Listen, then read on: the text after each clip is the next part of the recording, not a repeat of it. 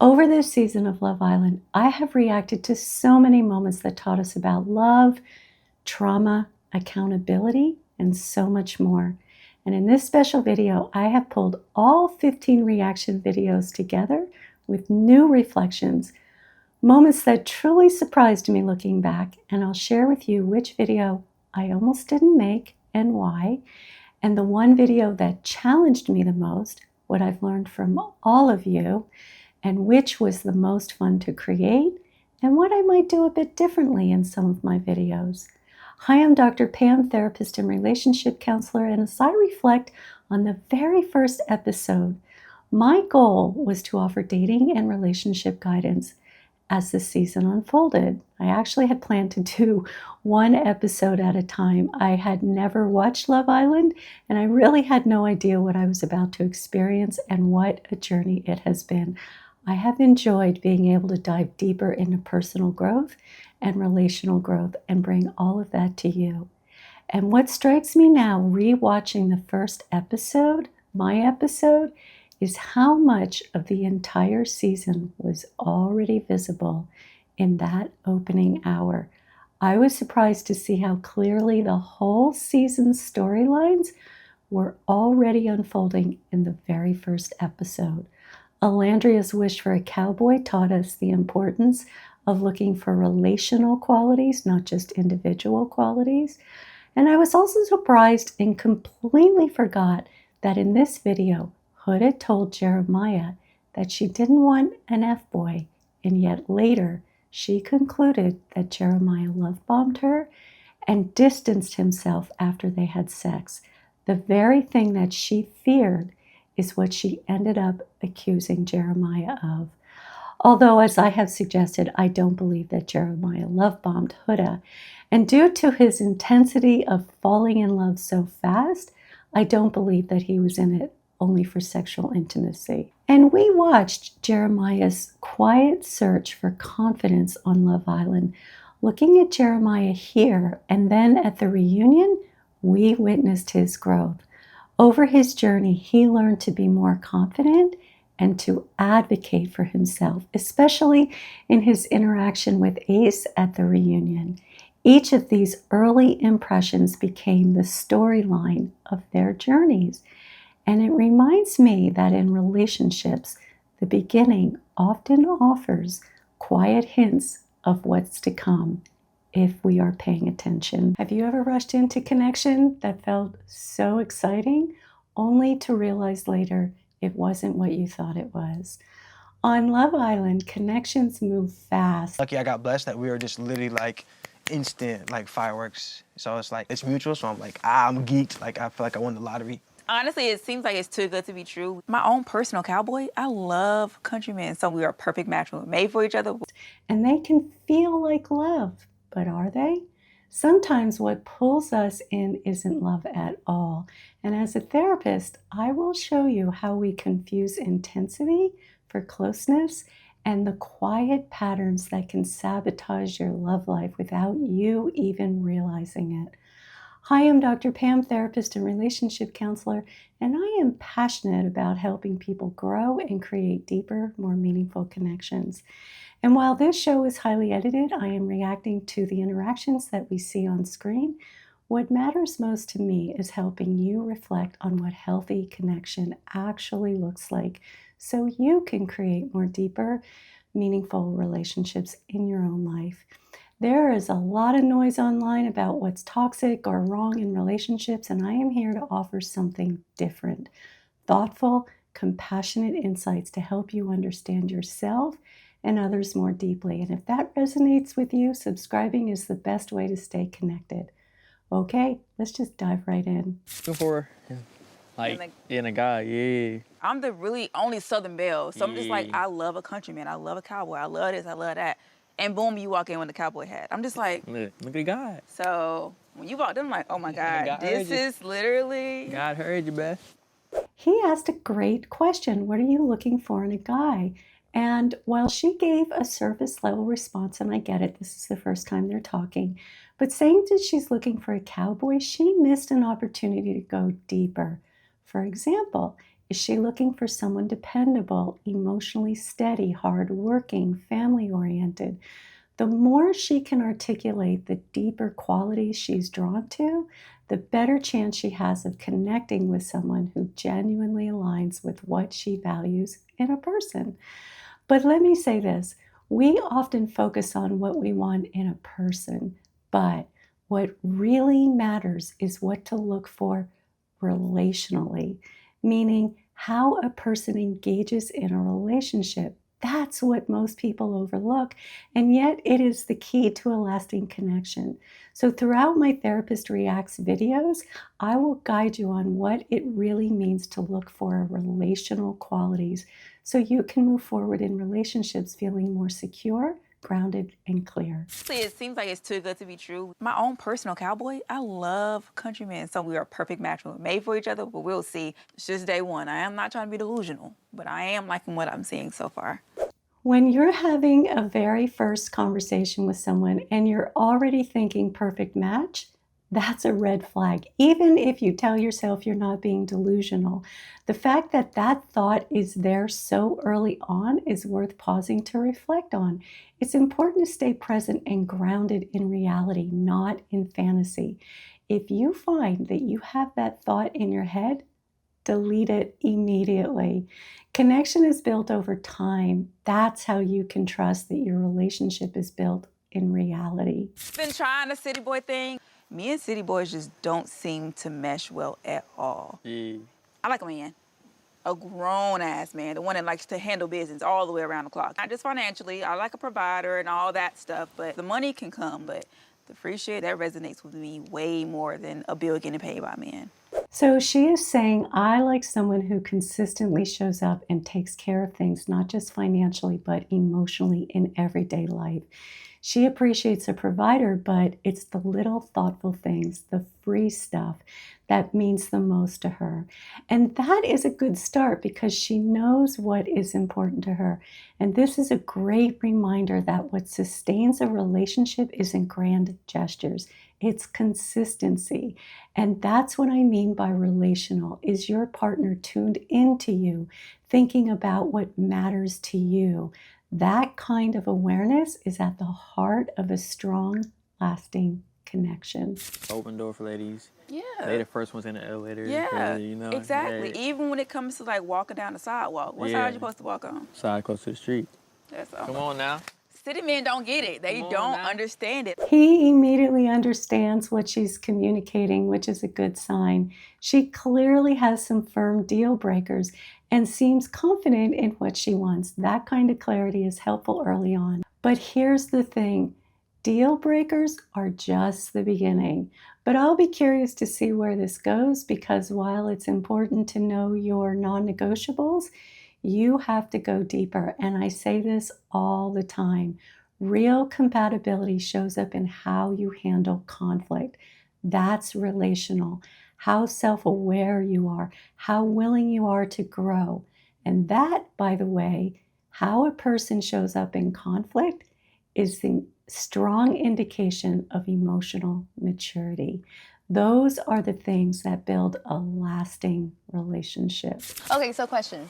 If we were in like different shoes and it was like, guys, you choose two girls to kiss, who would you have chose?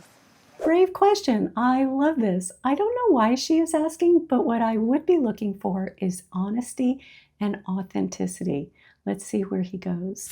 You and what was the girl in the green dress? Oh, Bella. And That's so crazy. yeah. Were you shocked when I came to you, kiss you?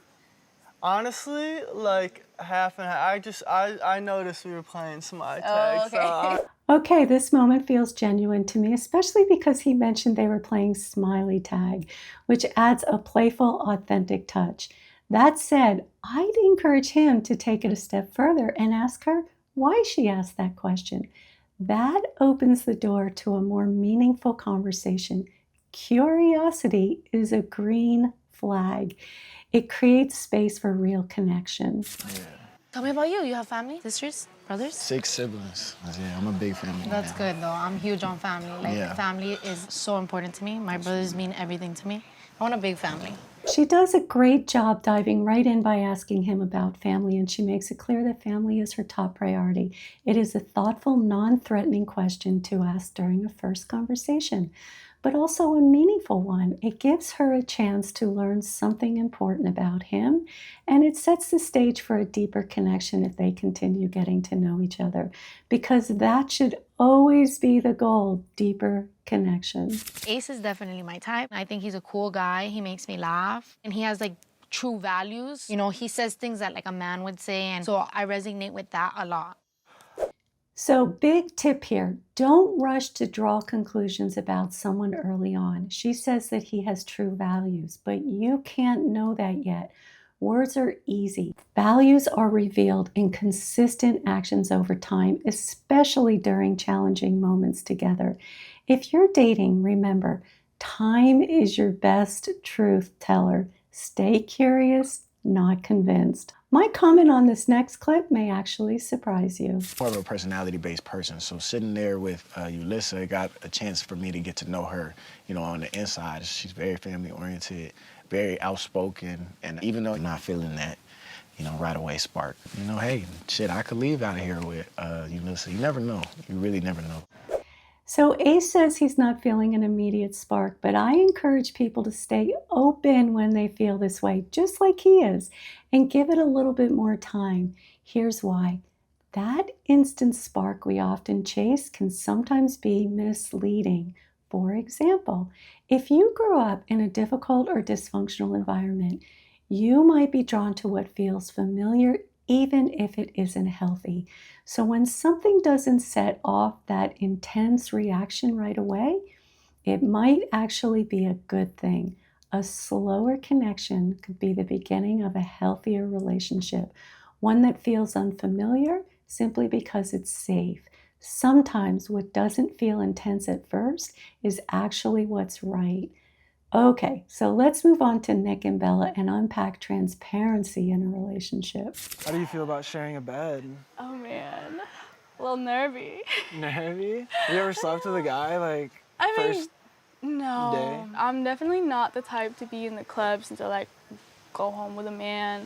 But I like there to be like a solid connection. So this is definitely me putting myself out there. I think Nick meant slept as in literally sleeping, but what Bella is expressing in that moment is much more important. She's being emotionally transparent. When she says, "This is me putting myself out there," what she's really saying is, "I'm feeling vulnerable and that's not easy for me." She's communicating that connection matters deeply to her. In dating, moments like this are significant not because of what's said on the surface, but because they show someone's willingness to be seen. And it's also important to take notice how a person responds to your willingness to be seen. If the other person responds with care and curiosity, that's a green flag. I mean, I knew with the kiss on the cheek. Oh, did your heart kind of drop when I... Yeah, no, it was beating like 300. Really? Yeah. I'm dead, Yeah. I'm dead. That didn't bother you though, that I didn't actually kiss you? No, not at all. I like that Bella checked in with Nick by asking if it bothered him that she only kissed him on the cheek. It shows emotional awareness and a willingness to communicate. But when Nick said it didn't bother him, I am not entirely sure he's being fully transparent. His body language and tone suggest there might be more going on beneath the surface. In dating, it's common for people to downplay their feelings to avoid conflict, or they want to seem easygoing. But honesty in moments like this are key to building real connection. Praying I get a real kiss from Bella sooner rather than later. The game plan is to talk to the other girls, get to know them, but Bella's definitely like the front runner for me right now. He says he's hoping and praying that Bella kisses him. Those are strong words, which makes me question even more whether he was being fully honest with her when he said the cheek kiss didn't bother him. And I understand it can feel a little uncomfortable or even confrontational to admit, yeah, that bothered me. But there's a way to be honest without creating pressure.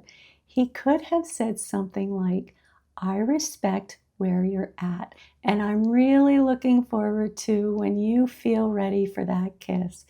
That kind of response is both emotionally honest and respectful. And that would be a green flag. Okay, this next couple is the couple that raises concerns for me, and I'll tell you why. So let's move on to Jeremiah and Huda, where there is a lot to unpack. Why'd you pick me first? You're definitely... Oh, that's a great question. Sorry to interrupt. That's a great question. I don't really hear this. Okay, all right, bro. I'm back over here with it. You choose me first. I picked you because you're definitely my type on paper.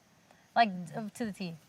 Yeah, like for sure. Why did you pick me? Honestly, it's not a bad question, but the meaning behind it depends on why he's asking. Is he looking for flattery, or is he genuinely curious about what stood out to her in a more meaningful way? I mean, flattery can feel great, and who doesn't enjoy a compliment? But lasting connection is built on more than surface level praise. If this is one of their first conversations, flattery might be all that's available right now to them. Still, it's a good sign when someone wants to understand what you see in them. It shows a desire for connection and self-awareness, which can grow into something deeper over time. But I still have concerns. Let's keep watching. Walked in, I saw you. I said, oh yeah, that's the one. You're lying. I swear. I know, you kept looking at me too. Yeah, that's why I stood by you. You're so cute. Yeah. It was crazy, I'm not gonna lie. It was mad chemistry. Not to put too much pressure on her or weight in the beginning, but yeah, the more she talked, the more I was like, okay, I really like her. Like, she's mad cool. This is already raising some red flags for me. He's saying she's the one way too soon. When someone makes that kind of declaration so early, it can signal more of a fantasy or projection than a grounded connection. Real compatibility takes time to reveal itself. I'm like very like clean and hygienic. And my first red flag is bad hygiene. That's what I'm, yes. Yes. I'm OCD too. Like, I like things really organized and clean. It's a bit odd that they're already diving into how they like to keep their living space clean. Sure, it's something to learn about each other, and maybe for one of them it's even a deal breaker. So it's not necessarily bad to bring it up.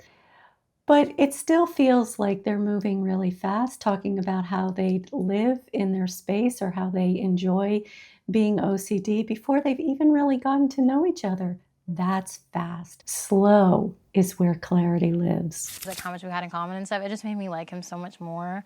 And we just get along so well. And so far, don't quote me on that. But it was just like little cute young love vibes, and I haven't had that in a while. I just pray he's not a boy. Clearly, she is looking for a committed relationship, and it's understandable when she says that she hopes that he's not an F-boy.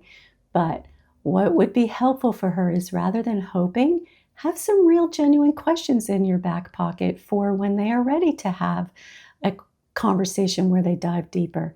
That's when you ask meaningful questions like, what was your longest relationship? Why do you think it didn't work out? What did you learn about yourself when that relationship ended? These questions get to self-awareness and insight that a person has developed, and that's what you want to learn about someone. And that is the stuff that matters in a relationship. I'll see you later. Love you, bye. Wow. Oh, I didn't mean to say that. Talk. You good. I almost said it back. So, was that an accidental slip, or did it reveal something deeper? I believe it revealed something deeper. She said, love you, bye, after their very first conversation, which suggests a strong desire to move forward quickly. And when he tells her he almost said it back, that also points to his own readiness or eagerness to move fast.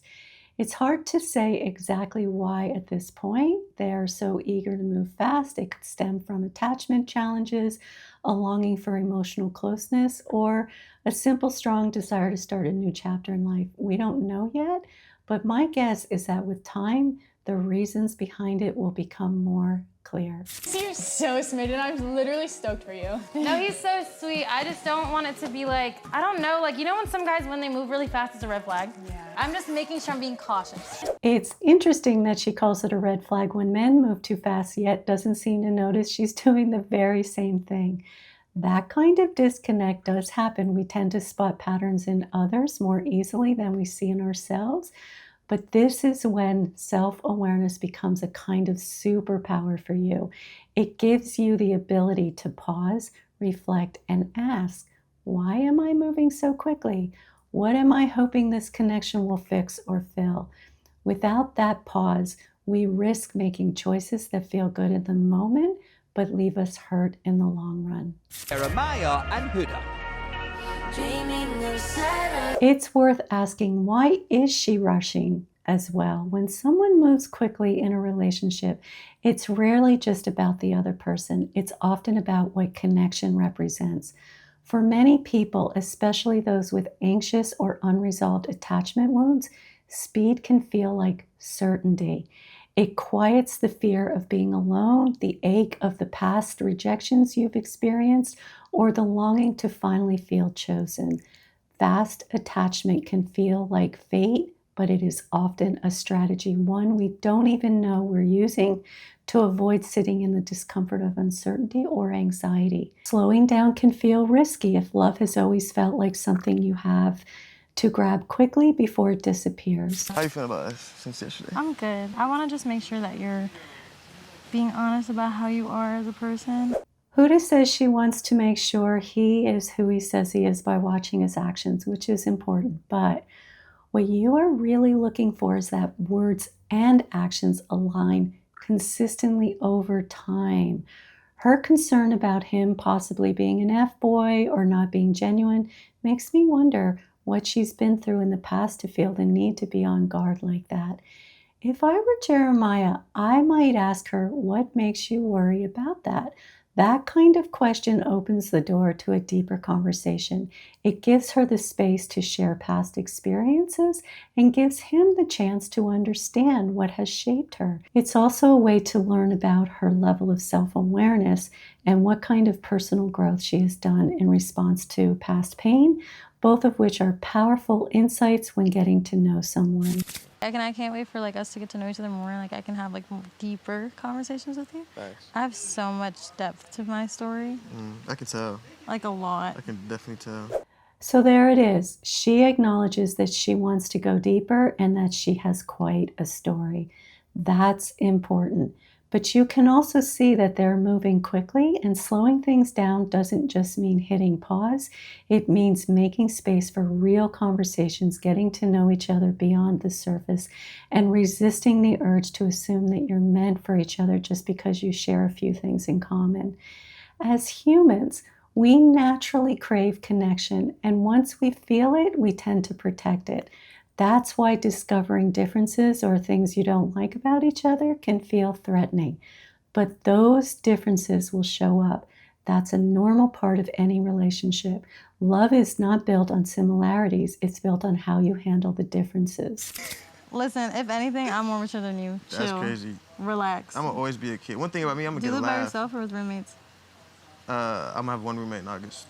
I got my own You crib. live alone? Yeah. When someone says that they're more emotionally mature than the person they're with, it gives me pause. It makes me wonder, why does she believe that? And if she truly does believe that, why would you want to be in a relationship with someone who you see as less emotionally mature? Also, why does she feel the need to announce that she's more emotionally mature? What I think she might be really saying is that she carries a lot of adult responsibilities in her life, which can look like maturity, but having responsibilities does not automatically mean that someone is emotionally mature. Emotional maturity is about how you handle conflict, communicate, take accountability, and how self-aware and insightful you are, and how you respond to vulnerability. I'm not sure yet if she has that. It's just something I wanted to clarify as we continue watching this unfold. One crib is like I know, 4 LA's racks. expensive. Mine is over 3. Damn. Damn. Too bad, too bad. You got 2 bedrooms? What's your other bathroom or bedroom for? Office? I'll tell you later. That's not an emotionally mature way to handle things. She's toying with him by bringing up her 2-bedroom, 2-bath apartment in a way that hints at something more, but without actually sharing what that is. She knows she's holding back the fact that she's a mom, and the way she dangles that information without being honest is concerning. Emotional maturity involves taking responsibility for how your words impact others and using ambiguity to provoke a reaction or test someone's response is a form of emotional manipulation. And I'm not saying there's a right or wrong time to disclose something personal. That is her choice when she's ready. But emotional maturity means being respectful and intentional, not using important information as a tease or a test. If you're not ready to share something, that's okay. Just don't allude to it in a way that creates confusion or plays with someone's emotions. Honesty invites trust. Games create doubt. Okay, that is a wrap on episode 1. In video 2, there were a couple of things that surprised me when rewatching this video. I mentioned that I sensed Ace wants love but fears it at the same time, which, as we learned, this fits the trauma he has experienced. And I also realized that I had forgotten about the clip when Jeremiah says he struggles to find the balance between showing care and not being controlling. I was surprised how thoughtful he was so early on, and it really supports my later view that he wasn't love bombing. In my upcoming videos, I've said that Jeremiah was not love bombing, and this moment is important evidence. Someone who is truly love bombing would not pause to reflect on that balance between showing care and not wanting to be controlling. Watch and share your thoughts with me. Let's talk about trouble. What does that really mean in a person or in a relationship? Because sometimes it's just simply someone who enjoys stirring the pot to provoke another person.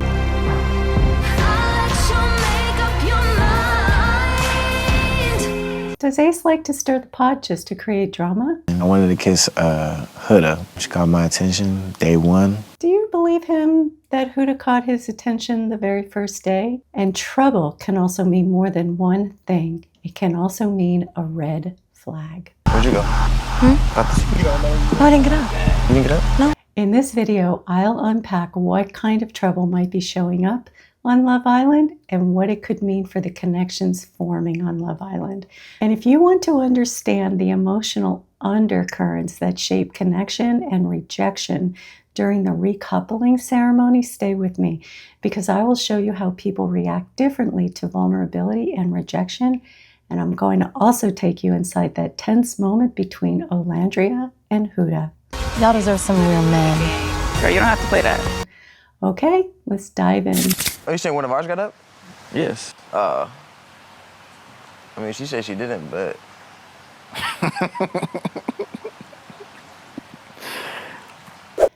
Jeremiah is clearly struggling to figure out if Huda got up and kissed someone else, which I'll come back to later. But what stands out here is Ace's reaction. The way he laughs, especially knowing Jeremiah is feeling unsure or even insecure. It feels like an attempt to stir up drama. I would call that stirring up trouble. No one was saying anything funny, so the laugh doesn't match the tone of the conversation, and Ace is holding a secret. He kissed Huda during the masked game, and that gives him a kind of power. Sometimes when someone knows something that others don't, they use that tension to feel in control or to see how others react. What do you think? Is he just being playful, or is there more to it? Are you scared to step on anybody's toes? Nah. No? I know you told me you was interested in Huda. Why ain't you talk to Huda? Cause she's so closed off, it's no point. What you mean closed off? She ain't say she was closed off. She closed off. You know she closed off. What do you think it means when Ace asks, are you afraid of stepping on toes? I think it means, are you afraid to stir up drama? Also, he is pushing Taylor to pursue Huda. Again, why? Ace said previously that he came to Love Island to find love, but actually, I think from what I have seen so far, love scares him, and he wants it at the same time. I'll share more about why I think that, but let's watch how Ace interacts with Shelly. Where you been, yo? All my life. Why are you so cheesy? I cannot. Because, yo, it's another day to talk to you. I missed you. You was being taken away from me and shit. I was like... From you? How was being taken away from you? Last time I checked, I'm coupled with Austin. Oh, yeah. Mm-hmm. My bad. He's not cheesy. He's a charmer. And sometimes when someone leans heavily on charm, it's because they enjoy the thrill of pursuit more than the experience of being in a committed relationship. Charm can sometimes be more about winning someone over than building something lasting.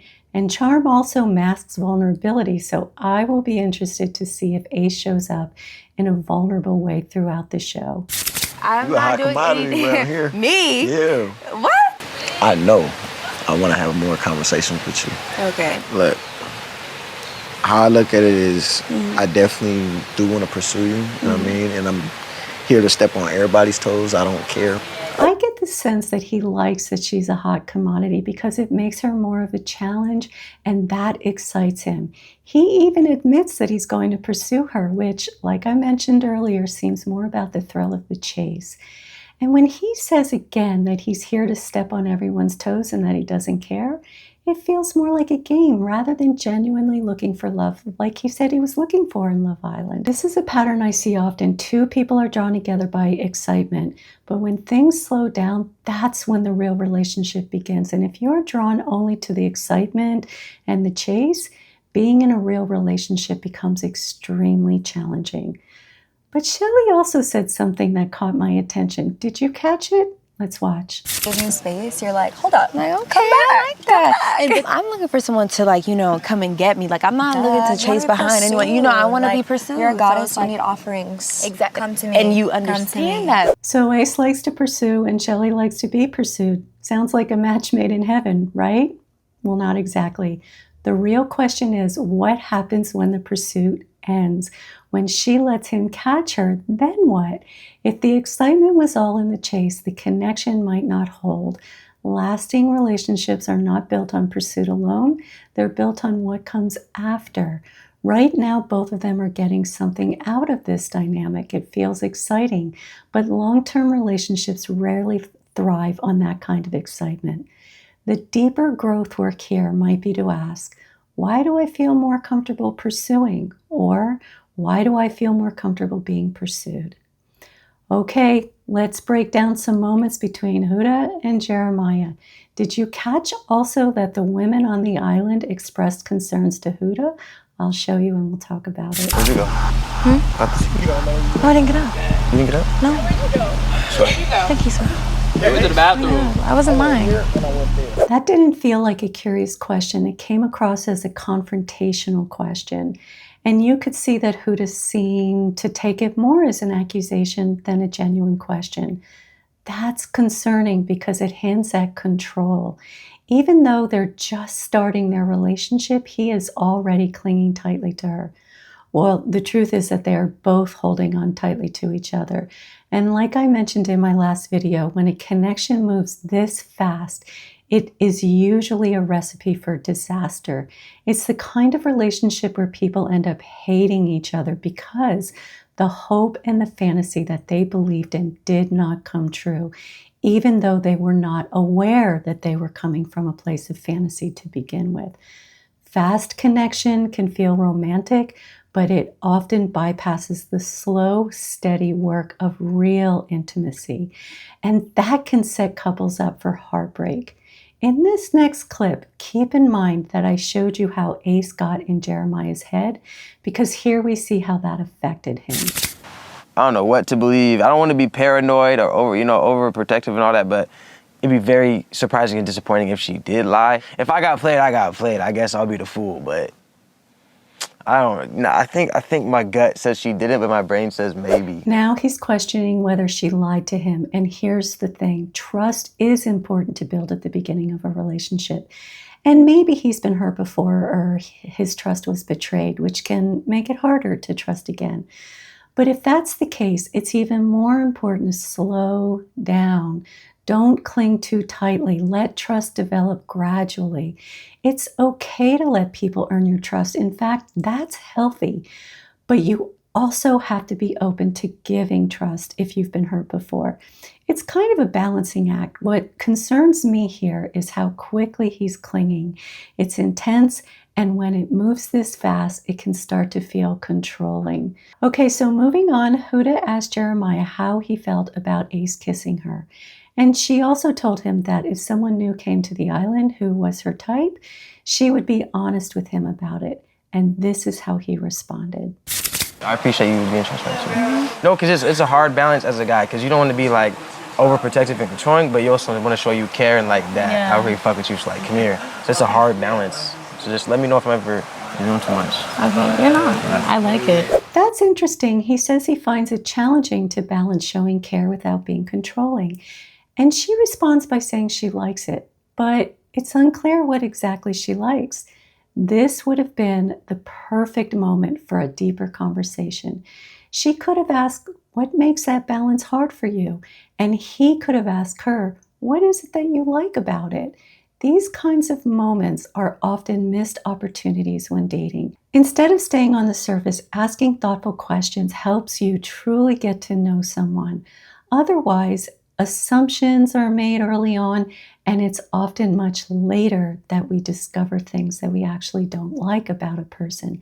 The key is to ask deeper questions, not too soon, but soon enough to begin to understand who you're connecting with. And I know this might seem hard to do, but if you pay close attention to what someone says, and then ask yourself if you're making an assumption, or if you could simply ask them to say more. The more you practice this, the easier it becomes. Today, like, I'm clear-headed, and me and Huda had a great conversation. We're on the same page. Yeah, she's like so trustworthy and open, and like hearing her, you know, tell me things that be going on and all that. So it's like, I'm very, very happy with where I'm at. I feel like we're the one couple that likes each other already, and it's just like a magnifying glass on us, like, oh, guys, go do a bunch of other stuff. We're just like, well, we're chilling. Already he's concluding that she's trustworthy, and she may be. However, it is far too early to draw that kind of conclusion. Think of it more like building a foundation brick by brick. He has one trust brick, but many more are needed to create something solid. Okay, next, another woman steps in between Huda and Jeremiah, and let's see how they handle it. Okay, so you were saying you just learned how to dress. Yeah. Tell me about that. It's cool. I never really learned how to dress them. My sisters really taught me. You can see that both Huda and Jeremiah were uncomfortable. Jeremiah hesitated a bit when talking as Huda walked past, and Huda's expression, well, let's just say I'm good at reading faces, and she definitely looked uncomfortable. Let's see where this goes. I think like my biggest flex in life is the people that I have around me. Facts. I'm gonna make sure he can see me. Nice. And you said you're from the South? No, my dad's from the South. Oh, where are you from? Where do you live? I'm from Seattle, but I live in LA. In LA? Do you know your sign? Yeah, I'm a Taurus. That's concerning or troubling because she's communicating insecurity by purposefully sitting where Jeremiah could see her while he was talking to another woman. That's not how you build trust. It's a way of showing anxiety, and it can come off as controlling.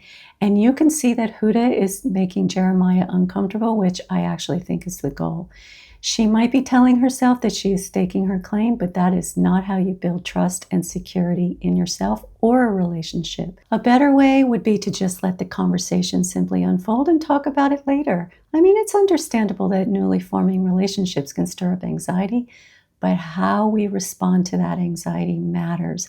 Acting on it in a way that Huda did often creates the very disconnection we're afraid of. I got a question. Why did you decide to sit there? Oh, I want to make sure you can see me. You're insane. You're insane. Jeremiah asked a great question. Why did you sit there? But Huda gave a surface level answer, saying, I wanted you to see me. Instead of brushing it off by joking that she's insane, he could have gone deeper by asking, why did you want me to see you? Or what was going on for you? Or what were you feeling in that moment? That would have gotten to the heart of what was really happening for her. And he didn't share with her that her sitting so close made him uncomfortable, which was an important and missed opportunity. By staying silent, he may have unintentionally given her the green light that this kind of behavior is okay in their relationship. These small moments matter because they may be setting the stage for how both of them deal with insecurity, anxiety, or discomfort in their relationship. And if they keep avoiding what's really going on, it's going to be hard to build a healthy, trusting connection. Okay, now let's see what Huda's friends have to say about her relationship with Jeremiah. Did you kiss someone? No, I didn't. Oh, okay. I didn't. I want to take things slow, and he knows that. When I saw him take off his blindfold, he was like, I think he assumed you got up. I think he thought I did. Others clearly noticed that when Jeremiah took off his blindfold, he looked concerned. I also want to point out that I am not sure why Huda believes that their relationship is moving slowly, because that's not what I'm seeing, and it's not what the others are seeing either. Both of them are moving very fast. Of course I like him. Like, we have so much in common. No, for He's sure. fine. Like, what do you mean? Keep an open mind, I think. And there it is, one friend's feedback, keep an open mind. That is a way of saying slow down. There's more feedback from friends. Let's watch. I thought that I got up for the thing. Does his reaction not kind of like scare you a little bit? Because it's like, it's literally, we just made 24 hours. I feel like it's okay for them to be this obsessed with me, because I'm like, why the That's scary. Olandria asks, doesn't his reaction concern you? And points out that it's only been 24 hours since they met. She is communicating that his reaction is troubling. Huda says she wants him to be obsessed with her. She might feel flattered at first, but it often comes from insecurity, not real connection. And why does Huda want him to be obsessed with her? My guess is that she interprets obsession as reassurance that he wants to be with her. This can mean that she needs that constant attention. Otherwise, if she doesn't have that, she may latch on tighter in controlling ways, and that can be trouble. We'll see. Okay, here it is, the recoupling ceremony. The sweetest lies. Oh, you tell the sweet.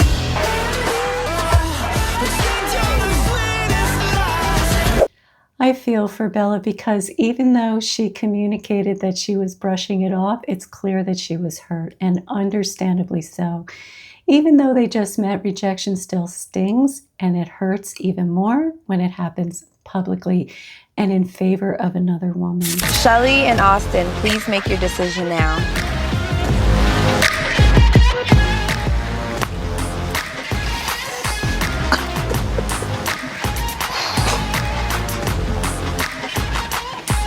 Why did Austin stand up? I think it's because he felt hurt and rejected when Shelly chose to go off with Charlie. He says he knows that this is the way things work on Love Island, but the truth is it still hurts. Understanding how things work doesn't take away the sting of feeling unwanted. Olandria and Taylor, please make your decision now.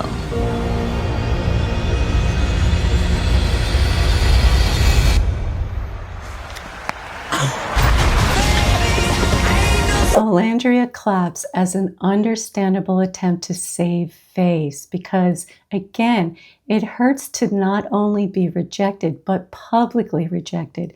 She does not want to show any vulnerability, which is, again, understandable. And that's why Huda's attempt to support Olandria did not sit well with her. Let's watch. You know, I'm proud of you. Brownie point. Y'all deserve some real men. Girl, you don't have to play that. What do you mean? I'm saying, like, we're not upset. No, I'm just saying. No, you've been supportive. I love that, but it's okay. Okay, a lot happened in this small moment. When Huda says she's proud of Jeremiah and that he gets brownie points, she is unintentionally highlighting that her man stayed with her, which is hard to hear when you are sitting there feeling rejected. Then, when she adds that they all deserve some real men, it reinforces the feeling of rejection. It also sends the message that she has a real man and the other women don't. That can feel publicly humiliating. Olandria tries to handle it by saving face, acting like it didn't bother her, even though it likely did. That's her right. And from Olandria's perspective, Huda's comment may have taken that away from her. To be fair, I'm sure Huda's intention was to be supportive, but in that moment, it just didn't land that way. Ace, Austin, and Taylor, you may now sit down. There's no escaping this now. This game that we're playing is There it is. She was hurt. She moved away. I don't know exactly how deeply she was hurt, but think of emotions in degrees. Maybe she felt hurt and rejected at a 3 out of 10. Even if it wasn't overwhelming hurt, it still does not feel good. And she wanted to handle that hurt publicly in her own way. And now let's watch Charlie. Well, he is angry that Shelley did not choose him. So there you have it. Everyone responds to hurt and rejection and vulnerability differently. Charlie turns to anger. Bella masks her own pain with a smile, and Olandria tries to maintain her dignity by saving face. When rejection plays out in front of an audience, the stakes feel even higher. In moments like these, people reach for whatever helps them feel just a little bit more in control, and that makes perfect sense. Okay, that is a wrap on this episode. Looking back at this next video, we didn't know about the trauma Ace experienced growing up, and while Huda hadn't shared her history, there were signs of her past pain on Love Island. Her moments of emotional intensity did suggest that she had wounds that hadn't healed. What stands out now is how both Ace and Huda carried trauma, yet both expressed it in very different ways. For Huda, it often showed up as a longing for closeness, sometimes blurring boundaries and leading to strong emotional reactions. Ace, on the other hand, his boundaries seemed to protect himself through distance, creating firm walls and guarding against vulnerability. It is striking how these two responses, one reaching out too quickly, the other holding back, are both protective strategies. They reflect how people adapt to early hurt. Some fight to stay close, while others retreat to stay safe. And it shows us how understanding someone's past can help us understand what we see as emotional immaturity and emotional distance was a result of unhealed trauma. Love Island is dropping more and more episodes, and as they do, I'm able to dive even deeper into relationship dynamics. And today, I'm going to be talking about what emotional immaturity looks like, control and manipulation in relationships. I'm also going to be diving into what repair looks like in relationships. But even more than all of this, I'm going to show you what it means when someone's inner world and outer world do not match each other. And I'll show you how to recognize that disconnect in others. And this will change the way you see people and empower you to understand relationships on a deeper level. And by the end of this video, I'm going to walk you through a subtle moment where Ace reveals his true intentions, something almost no one is talking about, but everyone should be. Let's just dive right in. So there's a reason why I'm so emotionally mature. Huda sees herself as emotionally mature, but is she? You're always like, if I'm standing here, how do you usually hold me, Jeremiah? Okay, but it don't No, look at me right now. How do you usually hold me? There are two important things to explore here. First, emotional immaturity, and second, why Huda sees herself as emotionally mature while acting in ways that don't reflect that. Let's break it down step by step. So we know Huda told Jeremiah she's a mom, and I'll show you also how she sometimes uses telling others that she's a mom as a form of manipulation. But for now, let's walk through the game that took place right after Huda told Jeremiah that she has a daughter. Yeah, Jeremiah!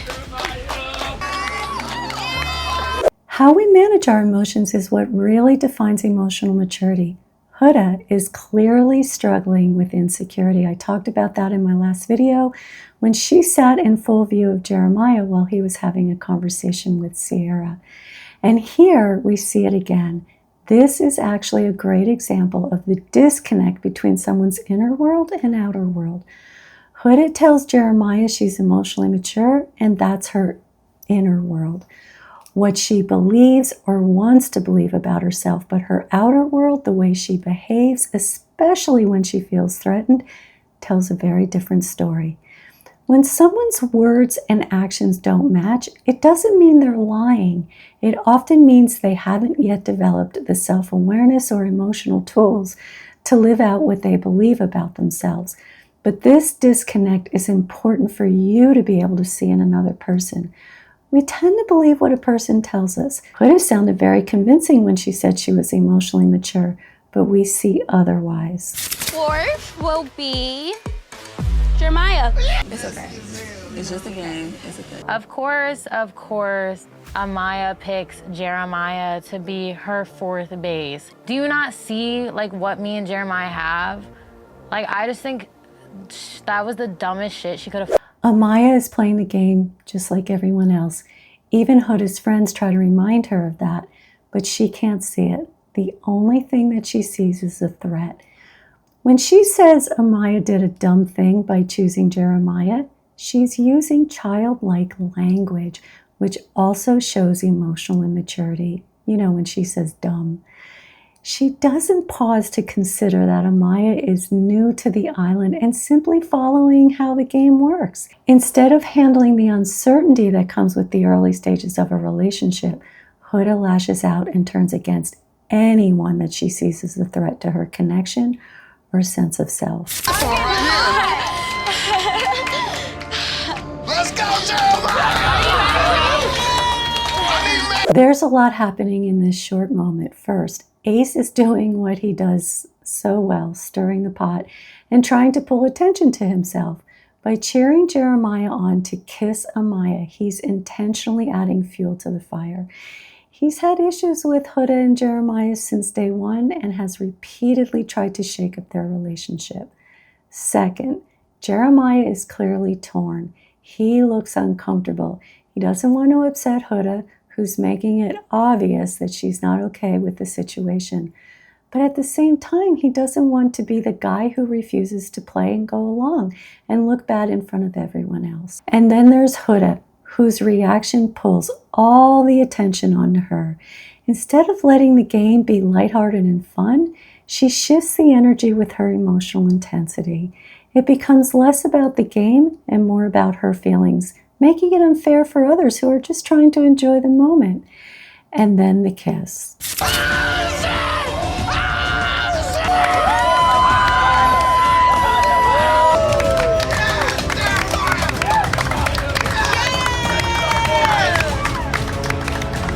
Giving the middle finger is clearly a sign of emotional immaturity. Now, that does not mean that if you give someone the middle finger, it means you're emotionally mature. Not at all. It is the context here that matters, and the context is the bigger picture. She feels threatened and is reacting to that. People might describe her as emotional, but what we're really seeing here is emotional fragility. She's very fragile. I'm not mad at Jeremiah. I want to start there. It is a challenge. He handled that well. But I think that bitch is messy. I couldn't even look at her. This is what I will say, just to be devil's advocate, is that, you know, at the end of the day, remember, we're still exploring, and you guys say you're open. Huda reacts quickly and harshly toward Amaya, and she's openly sharing those reactions with the other girls, which again shows emotional immaturity, because instead of recognizing that Amaya is simply playing the game like everyone else, Huda turns against her and spreads that negativity in a way that feels very mean girl, almost middle school-like. Meanwhile, Shelley steps in as the voice of emotional maturity. She tries to gently remind Huda that the whole point of being on Love Island, especially in the beginning, is to stay open and explore different connections. But let's watch how Huda reacts to her. Listen, I understand what you're saying. Yeah. Sierra, this is the first time you're about to hear this. Everyone else knows this. But I'm a mom. Amazing. And I just shared this with Jeremiah yesterday. Like, it was the hardest thing for me to do. I feel like today proved to me that you're like one of our sisters. When Huda says to Shelley, I understand what you're saying, but then she immediately dismisses it and turns to Sierra. It's clear that she doesn't actually understand. Then, out of nowhere, she brings up the fact that she's a mom and that she had just shared that with Jeremiah the day before. Sharing this with Sierra in that moment doesn't follow any logical thread in the conversation, and it seems to be a way of gaining sympathy, which is emotionally manipulative. She also calls Sierra a sister, which feels like another attempt to pull people to her side and frame herself as the one who deserves loyalty. Now, I want to be clear. This is not about attacking Huda. What we're seeing here is someone who has likely had little, if any, awareness of how her behavior comes across. And there are two truths here that we can hold space for at the same time. Huda has likely been through something in her life that has deeply impacted her, and she clearly has some important growth work to do. But because someone has been through something in their life, whether it's trauma, which is likely the case here, that does not mean that we have to endure manipulative or hurtful behavior just because someone has their own growth work to do. Yeah, because somebody else, I hated it. Like, I hated it. When I really like somebody, like, I don't play about what's mine. Like, what's mine is mine and don't touch it. I can already tell that the bitch doesn't compare to me. Do I know her? No. Am I upset that she picked him for number one? Yes. Huda clearly pulled the girls in for sympathy, and they gave it to her.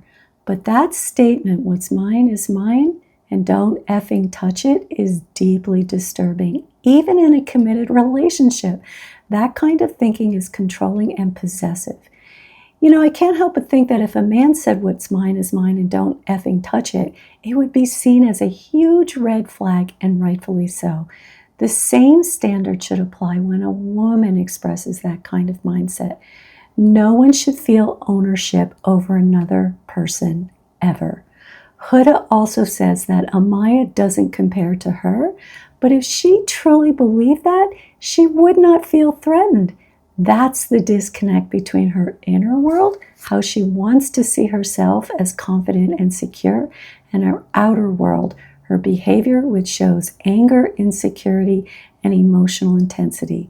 This kind of disconnect means that Huda has unexamined emotional wounds, and unless those are addressed, the behavior that she shows will keep repeating, even when the circumstances change, meaning if she were in a different relationship. I think she's messy. I don't like her. I just already don't like her. I don't like her. I don't think she's nice. I think that she has ulterior motives. Huda says that Amaya is messy, not nice, and has ulterior motives. This is a textbook example of projection. When someone speaks so strongly about another person that they barely know, it often shows more about themselves than the other person. Huda has blind spots around her own behavior, so she projects those blind spots onto Amaya. The truth is, Huda is the one showing that she's messy in her behavior, not always being kind, and behaves with ulterior motives, just like when she told Sierra that she's a mom. In that moment, her real motive was to gain sympathy and pull the girls to her side against Amaya.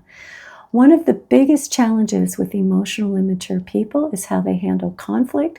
So let's take a look at how Huda and Jeremiah navigate a moment of tension. So we know that the guys got in Jeremiah's head, and Huda noticed that something was wrong with Jeremiah, and she really persists in wanting him to tell her what's wrong. And when he finally does, this happens. All right, relax. Nah, the fact that you act that way towards your friends, this is why I don't want to tell them nothing. Okay, bring it down. When I'm talking to you, you're just, I should be the one you confide in. I should be the one that's there for you. We're having a best friend. I wasn't finna. Her emotional intensity is overwhelming. She does not give him space to speak or explain, and it's clear he feels embarrassed being spoken to like that in front of the other islanders. What stands out here is that Huda doesn't show any curiosity about what Jeremiah feels or what he's actually thinking. Instead, she attacks him for something others said. And ironically, she's the one who pressured him into opening up in the first place. But the moment he does, she makes it unsafe for him to be honest. This reaction says a lot about her emotional immaturity. She couldn't tolerate the discomfort of not knowing, so she forced a conversation, not to understand, but to soothe her own anxiety. And then she punished him for what he shared. She says she wants him to talk to her, but this kind of reaction only teaches him that honesty comes with consequences. When you are vulnerable, you need to feel safe. And Jeremiah did feel vulnerable when he shared what the guys told him in that moment, because he was struggling with loyalty to both the guys and Huda. But when someone opens up and is met with blame or intensity, they shut down. Vulnerability isn't just about sharing feelings. It's about knowing the person on the other side will make it safe for them. And without that, honesty becomes a risk and it derails connection. And you're always like, if I'm standing here, how do you usually hold me, Jeremiah? Okay, but it don't No, mean, look at me right now. How do you usually hold me, Jeremiah? I'm not gonna hold you the same way every time. The fact that you can't sit next to me if I'm in the movie. Jeremiah. When Huda says, Jeremiah, look at me right now, it comes across as demanding and controlling. So let's talk about what to do if you ever find yourself on the receiving end of this kind of emotional intensity. The most important thing that you can do is disengage, and not out of anger, but out of self-respect. And I know that that is not an easy thing to do when someone is coming at you with so much emotional intensity, but continuing to engage sends the unspoken message that their behavior is acceptable to you. And disengaging doesn't have to be harsh. In fact, it's more effective when it's done calmly and with confidence. You might say something like, I'm feeling really uncomfortable right now. Let's take a break and come back to this in a couple of hours. Now, it's true, someone with anxiety like Huda likely will not respond well to this. It could escalate them in that moment, but that doesn't mean you should avoid setting that boundary. Because when you create that boundary, it means they have their own work to do, specifically learning how to self-regulate and contain their own emotions enough to have a respectful, non-attacking conversation. You are not responsible for managing someone else's emotions, and learning how to calmly step away is one of the most respectful things you can do for yourself and for your relationship. Okay, let's talk about Ace and Amaya. Oh boy, Ace just told Amaya that he wants both of them to continue to explore other people, even though he chose her, and then he says this. And I also do want to let you know, like, I'm a extremely slow burner when it comes to, like, affection. You know, I'm not super touchy or, like, super, like, you know, kissing outside of the challenges, you know what I mean? Unless, like, I'm really feeling it and I'm really intimate with you. Or even cuddling, you know what I mean? Especially if it's my first night getting to know you. You notice how Ace speaks very differently with Amaya than he does with Shelly. In a previous video, I talked about how Ace seemed to enjoy pursuing Shelly, but with Amaya, he shifts into a more controlling stance. He's not inviting connection. He's laying down the ground rules. This moment could have been handled so differently. Instead of dictating, he could have approached it with curiosity, asking Amaya how she feels about sharing a bed, or whether she's comfortable with physical closeness on the first night. He avoids vulnerability at all costs. Vulnerability is about letting someone see the real you, even when it feels uncomfortable. So, for example, Ace could have said, I'm feeling a little nervous about jumping into a physical closeness too quickly, but I'm also curious about you and what you see and where this goes for the two of us. That kind of honesty opens the door to trust, and that's where real connection begins, rather than setting a tone of control. So after Ace lays down all these ground rules, Amaya shares that she is hurt and she's worried that Ace has player vibes. They have another conversation, and then this happens. Being so over emotional like that, like my own personal nickname. Yeah. Or babe. Oh. Even babe is like a lot for me too. And I know you like to say that a lot. Oh my God. So you want me to stop calling you babe? Damn. Yeah, like that's, yeah. I'm about to walk away for real, because you probably pissed me off. It seems like Amaya does tend to move quickly in relationships, while Ace appears to need a strong sense of control. So when he tells her to slow down, it's not just about pacing, it's also showing something deeper. What he's really saying is, I am uncomfortable with intimacy when I am not the one in control of how it unfolds. This isn't just about setting boundaries, it's about managing his own discomfort with vulnerability. And for some people, moving slowly is about safety, but for others, it can also be a way to avoid feeling emotionally exposed unless they're the ones directing the closeness. I want us to be able to communicate without you, like, you know, feeling some type of way. The names, the touchy, like, you Okay, well, touch me where? You're very quick to respond, you know that? When he says, I want to be able to communicate without you feeling some type of way about it, what he's really saying is, I want to say what I need to say, and I don't want you to have an emotional reaction. Just accept it. He criticizes her for responding quickly, but he doesn't seem to recognize that he's trying to dictate exactly how their relationship should unfold. His calm tone isn't about creating safety or connection. It's about maintaining control over the conversation and the emotional dynamic. I'm going to tell you what I think Ace is up to, but let me show you one more clip. Amaya says that she will call Ace by his name and agree to all of his conditions, which, by the way, why would you agree to that? These are huge red flags. Just walk away. I'll call you by your name. Okay, that's fine. We'll talk, babe.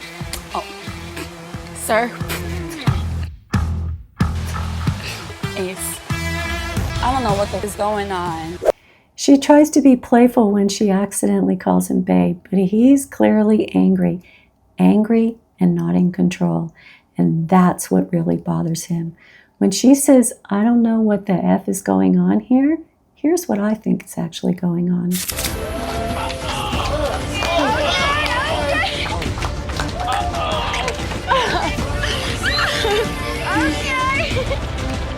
That whole scene, Ace played out for Shelly. He latched onto Amaya not out of genuine fun or interest, but to make Shelly jealous. He's using Amaya. That's what's really going on. Just look at his face right after the passionate kiss with Amaya. He immediately looks over at Shelly, and you can see it all over his expression. That kiss was a calculated move to get a reaction from Shelly. Like, you still a mystery in a way. You want me to show all my cards at once. What do you mean? I don't want what cards is there to show. You want me to tell you the check by list, how to date Ace. And then do you think I'm really about to sit there and be like, yep, okay, this is what I'm gonna do. So, a checklist on how to date Ace. It's really just a checklist for how he can stay in control. Shelly is not having it, and yet she still engages with the game with him. It'll be interesting to see where these two end up. That's a wrap. In this next video, I mentioned that when Ace said it's not really a competition to Shelly about Austin, that it could come across as arrogant rather than confident. And later in the season, Ace also said, I don't lose. I don't lose. I don't lose. I hate losing. I can't. I can't. Which I share with you in my video about his trauma. Together, these moments help us to understand his mindset. Losing feels intolerable to him. As he admitted, he doesn't care whose toes he steps on, and it did surprise me to notice how strongly this theme of not losing ran through so many of his choices. In my trauma-focused video on Ace, I explain that Ace is likely unaware of his harsher side of himself. He mainly sees the passionate, loving side of himself. I'm going to talk about the disturbing control in Huda and Jeremiah's relationship because it is escalating fast. And it's also time we talk about the pancake moment because it was not about the pancake, but something much deeper. In fact, there's a moment almost everyone missed, one of the most important parts to understanding what's really going on. Also, do you think there are red flags with Ace? You know, sometimes what looks like confidence might be something else entirely, and I don't think Shelly sees it coming. Okay, we're just gonna dive right in with Ace, Shelly, and Austin. Ace planned to cook a hibachi breakfast for Shelly. Austin is clearly bothered by all of this, while Ace seems to enjoy the attention and the act of seducing her. So afterward, Ace and Shelly have a conversation that raised concerns for me about Ace. You know, with you being in a couple and everything, does it bother you that, like, I'm applying pressure and you? It doesn't bother me. Does it feel weird? It's a little bit overwhelming. We be having a friendly competition, but it's not really competition. That's for me to say, not you. When Ace says it's not really a competition, it's concerning. It comes across as arrogance rather than confidence. And there is a fine line between the two. And in this moment, he crosses it. Confidence sounds more like, I'm really enjoying what we're building and I feel good about it. But saying it's not a competition dismisses Shelley, and he elevates himself by saying that. And what makes this kind of arrogance tricky is that it is wrapped in charm and flattery, which can be incredibly seductive and easy to misread as confidence. Keep in mind that arrogance is a mask for insecurity. Oh, we got a date tomorrow, so please be ready in the morning. Wait.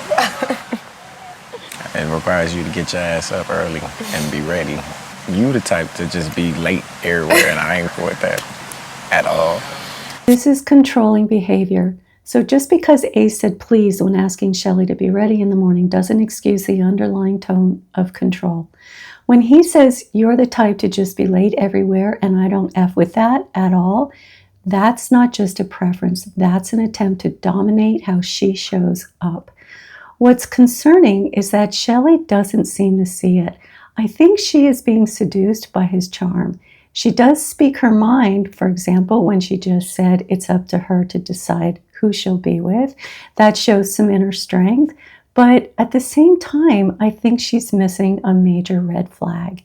And that's often how it works. Early control can come disguised as care, attention, or strong leadership. But what eventually happens is that it chips away at autonomy. Eyes front. This is eyes front. Eyes front. Are you the jealous type? Yeah, for sure. So, yeah, a little bit jealous. That is a huge red flag. When Ace tells Shelley eyes front as she glances at Austin, she laughs it off and asks if he's the jealous type. But here's the problem. So many people interpret jealousy as flattery, as if it means someone really cares. It doesn't. Jealousy, especially when it shows up as control, like telling someone where they can and can't look, is not affection. It's control. And it's almost always escalates over time. No one should ever take away your autonomy in a relationship. The fact that Shelley is still in a relationship with Austin makes this even more concerning. Ace is already trying to assert power over her when they're not even in a relationship yet as a couple. That kind of behavior doesn't come from love. It comes from insecurity and the need to be dominant. And if it is showing up this early, it's a sign that much more could follow. While Ace has chatted with other women, it's clear that he has only one person that he is truly locked in on, and that's Shelley. What really stood out to me was something Ace said to Jeremiah. Let's watch. And I'm not going for that bullshit. You What's the lying. bullshit? You lying, What am I bro. lying about? You acting like you all about one person day one. That's scamming to me. Off the rip, Liking that's someone scamming. is scamming? I'm telling you. The point of Love Island is to what? Find someone you like, right? And I did that. Right. How are you so sure about someone 30 seconds in? That's You said so scam. sure. Why is Ace calling it scamming? That is a strong accusation, and it doesn't apply to Jeremiah. It's true that many of the Islanders are frustrated by how isolated Huda and Jeremiah have been, and that's understandable. While their relationship may have impacted the group dynamic in a very negative way, it's not scamming. The real question becomes, is Ace projecting? Meaning, is he the one performing for the cameras? He also accused Jeremiah of having an ulterior motive. However, from what I've seen so far, Ace is the one who seems to have an ulterior motive. It's interesting when you really listen to people and they accuse someone of something that doesn't make any sense at all. They are usually projecting. They're revealing something about themselves that they haven't acknowledged to themselves. So Shelley and Austin talk about the challenge of her exploring two relationships. Let's watch. Like, I'm just realizing, like, okay, I do actually, like, I like both of you guys. That's the problem. Like, damn, like, this is just such a weird situation because it's like, it's going to be very uncomfortable. But I'm like, you know what? This was what this is about. I bet it's not easy on your end. No. This is a very mature conversation, and Austin even takes a moment to validate Shelley by acknowledging that it must not be easy for her. And that could not have been easy for him to say, especially given how clearly he is affected by Ace pursuing her. I think after like last night too, I was very much in my head. Really? Yeah. You guys look good kissing up there. Like I can't deny that, you know what I mean? And after the challenge, like when he came and licked all the cream off, I was definitely squirming a little bit. I'm glad that Austin shared how he's been feeling with Shelley and that she was really able to hear him. It shows emotional maturity on both sides. I would have been concerned if Austin hadn't said anything and only supported Shelley, you know, without expressing how her connection with Ace has been affecting him. That's why, like, even at some point sitting over there, I just kept watching, you know, I was just like, you know what? I want to hang out with Austin. Like, I want to make sure, like, we get our time to just hang out and chill, you know? It's nice to know that you were thinking about. I was. I like how Shelley reassures Austin that she was thinking of him and wanted to spend some time with him, and he welcomed that reassurance. Again, this is a mature conversation, and it shows that even in the midst of uncertainty, emotional connection can be strengthened when both people are willing to be honest, listen, and offer reassurance. Moments like these are what build trust in a relationship. But then Shelley says this. Austin was showing me energy that he was just defeated.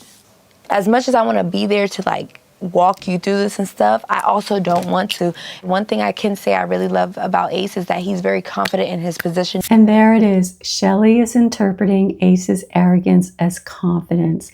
She said earlier that she also likes to be pursued, and now she is being pursued with charm, flattery, and ego. That is so worrisome. We'll see where this goes, but it's a reminder that charm can be misleading when you're drawn to the feeling of being wanted. Okay, let's unpack what's going on between Huda and Jeremiah. They're gonna do more this week. Just what? That's what I do. And I'm gagged. In terms of? I mean, you like them. Oh, I haven't shown her. You did say that though. Huda's lack of boundaries is becoming even more glaring. This wasn't the time or place for this kind of conversation, and more importantly, Huda's deep insecurity, something I've spoken about before, continues to surface. And while there's nothing wrong with expressing needs in a relationship, she is going way beyond that. She is not just asking for reassurance, she is asking Jeremiah to heal her by proving that he likes her. That is a heavy emotional burden to place on someone, especially so early on. And you can see on Jeremiah's face, it's becoming exhausting and frustrating for him. When one person relies on the other to regulate their self-worth, the dynamic quickly becomes unsustainable. Oh shit. Bitch, if you don't quit it right now, thank you. Huda's working on her backbend. Once again, we're seeing a lack of boundaries. And poor Iris, who's new to the island and simply playing the game the way it's designed. For Huda to call her a bitch and tell her to stop kissing Jeremiah is not only out of line, it's just plain mean.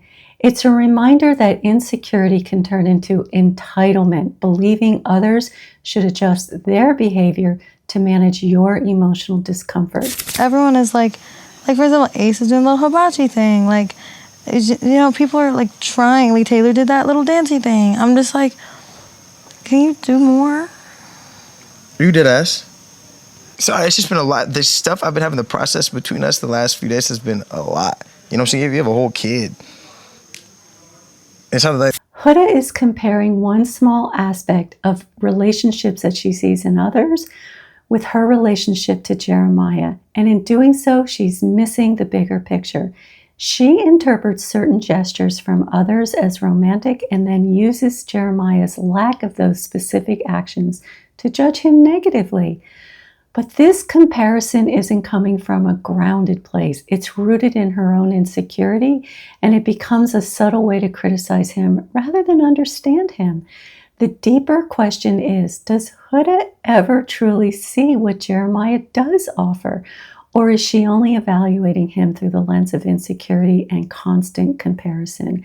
And she has done nothing meaningful that I have seen, or maybe it's been edited out, meaningful for him. Does she view relationships primarily as a way to feel special and loved from what her partner does for her? If that's the case, no one will ever meet her expectations because the relationship she most needs to nurture is the one with herself, where she feels secure in her own worth, regardless of how someone else shows up in a relationship. And it's completely understandable that Jeremiah is processing a lot. I mean, it's challenging when you find out that someone has a child. It's a lot to take on in a relationship. But Huda doesn't show any understanding around any of that. Okay, we need to talk about the pancake moment. Hi. Hey, fine. The pancake was undercooked, so I had to throw it away. I appreciate you for trying to make it. But yeah, you should thank your boy Taylor. He helped me with like my breakfast today. That was definitely passive aggressive. Calling out the pancake wasn't really about breakfast. It was a passive aggressive way to express her deeper frustration without saying it directly. I mean, why say it at all? It's not about the pancake. It's about using a small moment to express a deeper frustration or resentment without being direct. That is classic textbook passive aggressiveness. Saying something that sounds surface level but carries an emotional sting. And then on top of all of that, telling Jeremiah to thank his boy Taylor for helping her with breakfast, it is not only unnecessary, passive aggressive, it is intentionally cutting, especially given the underlying dynamics we have been talking about where she wants him to do nice things for her. It shifts from passive aggressive to overtly mean-spirited, likely meant to jab at Jeremiah rather than to communicate anything productive. Moments like this are not about communication. They're about control and emotional punishment. She is basically saying you failed, and honestly, when you communicate that way to your partner, they will take that in as why try. I do one thing that you don't like and you disregard everything I've done. That's not what I'm saying. Look at me, I'm always making you breakfast. You're mad that another man helped you make breakfast instead of me. While you're standing there. So now it's like every time you do something nice for me, I'm supposed to just jump in and take over. I don't get it. You said that you wanted to make breakfast, so you made breakfast. The real question is, why does Jeremiah continue to tolerate this level of mistreatment and criticism from Huda? He's starting to push back by challenging her with some of her comments, which shows he's trying to stand up for himself. But he really needs to go further. What would be more effective here would be if he were to express the impact directly to her, saying something like, "This hurts. I'm frustrated that when I try to do something thoughtful for you, even if it's not perfect, you respond with criticism instead of appreciation." That kind of vulnerability creates a boundary while also shares his emotional experience. And that is something that could either open the door for connection or show him more clearly that the dynamic is not healthy. Maybe this is just how I believe men should treat their women. Oh, like you just find like the most nitpicky thing. I can complain about it. I'm far from perfect. You know, I'd mess up, but like the fact that me not knowing someone's making you pancakes because I already made you pancakes changes this much, it's like it's a major red flag. Well, she basically just said to him, "You're not being a man who treats his woman properly." I am glad he is starting to see the red flag. Those things matter to me. Okay, you're laughing, so you know, eat. You eat. I'm gonna go over here. That's just crazy. How is it crazy? You wanna know the difference between when you have a problem versus I have a problem? When you tell me something, I'm concerned and I wanna make sure you feel okay. When I bring up something, you look at me and you laugh. The irony in what Huda says is that she's claiming to show care when there's a problem, but in this moment, she is not addressing Jeremiah's concerns at all. Instead, she doubles down by saying, "I want you to make me feel special. That's what matters to me." Now, I agree Jeremiah shouldn't have laughed, and he has done that before, and it's not okay to laugh at inappropriate times, but I don't think it comes from malice. I believe he laughs because he's uncomfortable, and he struggles to express what he's feeling. It's a defense mechanism. What would have been more helpful is if he had said something like, "I want you to understand what's upsetting me right now, but I don't feel heard." That kind of honesty and vulnerability might offer an invitation to Huda to shift the dynamic if she were truly open to hearing it. I'm not so sure she is. Okay, let's break down their attempt to repair, because I definitely want to get into talking more about repair in conflict. Obviously, we had a rough morning. And I was wondering perhaps if the miscommunication about the pancakes was in you trying to push me away because, okay. You're missing the point. Jeremiah started off well by acknowledging that the morning was hard for both of them. That was a solid first step toward repair. But then he shifted it into an accusation and analysis, suggesting that she may have been trying to push him away with her complaints about the pancakes. That kind of comment almost always puts someone on the defensive and makes true repair much harder. A more effective approach would have been to stay with his own experience and say something like, "This morning felt really heavy for me. I was trying to do something thoughtful, and when it turned into conflict and criticism, I felt hurt and misunderstood." That kind of honesty invites connection instead of conflict. But that doesn't always mean that someone will respond in a positive way. However, you can feel good that you are responding in a very positive and healthy way. Missing the point. No, I know your point. I was expecting to wake up today and be like, okay, shit's gonna change. Why are you rolling your eyes? I just feel like we can observe, like I'm being tested. The fact that Huda says she woke up expecting things to change is in so many ways a setup for Jeremiah, and that was the moment that almost everyone missed. She had a specific vision in her mind of what she wanted him to do, and when reality didn't match that vision, she directed her disappointment at him. That kind of unspoken expectation is not only unfair, but it sets him up to fail, and over time, it sets the relationship up to fail too. So Jeremiah shared that he feels like he's being tested, which is a good starting point for expressing how he feels. But he could have taken it further by saying something like, "I feel like I am constantly walking into situations where I didn't know I was being evaluated on, and it makes me feel anxious and not good enough." Naming the emotional impact with clarity could help shift the conversation away from blame and toward real understanding if she's willing to hear it. I feel like you be acting like you're like in hell, like you're in a bad spot when we. I'm not saying we're in a bad spot. Like I feel like what happened today shouldn't have done that much damage, in my point of view. And I hope, it works and if we move past this and it goes the way we want it to go. That's why I'm here right now. I'm not giving up. Neither am I. That's why I'm here. I haven't given up yet. When Huda says, "I haven't given up yet," it may sound subtle, but it is actually a threat. It implies that she's holding the possibility of walking away over Jeremiah's head, as if his ability to meet her expectations determines whether she stays. That kind of language doesn't invite connection or collaboration. It creates pressure and fear, which only deepens disconnection. How was your talk with Iris? Because you were happy dancing after you're done talking to her. And then secondly, when she walks in, you're going... We had a great talk. He was like, "Oh, I am interested in you, but I know you and Huda are closed off." And I was like, "Yeah, we're really good." I knew she was interested in you. I literally told her, like, yeah, it might have been like a rough morning, or like things might be good, but that's my girl. What did you say? And then more conflict erupts, and I'll explain why. But first, let me say this.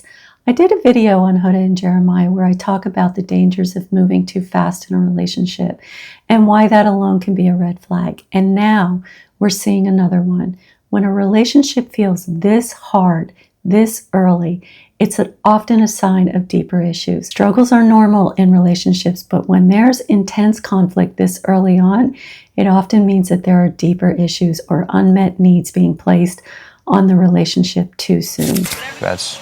You're never ever supposed to bring up any problems to anybody. I don't give a who it is. Ever. Okay. And guess what? I don't know the bitch. Don't bring up shit about us, especially problems. Never do that. This emotional intensity is overwhelming and jarring, and the way she communicates with Jeremiah is demanding, controlling, and threatening, and it is toxic. And I do not use that word lightly because I think the word toxic is wildly overused, but in this case, it fits. She's using emotional pressure to control how and when Jeremiah can express concerns to other people. She doesn't want him to talk about the problems they are having for a few reasons. 1, she fears it will reflect poorly on her.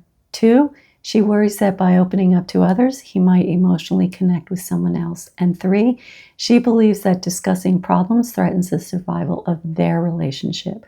All of this creates a dynamic where silence is expected and emotional honesty is punished, which is deeply unhealthy. So he could say, I'm allowed to talk about what's going on in my relationship and my life with others, and that doesn't mean I am turning against you or threatening what we have. Even though things are hard, I was still expressing my commitment to you, and it is not okay to twist that into something it wasn't. And Jeremiah's response to Huda is deeply disturbing. Let's watch. Do what you gotta do, but just know I'm watching. But Oh my God, you're so cute. why? You're just cute. You're just cute. That is not cute. When Huda says, do what you gotta do, but just know that I'm watching, that is not playful. It's a warning. It's controlling and laced with threat, as if she's monitoring him rather than trusting him. And Jeremiah's response, you're cute, completely brushes past the seriousness of her tone. It's a deflection. I think he got very uncomfortable. And while it may be his way of trying to keep things light, it actually allows the controlling behavior to continue. A more grounded and self-respecting response might have been to say, that comment feels more like a threat than a joke. And if we're going to move forward, I need to feel like I can be trusted, not watched. That would have invited a more honest conversation and created a boundary rather than masking discomfort with humor. I can be a bitch, you know that? I be saying some mean shit sometimes.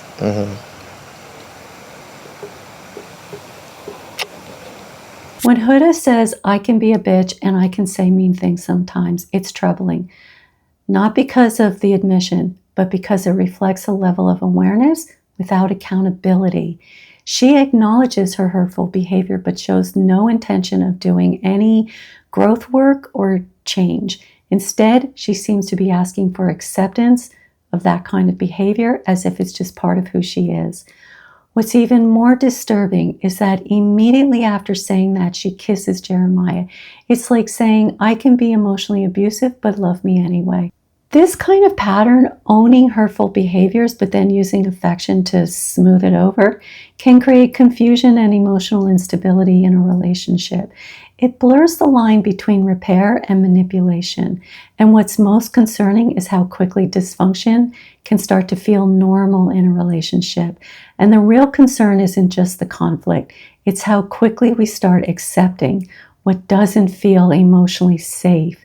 When care is mixed with control or fear, it becomes hard to trust your own feelings. And over time, that confusion can wear down your sense of what's okay and what's not okay. Well, that is a wrap for today. And that brings us to the next video where I felt deep concern for Huda's mental health.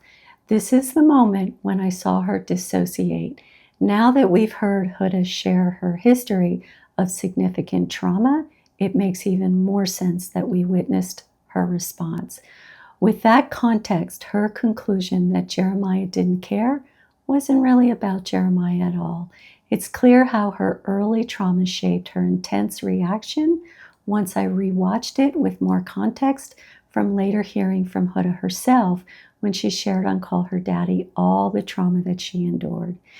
It reflected something deeper, the ache of not feeling consistently loved and cared for while growing up. When early experience teaches us that love is unpredictable or conditional, even small disappointments in a relationship in adulthood can feel like proof of being unloved, triggering a powerful protective response like dissociation, blame, projection, and an overall emotional collapse.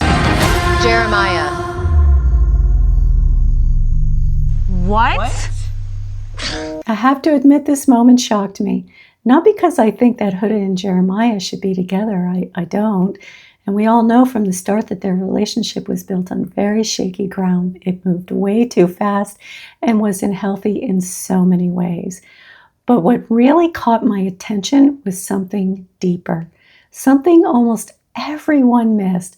What we're actually seeing is one of the most overlooked signs of emotional trauma on Love Island.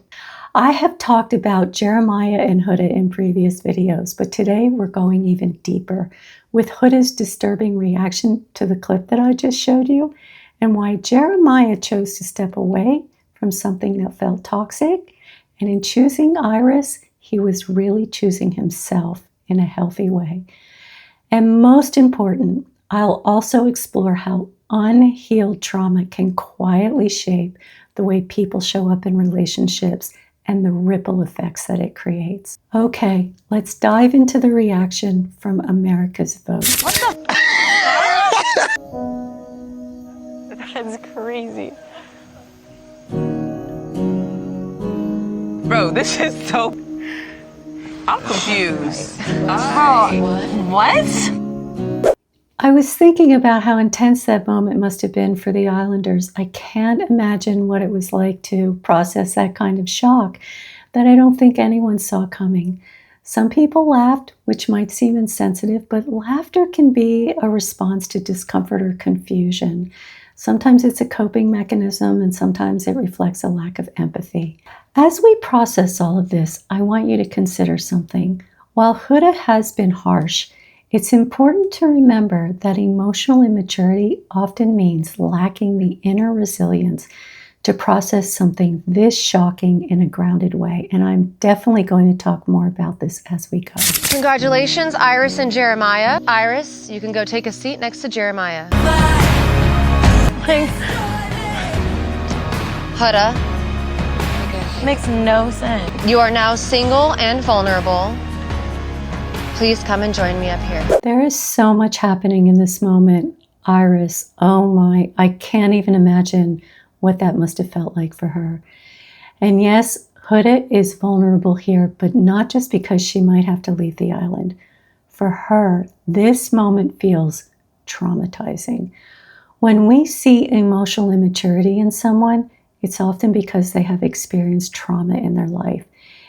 In Huda's case, it's likely that she has lived through trauma that has shaped the way she responds emotionally, possibly from a very young age. And I say that because her emotional reactions often feel childlike. And when a child goes through trauma without the support they need, their emotional development can get stuck at that age when the trauma occurred. What we are witnessing in this moment is someone who doesn't have the inner emotional resources to process something this overwhelming, and that is completely out of her control. It's not an excuse, but it does help us understand what we're seeing here more clearly. Huda, how are you feeling? Like I got slapped in the face. By America, you think? Yeah, by whoever voted, yeah. For that, yeah. I feel like we had like the best connection in here. It just makes no sense. Why do you think they voted for this? Probably because Iris said that she had interest in Jeremiah when she walked in here. It's not surprising that Huda's first reaction is to blame Iris, even though it's somewhat indirect. That's what she's doing. And while it's true she's in shock and struggling to process what just happened, her response still reveals something important about her emotional world. In emotionally overwhelming moments, our instincts often show us who we are beneath the surface. And for Huda, her instinct isn't to pause and reflect, it's to externalize, to place the blame outside of herself. That doesn't mean she's doing it intentionally, but it points to a deeper pattern of avoiding self-reflection, especially when emotions are high. So the Islanders are now put through the brutal experience of having to choose who to vote off the island, and honestly, this is where I became really concerned for Huda's mental health. Anticipating the possibility of rejection and broken connection, especially in a high-pressure environment where emotions are already running high, can be incredibly destabilizing for someone who doesn't have the strong internal coping tools. This kind of moment doesn't just trigger disappointment, it can activate deep fears of rejection, abandonment, and powerlessness. And for someone like Huda, who already struggles with emotional regulation, it can be overwhelming. I'll show you what I mean. I want to share with you some short clips of Huda as she stands there listening to the other Islanders vote. I'm making this decision. Be exploring Huda. How they were handled. What you're seeing here is very different from the Huda we've seen before. The one who cried when she was angry, lashed out when she felt threatened, and showed signs of emotional immaturity. This moment is something else entirely. This is a woman who is deeply triggered right now. And this right here is what I believe to be the most overlooked sign of emotional trauma on Love Island, and that's disassociation. If you look closely at her eyes, she doesn't even seem fully present. It's as if she is disconnected from her body. That kind of disassociation is often a trauma response. And when the nervous system becomes overwhelmed, the body can go into a kind of a shutdown or freeze mode. It's not about drama or manipulation. It's about survival. And one person didn't. Be so sure that someone is their match.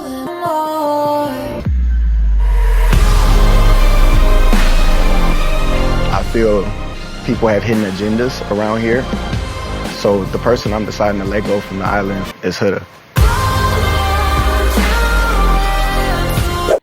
Notice how surprised Huda is by the votes. This tells us something important. She doesn't seem to reflect on how her behavior affects the people around her. When we don't pause to examine how our actions land on other people, we're often caught off guard by how others respond. Okay, let's break down the aftermath. We found each other. It's not our fault. It's the way God wanted it to happen. I realize that America hates me. America knows something that you don't, so don't think America's against you. They might be with you and they might just want you to wake up. You need to be more open-minded. Don't embarrass yourself going too hard for a man. I don't know what's going on. Huda is clearly confused, and what we're seeing here is a trauma response. In this moment, I imagine she feels completely broken, like America has rejected her. That perception doesn't come from what's actually happening because she has no idea why America voted the way that they did. It comes from a deep place of insecurity and low self-worth that she likely isn't aware of. And honestly, it may even run deeper than insecurity. It could be touching a place of self-loathing.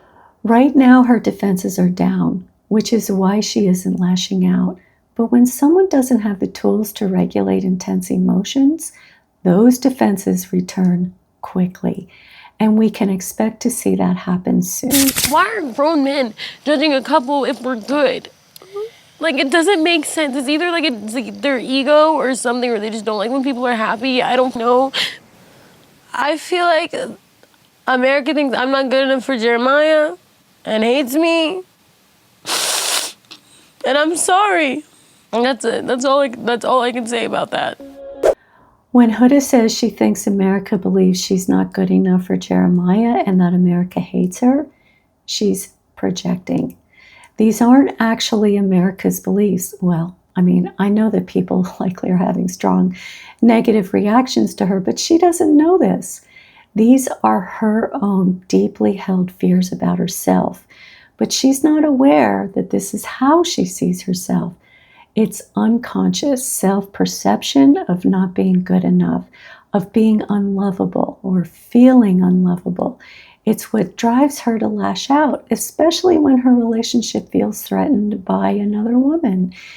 It's not just jealousy, it's a fight to protect a very fragile sense of self. I need to know, is there something that you guys are not telling me? I feel it's mad love bombing. In my head, you're coming here with an agenda. You're trying to be Mr. We've been locked in since day one and we're gonna leave here to villa together. I'm sorry. Like, I'm not buying that. What's especially concerning is that he tells Huda that Jeremiah is love bombing her. Huda doesn't have that inner clarity or emotional understanding to question what he's saying. And in her vulnerable state right now, she's looking for a way to escape the painful feeling of being hated. Turning that pain outward onto someone else becomes a form of relief, and Ace is helping her do just that, turning it against Jeremiah. I'm not suggesting that Ace is doing so intentionally. I don't know what you've been through in your past to where you let people in so quickly, but that's a red flag to me that you've already let somebody so close to you in day one. Ace, can I tell you something? Yeah. The reason why I'm in here and moving the way that I move and being very careful with who I talk to and truly investing time into a person is because I'm a mother. When Ace says to her, I don't know what you've been through in your past to move so quickly with people, and then she tells him that she is a mom and it's hard to date, this is what she takes away from her conversation with Ace. Genuinely, I appreciate you for being so real with me. It's causing me in this moment to second guess what I have going on, because clearly everything that I've thought wasn't entirely true. The problem here is that Ace got in her head. I'm not putting that entirely on him, but his influence played a role. Now Huda is starting to take on the stance of being the victim in all of this. And that's how we end up here, with her feeling wronged, misunderstood, and unable to see her own role in what's unfolding, as well as unable to have any clarity with her own thoughts, feelings, and experiences with Jeremiah. You did not check on me once during this whole thing, and I feel stupid. I've trusted this person with so much.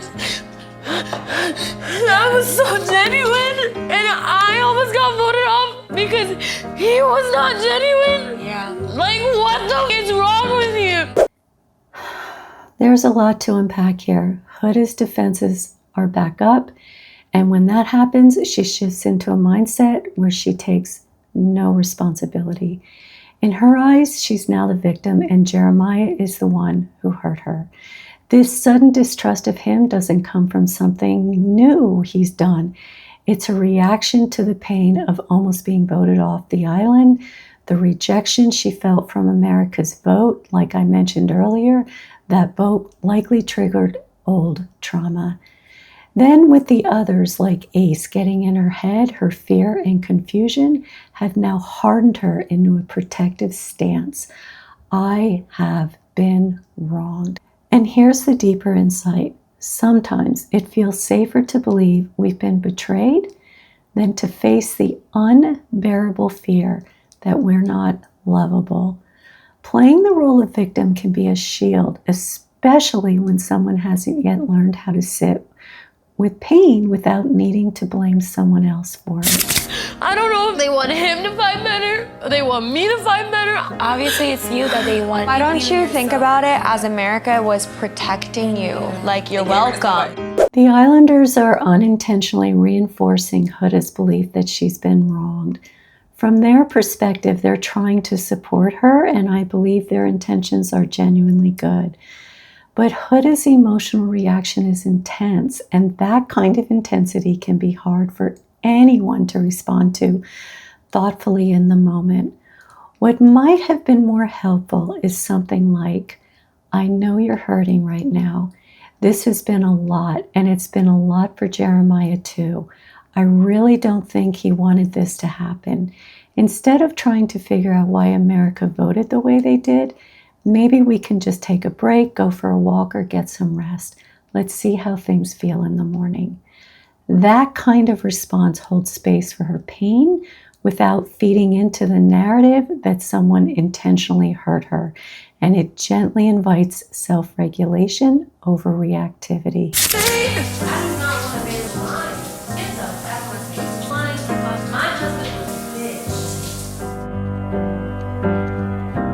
I didn't lie to you, by the way. I never lied to you. This moment is really hard to watch because the truth is Huda is not okay, and Jeremiah is struggling as well. But for her, she's overwhelmed and in need of support that can help her contain, understand, and eventually grow from what she's feeling. But that kind of support requires skill, patience, and emotional safety, and that is a lot to ask from anyone, especially the other Islanders who are also navigating their own stress and confusion. They're trying to be there for her in ways they know, but this is bigger than what a group of peers can hold. And that's what makes it so painful, watching someone in this kind of distress without the kind of support they really need. And I just want to be clear, I am not at all suggesting that any of Huda's behavior is acceptable. I'm just trying to explain where it's coming from. Her after she almost got eliminated, I was soaked up. I just froze. She was talking crazy. What? I'm a bitch. My husband would never. And now Jeremiah questions if he should have gone to her, but no one seems to understand that this has impacted him as well. And he was supportive of her when it happened. Remember this? Jeremiah, what about you? I don't got no words. Just know that I'm really gonna miss going to bed and waking up next to you. In that moment, he responded to Huda with genuine compassion and connection. And no one seems to recognize that. And Huda has completely forgotten that moment. And again, that is often what happens when trauma triggers happen. We know that Huda listened in on Jeremiah's private conversations with the other guys, which again shows a lack of boundaries. And after that, she blew up at him. But eventually, they have a conversation. Let's walk through that and I'll unpack it for you. I'm gonna ask you how you're feeling, but first I want to apologize. There's no way for me to like explain what happened last night. All I can chalk it up to is like I froze, I shut down, and I wasn't able to be there for you. And I'm genuinely sorry about that. The problem with Jeremiah apologizing right from the start is it sets the tone for him to take all the emotional responsibility. But this moment shouldn't be just about him being there for her. It should be about them being there for each other. Of course, we don't know what's been edited out in this moment, but it raises important questions. Did she try to reach out? Did he shut down if she reached out? Did she reach out and he rejected her? Or did neither of them know how to bridge the gap and reach out to each other? What we do know is that both of them were clearly in shock and deeply affected by what happened.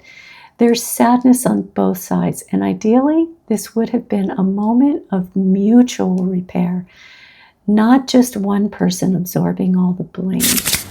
I think that's something you do, is you play victim. Okay, let's just pause here because this is a perfect example of projection. Huda has been assuming the role of victim, as I mentioned, and she's completely unaware of it. Now she's placing that victim position onto Jeremiah, accusing him of playing the victim, and he has not done that at all. That's exactly what projection is, attributing to someone else what we haven't been able to acknowledge in ourselves. I find projection fascinating because it shows that somewhere inside of us, we do have awareness of our own challenges. We don't see it, of course, but that awareness is an invitation to grow, but only if we are willing to look into those parts of ourselves and bring them into the light. When we look at them with understanding and compassion instead of keeping them hidden in the dark, that is where real growth work becomes possible. That is how we become the kind of person we can truly feel good about. You don't care about me. Okay, in that way. That's a stretch.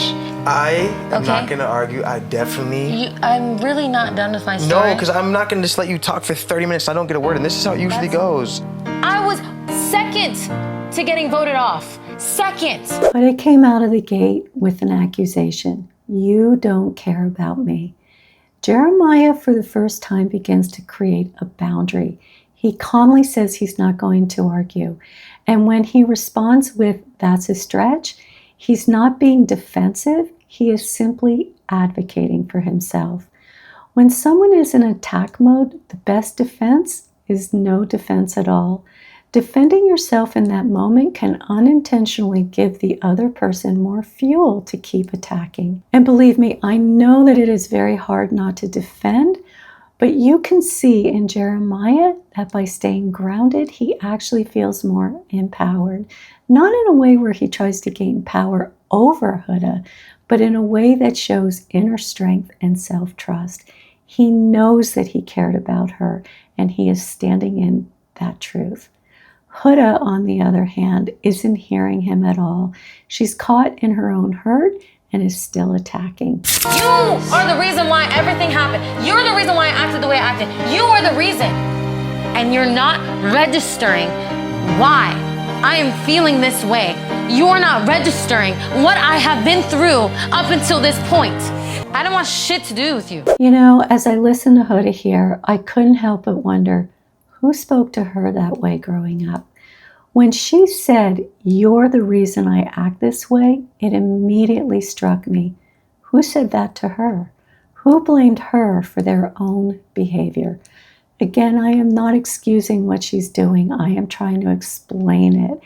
This is what often happens when someone experiences trauma and hasn't done the emotional work that they need to do.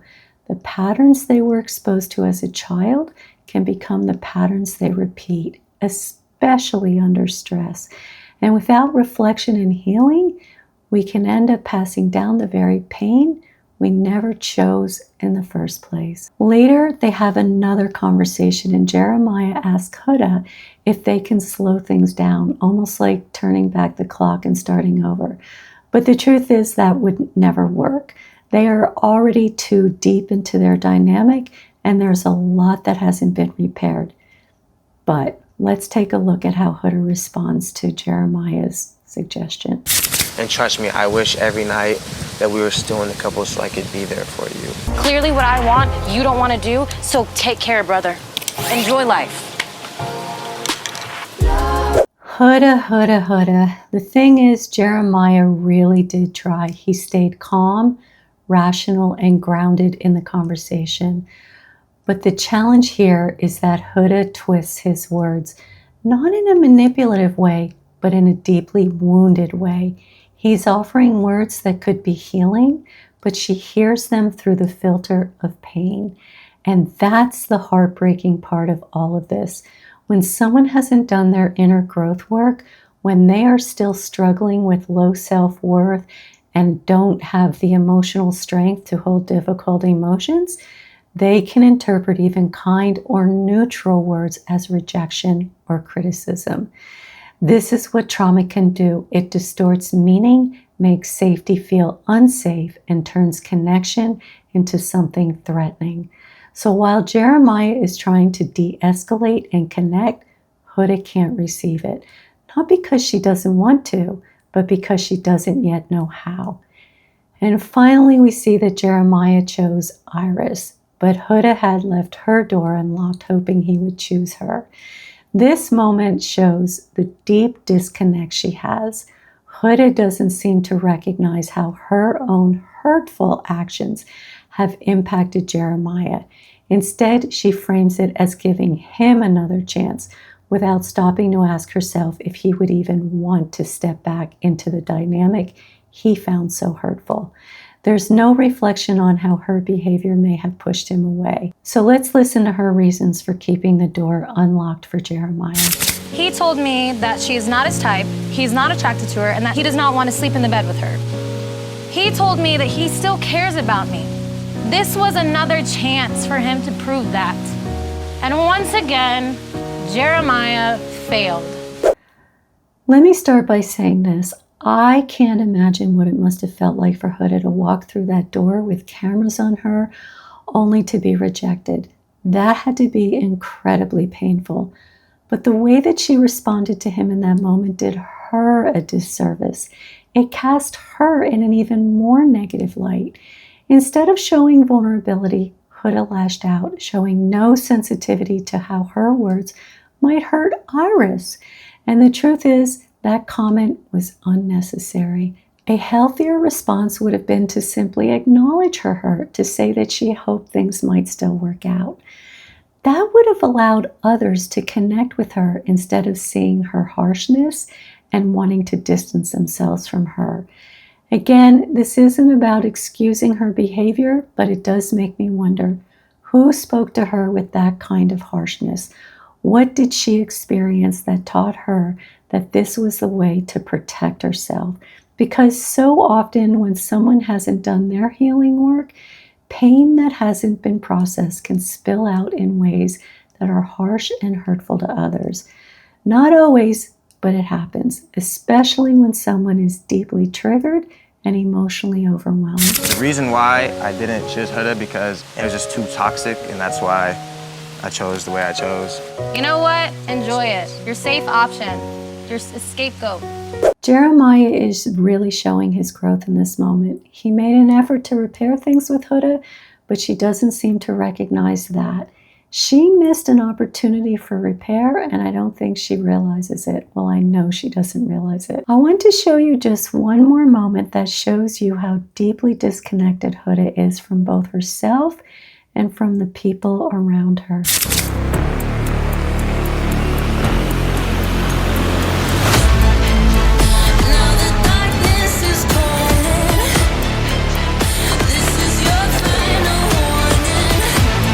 Huda believes that Ace chose her because he's supporting her. That's the story she tells herself. But we all know Ace made that choice to eliminate any possible competition, meaning Jalen. Huda reaches out to hold Ace's hand because she believes he's truly supporting her. But in reality, he's making a choice that benefits him. When he pushes her hand away, I am sure she has no idea why, because in her mind, she thought that he was on her side. This kind of disconnect often, again, comes from unprocessed trauma. When someone has experienced emotional pain in the past, especially in relationships, they may have created protective narratives to feel safe or valued. And Huda's inability to read others or herself accurately is not just confusion, it's a survival strategy. But instead of protecting her, it leaves her vulnerable to being hurt over and over again. Well, that is a wrap on this episode. Reflecting on this video, I see how vital it is to balance compassion for someone with a sensitive temperament with the reality of its impact on others.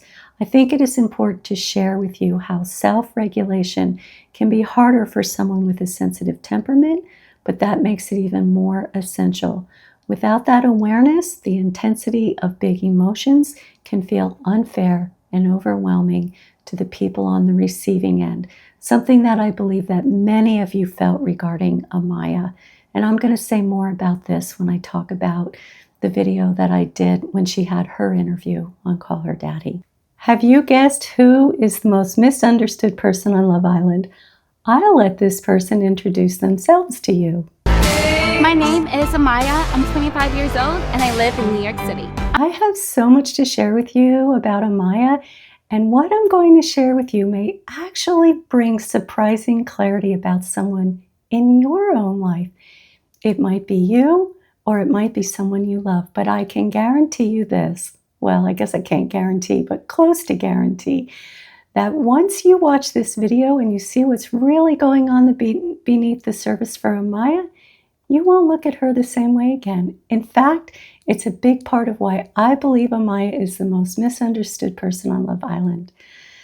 So Amaya, like all of us, is complex. And in this video, I'm going to walk you through the layers I see in her. I'll take you through her journey on Love Island, leading up to that awful mailbox moment, because I have a lot to say about that. But before I share what I've come to understand about Amaya, and I promise you, you won't have to wait long to find out what that is, let's just take a closer look at how it all began. From the moment she entered Love Island, Amaya had a rocky and unfair start. And understanding those early moments will help you see on a deeper level what I'm about to reveal about her. Let's just dive in. Let's start at the very beginning with Amaya's journey. So Amaya's challenging experience started the moment she arrived on Love Island. Remember this? Do you not see like what me and Jeremiah have? Like, I just think that was the dumbest shit she could have done. From the very beginning, Amaya was met with hostility and unfair judgment from Huda. She was immediately disliked and misunderstood. And in the very same game, we all saw that Ace was using Amaya to stir things up with Shelly. And then after the game, this is what was said about her. And remember that this was her very first experience on Love Island. Well, that we know of. I have no idea what is edited out. That bitch is messy. I couldn't even look at her. I think it's likely that Amaya felt Huda's hostility, and I imagine walking into an environment where bonds have already been established is not an easy thing to do. And her first interest in someone was Ace. They have their first chat, and Ace asks her what she is passionate about. Let's watch what she says. This is going to sound so corny. I'm a little poetic, okay? So don't mind me. I like it. But just being the light in someone's darkness, and I guess maybe that's just like the nurse in me. We learned something very important about Amaya in this moment. When she was asked what she's passionate about, the very first thing that came to her mind wasn't a hobby or a talent or even a personal interest. It was being the light in someone's darkness. That's powerful.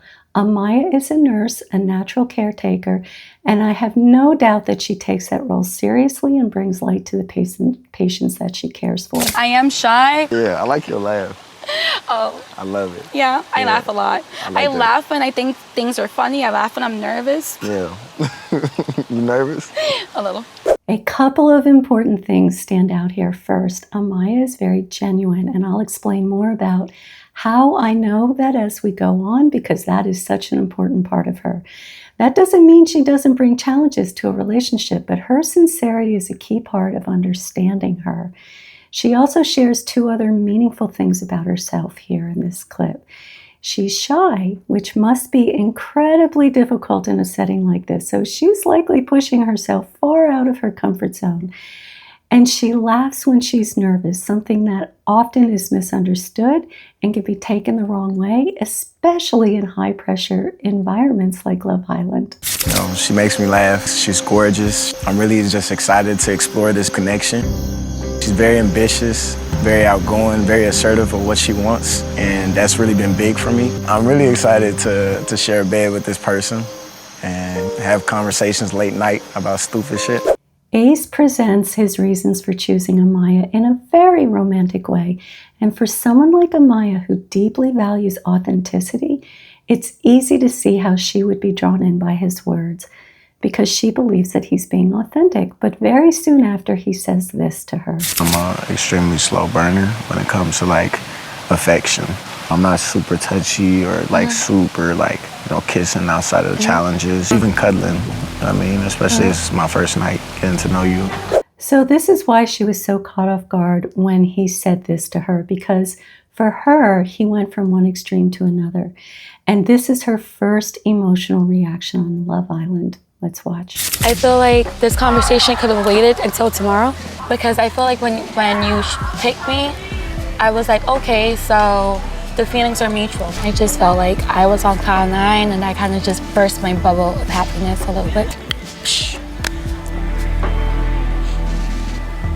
I'm sorry if I hurt your feelings. It wasn't my intent. So here we go. This is what I really want to share with you about Amaya, and it's something that will likely apply to someone in your life as well. I believe Amaya was born with a sensitive temperament. Now, yes, she has been told that she is sensitive, but being born with a sensitive temperament is something very different. Let me briefly explain what that means, and throughout this video, I'll show you how it shows up in Amaya, along with other important aspects of who she is. This isn't the only thing to understand about Amaya, but it's a big one. And I can tell you, when I have helped people in therapy recognize a sensitive temperament either in themselves or in someone that they love, it often changes everything. 15 to 20% of the population are born with a sensitive temperament. And it is not gender specific. Both men and women can have a sensitive temperament. A sensitive temperament doesn't simply mean that you're always kind, sweet, or gentle, though it can include those traits. The best way to understand it is this. People born with a sensitive temperament experience big, intense emotions. These emotions can be hard to contain, understand, and manage. And because of this, they may sometimes react in ways that seem overly emotional or out of proportion, not because they're dramatic, but because their nervous system is genuinely overwhelmed with emotion.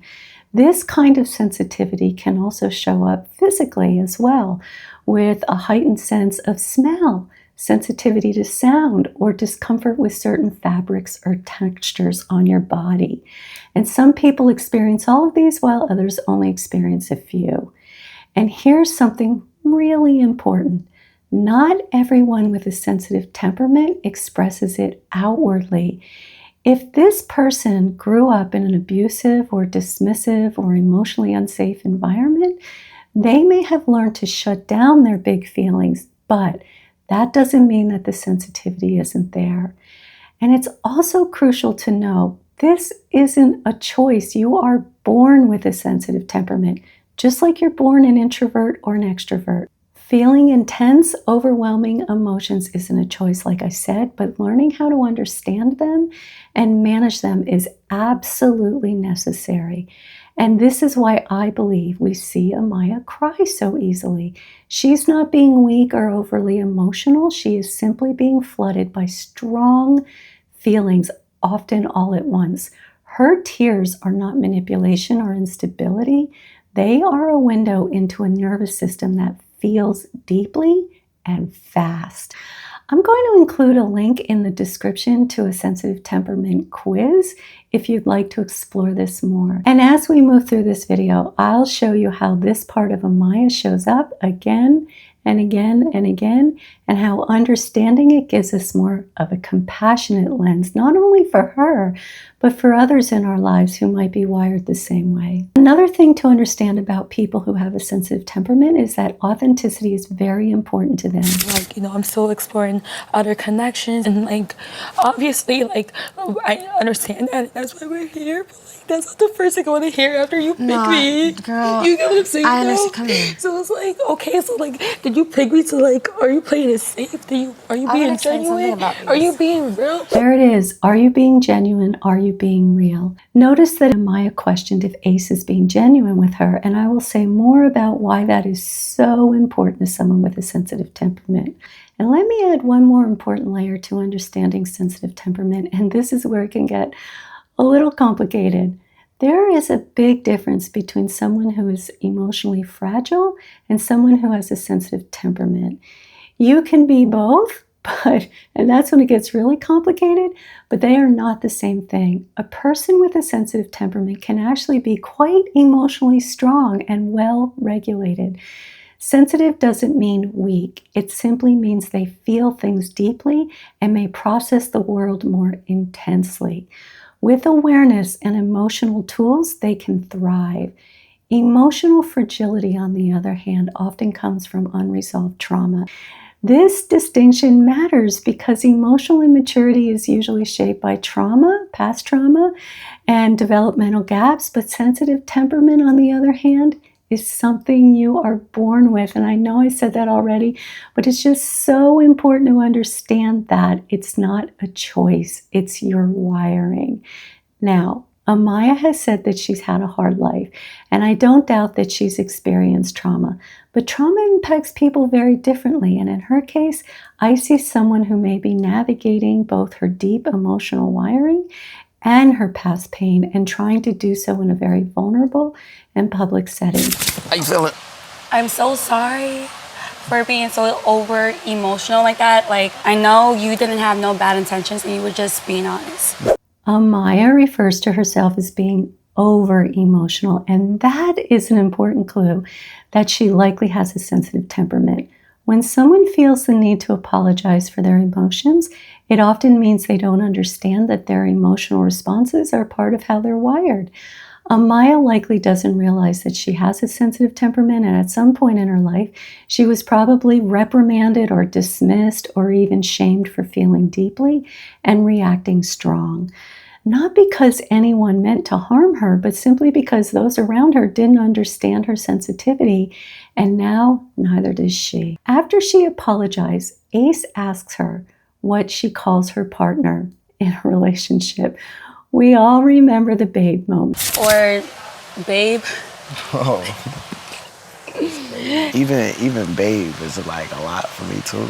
And I know she like to say that a lot. Oh my God, so you want me to stop calling you babe? Damn. Yeah, like that's, yeah. I'm about to walk away for real, because you about to piss me off. Sorry. It makes me laugh. Notice how Amaya gets angry, and I'm not laughing because she's angry, just to be clear. I'm not saying her anger is invalid. It is valid. And as I mentioned in a previous video, Ace isn't being collaborative or working toward a middle ground with her. He tends to dictate rather than engage in mutual understanding. What I want to show you here is that Amaya's sensitive temperament plays a role. When someone has a sensitive temperament, emotions tend to rise quickly and intensely. Like you saw, she got angry quick. That doesn't make the emotion wrong. It just means the emotional response surfaces fast and can feel overwhelming in the moment. Okay, that's fine. We'll talk, babe. Oh, sir. It's natural. It's natural. Sorry, she makes me laugh sometimes. She laughed because of the intensity of Ace's emotions, and her own emotions were overwhelming. And notice how genuine she is, though. The other thing to notice is that she doesn't feel seen when she says it's natural and it's part of her lingo. She's trying to help Ace understand that calling someone babe doesn't carry the same emotional weight for her as it does for him. He sees it as moving too fast, while for her, it's just part of her everyday language. And for Amaya, I feel fairly confident that she's felt misunderstood around her emotions for much of her life. So when she feels not understood and unfairly accused and unseen, it likely triggers her. She's not just experiencing the emotions of the present moment, but it's also stirring up past experiences and feelings for her. And the hard truth and the sad truth is that when we are triggered, it becomes our work to understand and manage our triggers. But in this moment, Amaya is simply overwhelmed emotionally, and instead of being met with understanding, she is misunderstood over and over again. I asked you what you call your partner. Yeah. You said babe, so I'm confused. Babe, oh my God. You see, I really do not mean it intentionally. I don't, Ace. I don't. It's just part of my lingo. You're not getting what I'm saying. I really don't, so make me understand. No, because I'm about to get emotional right now. You're like pissing me off again. This is where it becomes important to gain an understanding of cultural differences in a relationship. This is where it becomes important to not draw conclusions about someone and instead lean into curiosity. He could share what being called babe means to him, and rather than concluding what it means, he could ask her, tell me more about using the term babe with people and what that means to you. In this next clip, Amaya and Ace try to have a conversation again. I told you already that I've had a connection with Shelly. Then on top of that, hold on. No. You kept on making it a broad statement. You're not gonna cut me off because I didn't cut you off. You're not gonna cut me off. You kept on saying everything that you're saying right now. You kept on saying. Everything that you're saying right now. You kept on saying. I'm open to making connections. Everything that you're saying right now. That's a broad statement, and especially after picking me at the ceremony.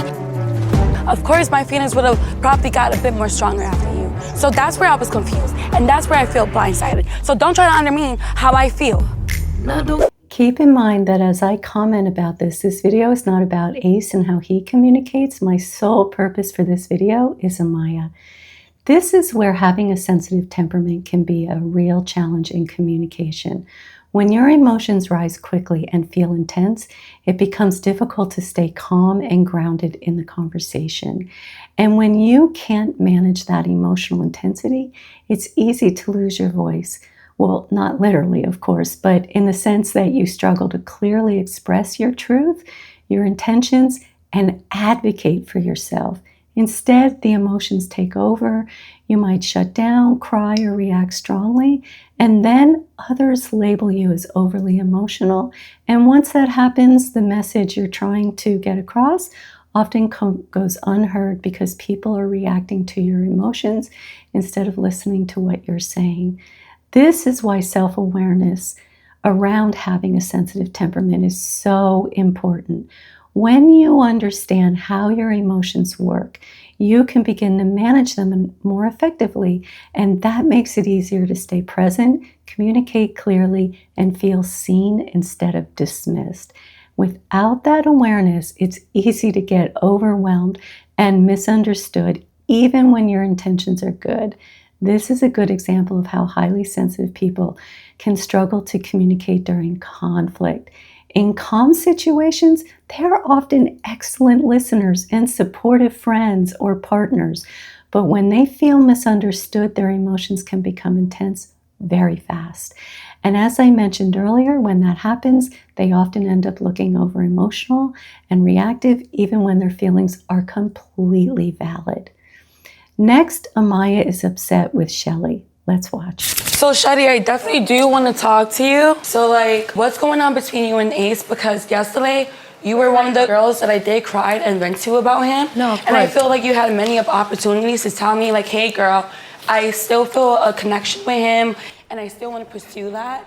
And now the way I view it is like, wait, was she being genuine with me when I was like telling her how rocky we are? As I said, you will notice in many of Amaya's conversations that she uses the word genuine and questions if someone is being genuine with her. So, for people with a sensitive temperament, authenticity isn't just a preference, it's a need. Authenticity is a core need for highly sensitive people because of how deeply they feel and process the world around them.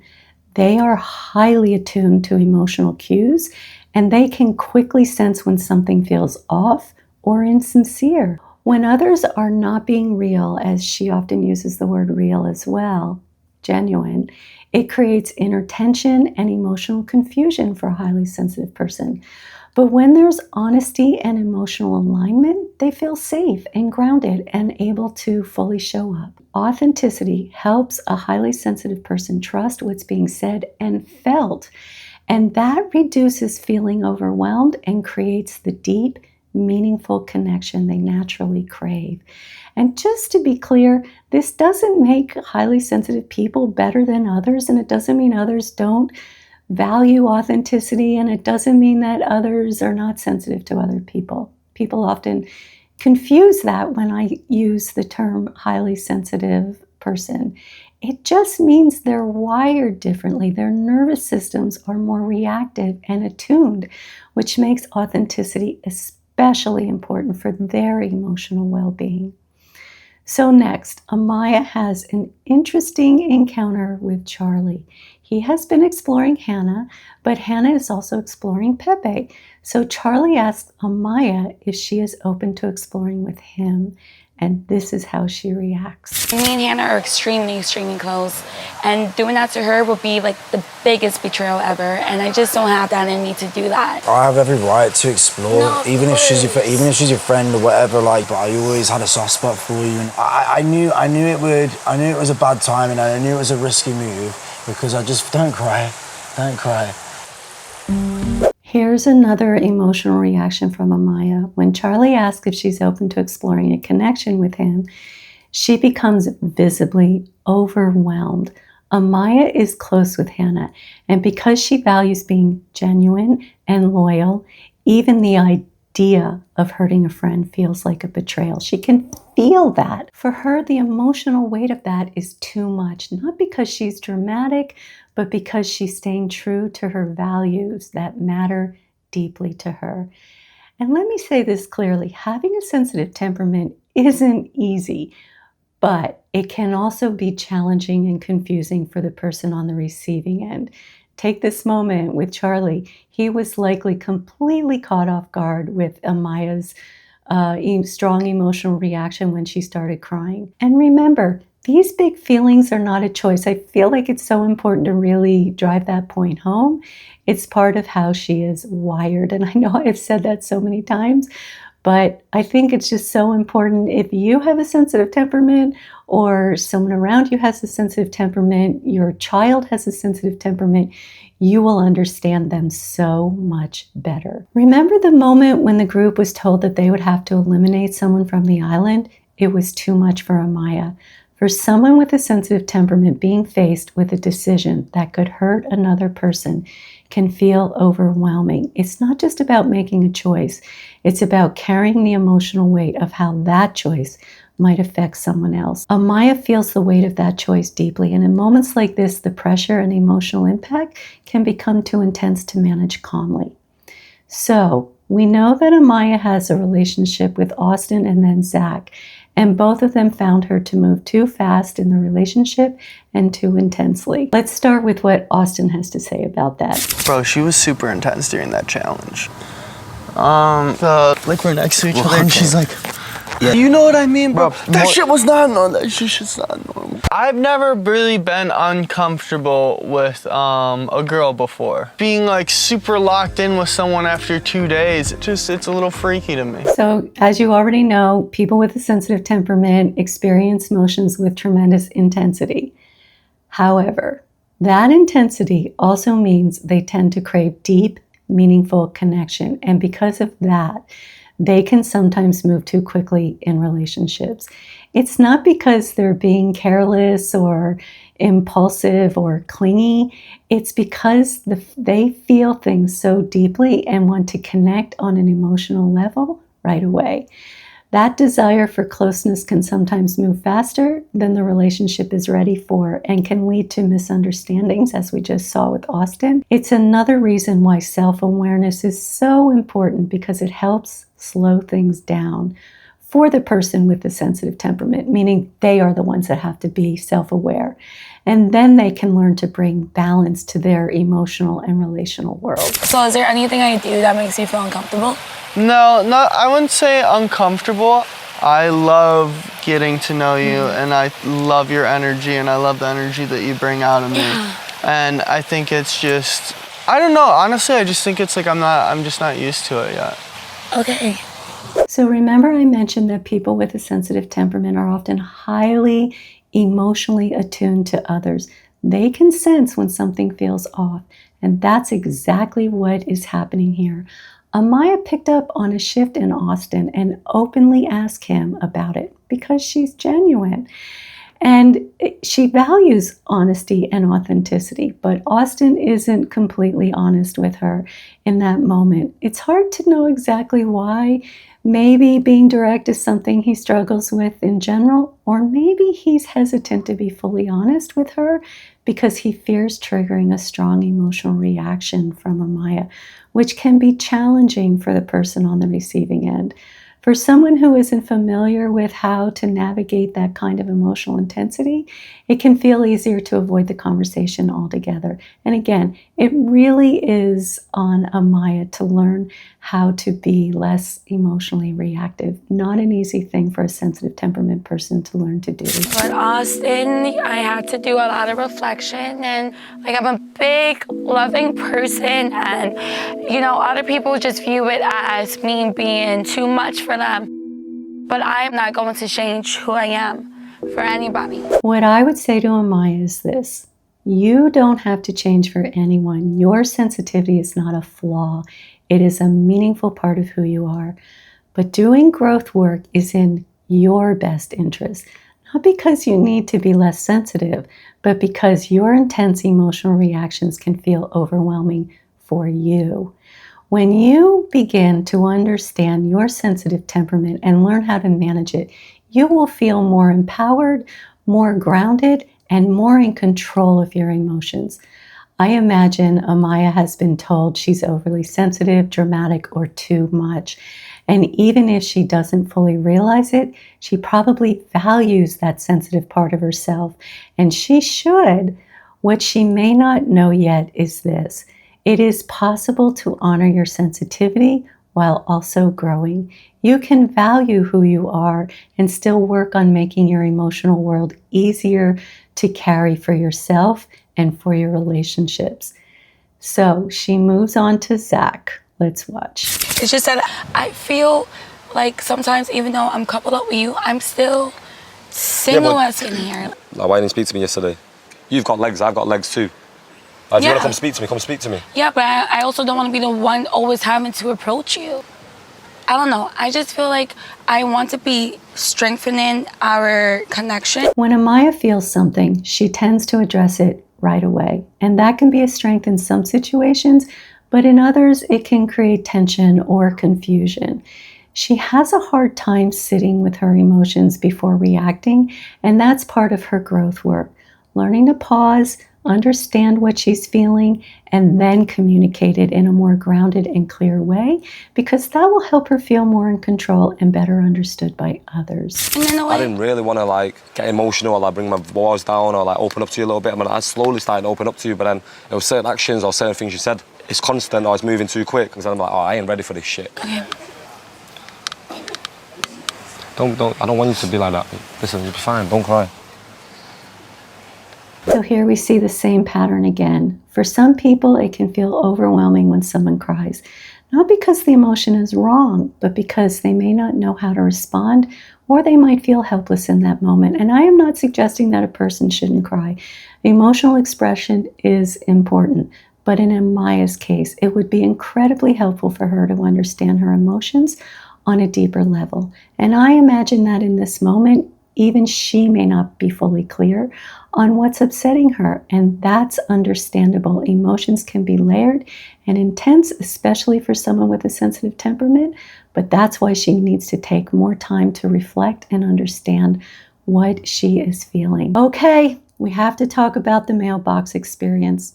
Let's go. It's a call out and maybe do it right now. You cry more than David. You try to move too fast for everyone. And look at the bitch crying again. God forbid I'm a sensitive gangster. Sensitive gangster? This moment was harsh, and it is one of the reasons that I believe why Amaya is the most misunderstood person on Love Island. You can see how deeply the criticism and judgment affected her. It hit her hard. And to her credit, she tried to laugh it off. But underneath that laugh, she felt the impact.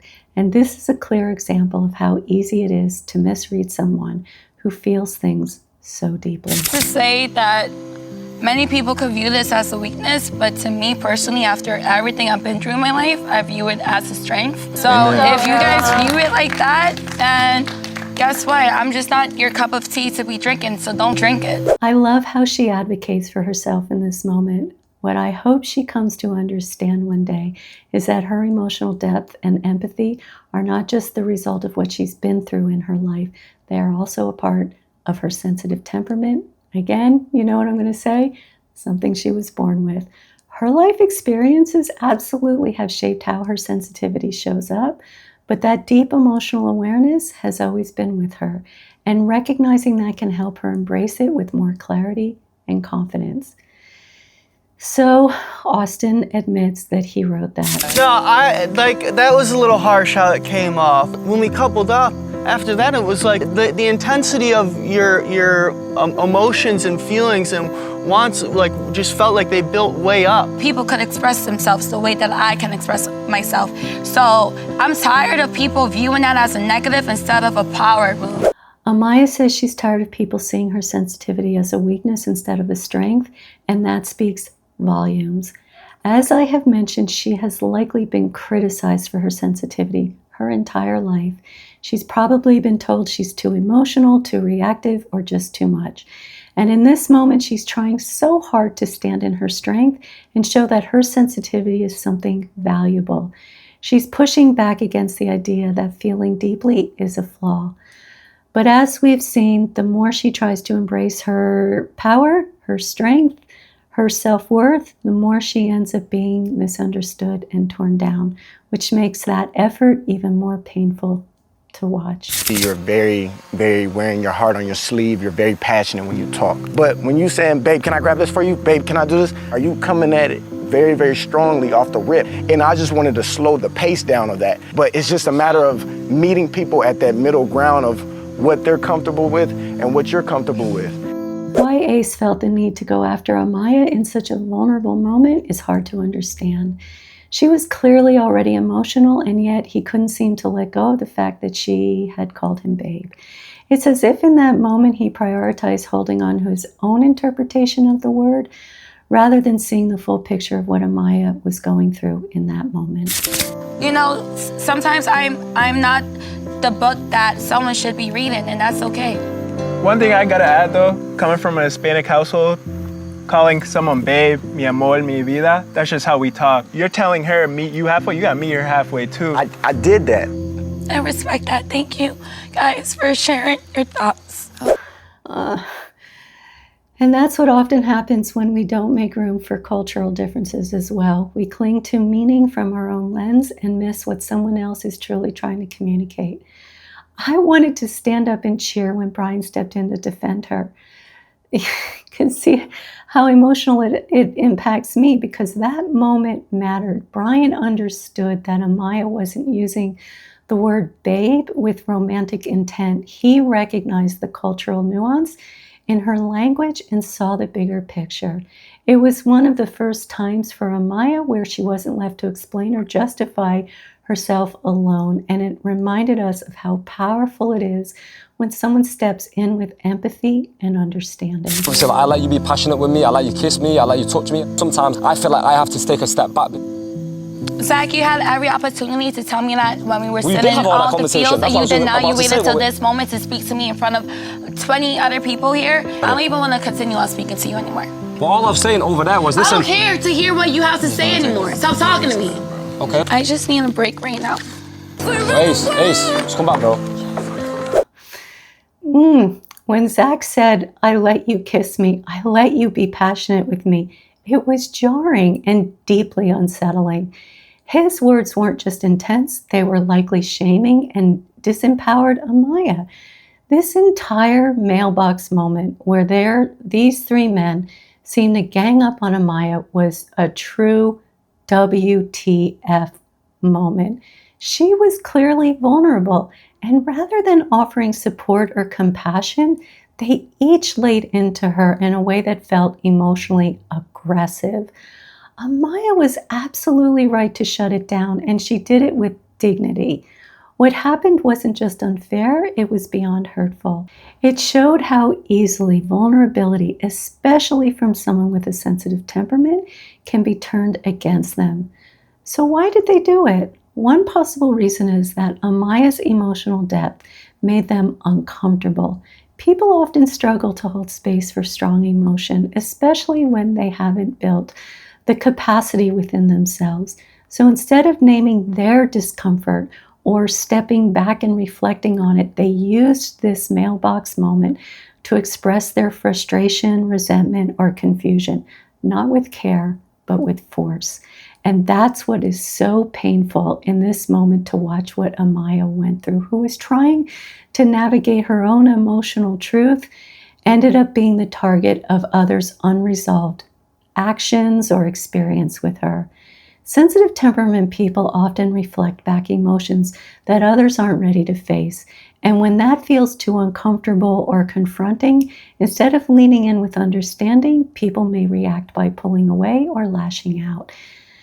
Well, that was a lot to unpack. And like I said, if you want to know more about sensitive temperament, I will link the website in the description. So I hope for Amaya, she learns to understand her sensitive temperament and she can grow and understand it as a strength and her superpower and manage it at the same time. Well, that is a wrap on this episode. This next video, I learned something that I am grateful to have learned.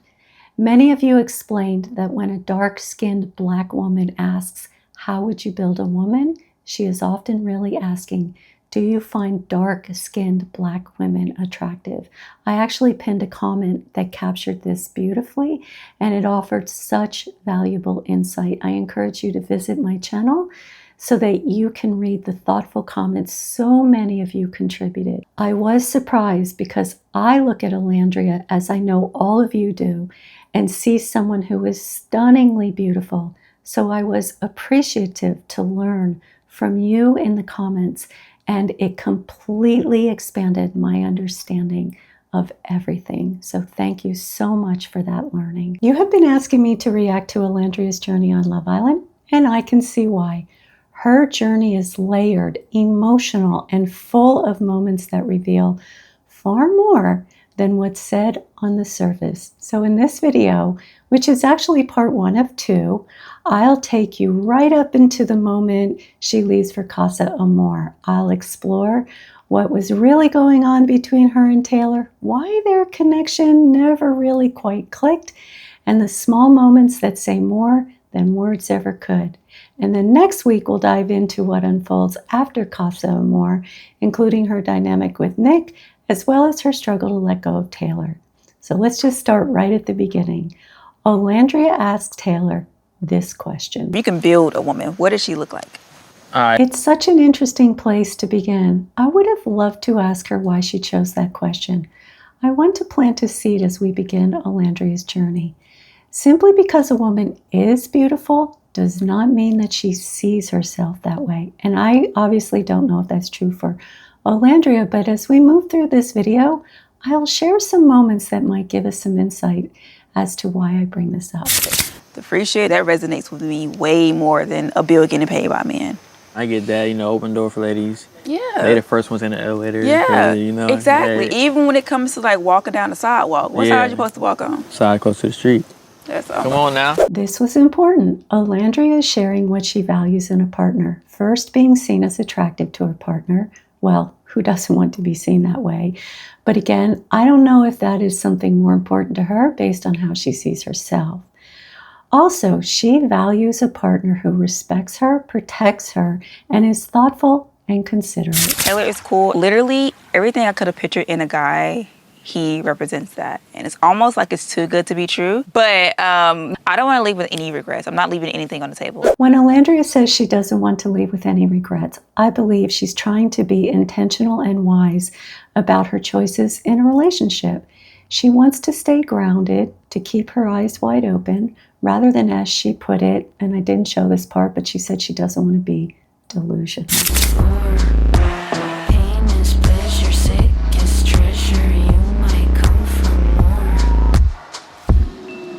Okay, I just had to show you that, and I'll talk about that in part 2 of my video coming out next week. But honestly, it's just a game. But I'm not finna do that by kissing them, letting them know who the hell I am. You feel me? There's no point for that. What about you? Where'd you go? I kiss Ace. I kiss Ace just because it's like, I just want to see. I just want to, you know, just explore a little bit. But it's like, even then, Ace got wandering eyes. I don't like no man like that. After that game, you can see in this conversation that they come from differing positions.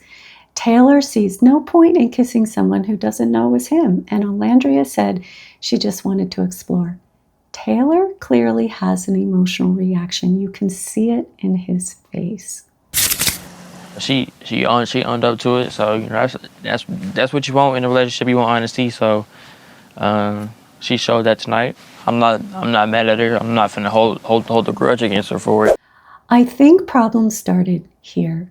It's important to remember that words and actions have to align. So when Taylor says he's not going to hold a grudge against Olandria for kissing Ace, I have to pause and ask, why did he bring up a grudge at all? Sometimes when people say they're not feeling something, it's a clue that part of them actually is. It's important to remember that people don't always know what they are feeling or that there is even an emotion there at all. In my work as a therapist, I often help people learn to identify their feeling and connect it to an experience. It can be incredibly challenging and surprisingly difficult work, especially when the feelings are uncomfortable, like hurt or jealousy. That's why I'm not entirely convinced Taylor isn't holding some kind of negative emotions about Olandria kissing Ace, even if he doesn't recognize it yet. Feelings might still be there, sort of quietly shaping how he responds to Olandria. You not getting up is very commendable. I ain't gonna lie, I felt a little shitty. Yeah, at the end of the day, we all here to find love. You feel me? I can't be mad at you doing what you're trying to do to find love. Right. You're so understanding and open-minded.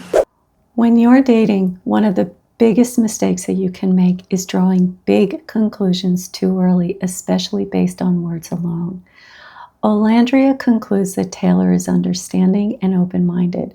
It's important to give things time and watch whether someone's actions truly align with what they say. Words are powerful, and yet it is so easy to get swept up in them, especially when they are the exact words you've been hoping to hear. And to be clear, I am not saying Taylor is lying or being intentionally deceitful. What I'm suggesting is something more subtle and very common. He may not be fully in tune with his own emotions. His words likely reflect what he believes or what he wants to believe, but if he struggles to identify and process his feelings on a deeper level, then he may not realize when his emotions and words are out of sync. If there is a lack of self-awareness, that can create confusion and mixed signals in relationships, even if his intentions are good. So moving on, the bombshells enter the villa, and Taylor has a conversation with Sierra, and you can see that he appears interested in her. Sierra is definitely on my radar. First thing that, catches anybody's attention is physical appearance. She had it all there. And then she smiled. She had teeth gems too, so it's like, twin, we both got teeth gems. I gotta chop it up with Shorty, bro. I gotta see what she about, man. It's clear that Taylor is now interested in Sierra. One thing I do believe is that Taylor was emotionally impacted when Olandria admitted that she kissed Ace. Even though everyone in the villa knows they are there to explore connections, they are still human, and they're dealing with very real emotions like rejection and disappointment, or even just discomfort with how exploring with other people plays out. He may have told himself he understood, but that doesn't mean that it didn't sting. Sometimes the heart feels what the mind hasn't quite caught up with yet. And all of this could explain why he decided to pursue Sierra.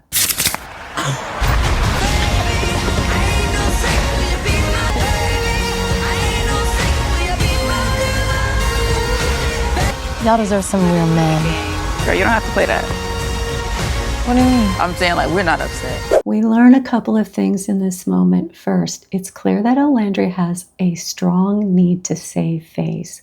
She clapped for Taylor when he stood up, but I do believe that moment stung. And when Huda said, "You all deserve some real men," Olandria's reaction stood out. Not because she was necessarily upset with Huda, but because she didn't want to lose composure or appear affected by Taylor standing up. Whatever it was that Olandria was feeling, she did not want that to show in that moment.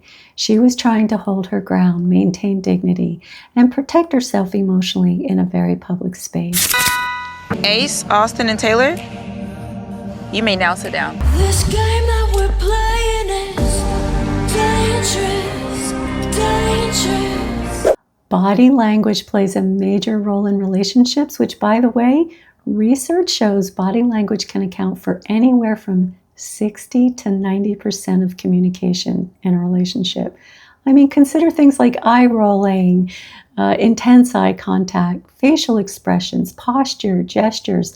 They all speak volumes, often louder than words. And in this case, Olandria's body language is crystal clear. She's saying without words, "I don't want to be close to you after you walked away from me." And this gives us deeper insight. Even though she clapped for Taylor and tried to brush off Huda's comment, her body told the truth that she was feeling something she didn't want to show publicly.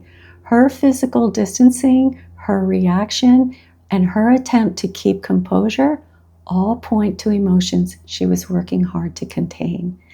Let me share something with you that comes much later in this season. It's advice that Olandria gave Huda when America voted for Iris to be coupled up with Jeremiah. America knows something that you don't, so don't think America's against you. They might be with you and they might just want you to wake up. You need to be more open-minded, Huda. You don't know what he's doing on the other side. Don't embarrass yourself going too hard for a man. Don't embarrass yourself going too far for a man. When we give advice like this, it's often shaped by our own life experiences. So while I don't know exactly what this means for Olandria, it clearly means something personal to her.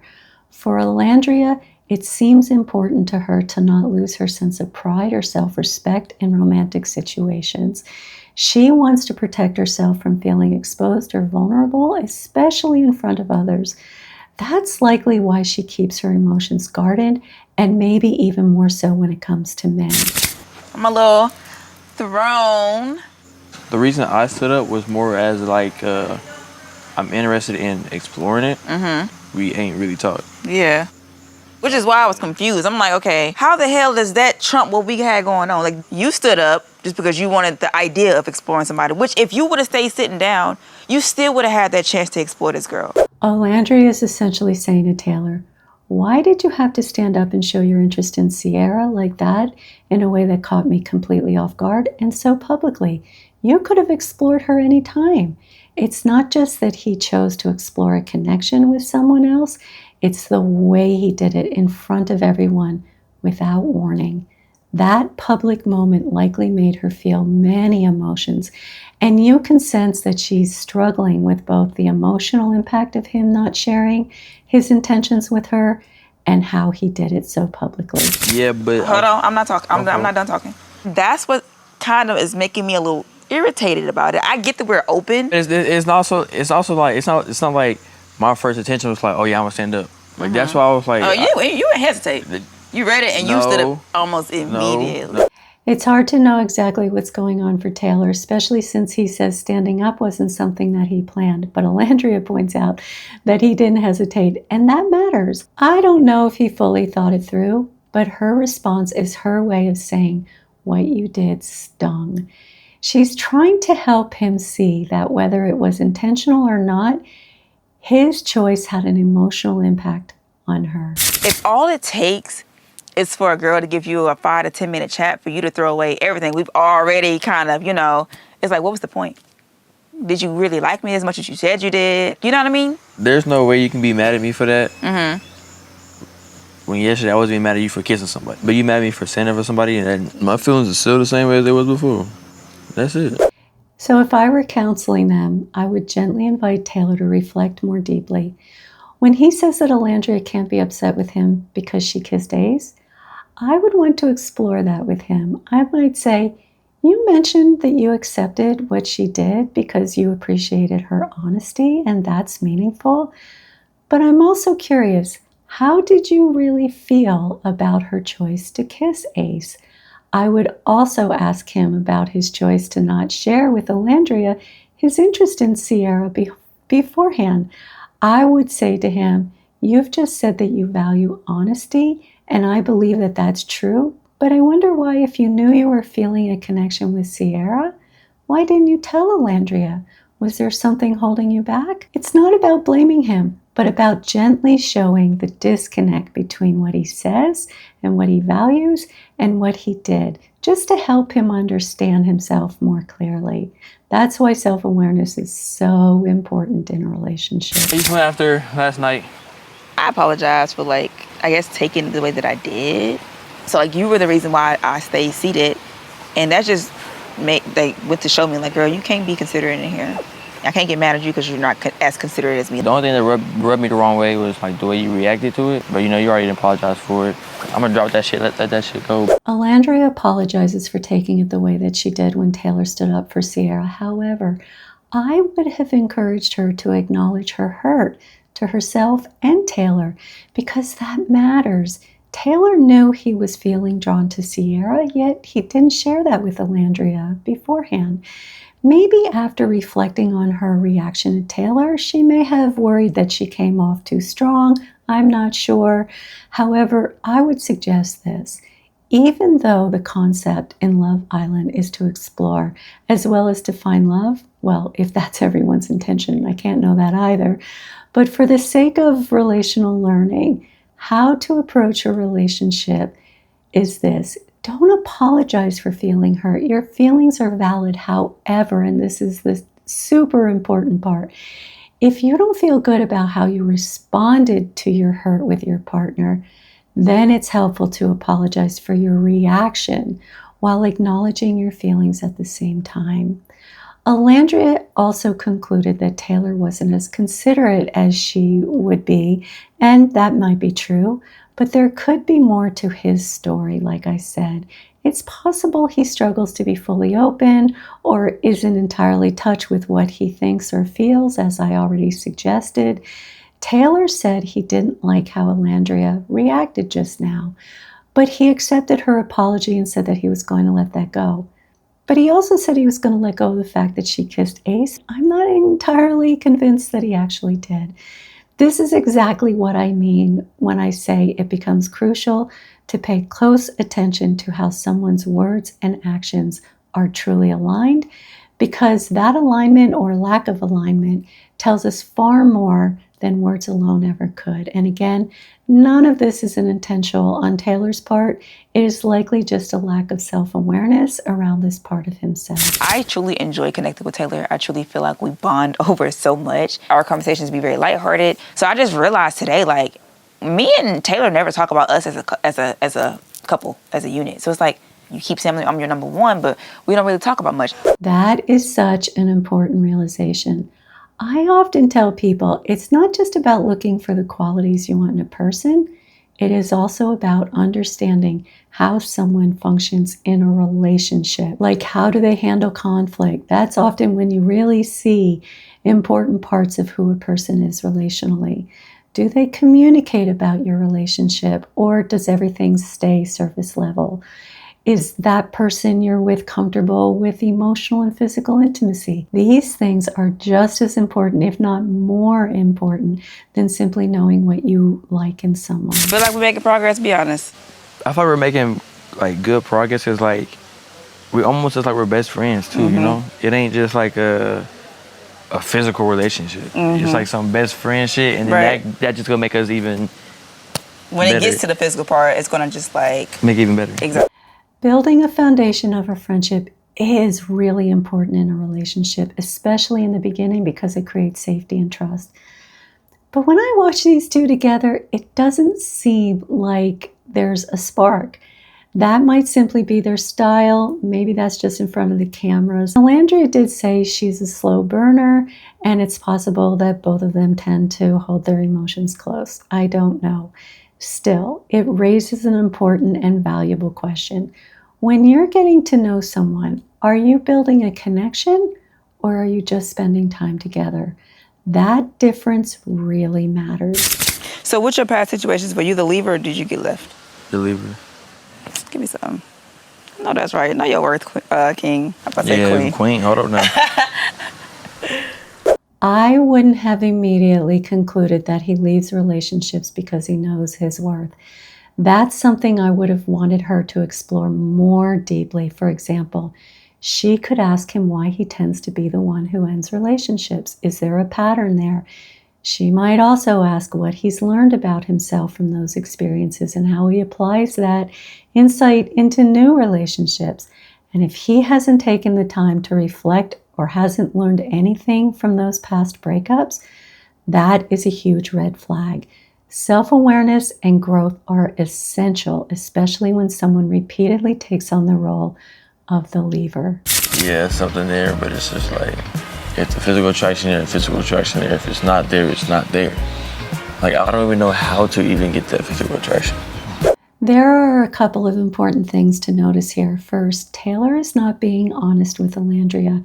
He admits to Ace that he's not physically attracted to her, which tells us he hasn't been fully open with her about how he really feels. And if he wasn't honest about that, it raises a fair question. Was he also holding back about his attraction to Sierra? It's very possible that he already knew that he was going to stand up for her. The other question that comes up for me is, why doesn't Olandria seem to sense that Taylor isn't attracted to her and that he's not being emotionally open with her? It's something worth paying attention to, especially in the early stages of a relationship. So next, Olandria cooks breakfast for Taylor as a way of showing him that she likes him. She mentions that she wants her words and actions to align, which is great, and says that it's one thing if you like someone and quite another to show it. After that, she begins to express some of her concerns about the two of them. You know what's crazy? I don't know if we saying good morning to each other. I don't know if we ever have. We have and that's before. we have? Yeah. Like, I don't like to compare us to other people, but I see like how further along other people are getting with their person. I'm just like, am I missing something? Are we missing something? Are we not? Did we skip a step? I'm like, damn, our actions is really not matching our words at all. It seems like Olandria is struggling to trust her own feelings when it comes to her connection with Taylor. She starts comparing their relationship to the other couples in the villa and notices that, unlike them, she and Taylor don't seem to be moving forward, and that leaves her feeling uncertain. At all. Kind of like, y'all really like each other the way y'all do? Y'all say y'all do? Because it's not being shown. I'm all about action here, but like, this pace makes sense for me because, like I said, I'm a slow burner in the real world, but time is so much more quicker here. That's the crazy part, bro. Just the time frame shit work ain't the time frame you want this shit to work. Olandria seems to attribute the slower pace of their relationship mostly to herself, describing herself as a slow burner. And that makes me wonder if she has a tendency to take on more responsibility in relationships rather than asking for shared ownership and accountability. And she doesn't seem to notice that Taylor is not engaging at all in the conversation. She said that she brought this conversation, I didn't show this part, to Taylor in case he needed a green light from her. So let's see how he responds. It's gotta be nothing drastic. Whatever you feel comfortable with. Your hand on my leg. Like, it's just something very subtle, very simple. I don't want to put too much pressure on anything because I feel like that's just ungenuine, doesn't look natural. I just want you to know, like, I'm okay with it. I just want to just put that conversation out there. Keep it in the back of your head, no rush. The only response she gets from Taylor is a simple, for sure. Maybe she's worried about coming across as too pushy when she says no rush, but in focusing so much on not pressuring him, she's missing the bigger issue, and that is that he is not actually engaging with her. She's taking on too much responsibility in the interaction, thinking it's her job to give him the green light or make it easier for him to respond. But in doing so, she doesn't seem to realize that he's giving her very little in return. She's asking for connection, but he is not meeting her there. So next, they have a conversation where Olandria opens up and says that she likes Taylor and that he's been her sole focus, but then she adds this. As much as I do like this connection, I don't feel secure. I don't feel confident. This shit sucks, because I really do like you. So how do you feel? It's interesting that she says she likes the connection and yet doesn't feel secure or confident in it. And that makes me wonder, what is it that she actually likes about her connection with Taylor? She asked him how he feels, so let's see how he answers it. First, I want to say I'm sorry for making you feel that way. And so I'm going to do everything I can in my power to make sure you don't feel that way moving forward. It is things I can do better. I'm still Team Olandria, so I would hope so. Did you notice what was missing in Taylor's response? He never actually answered the question. He didn't share anything about how he was feeling.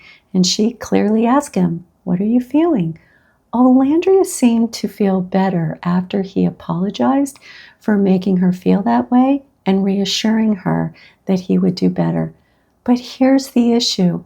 She's accepting that reassurance without him ever expressing how he truly feels about her and their relationship.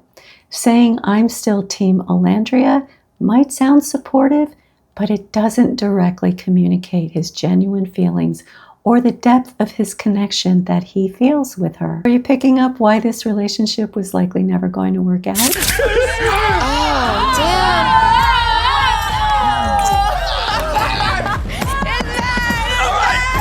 That's enough. I don't want to hear that. I'm like, yo, that's enough. All right, cut. Like, you know, cut. Y'all can stop now. Shit been long enough. So that's the most emotion that I've seen from Taylor show towards Olandria so far. Now, that doesn't mean that he hasn't shown emotion at other times. We can never know what's been edited out. But it does raise an important question for me. Does he find her more attractive simply because someone else is giving her attention? Bro, it kind of course it's going to rub me the wrong way. Somebody else talking to your girl and shit. And if it was somebody different, bro, somebody that I knew wasn't really her type, it would be a way different story. It's interesting to observe that Jalen seems to show more interest in Olandria in just one conversation than we've seen from Taylor throughout their whole connection. Obviously, I don't know if that's true, again, because of editing. But it does seem that now that Jalen appears to be interested in Olandria, Taylor's attention towards her seems to have increased. This can be really common in relational dynamics. Sometimes people don't fully recognize what they feel or value in someone until someone else shows interest in that person. Are we more drawn to someone when we feel we might lose them? What do you think? How you feel about Jalen? Honestly.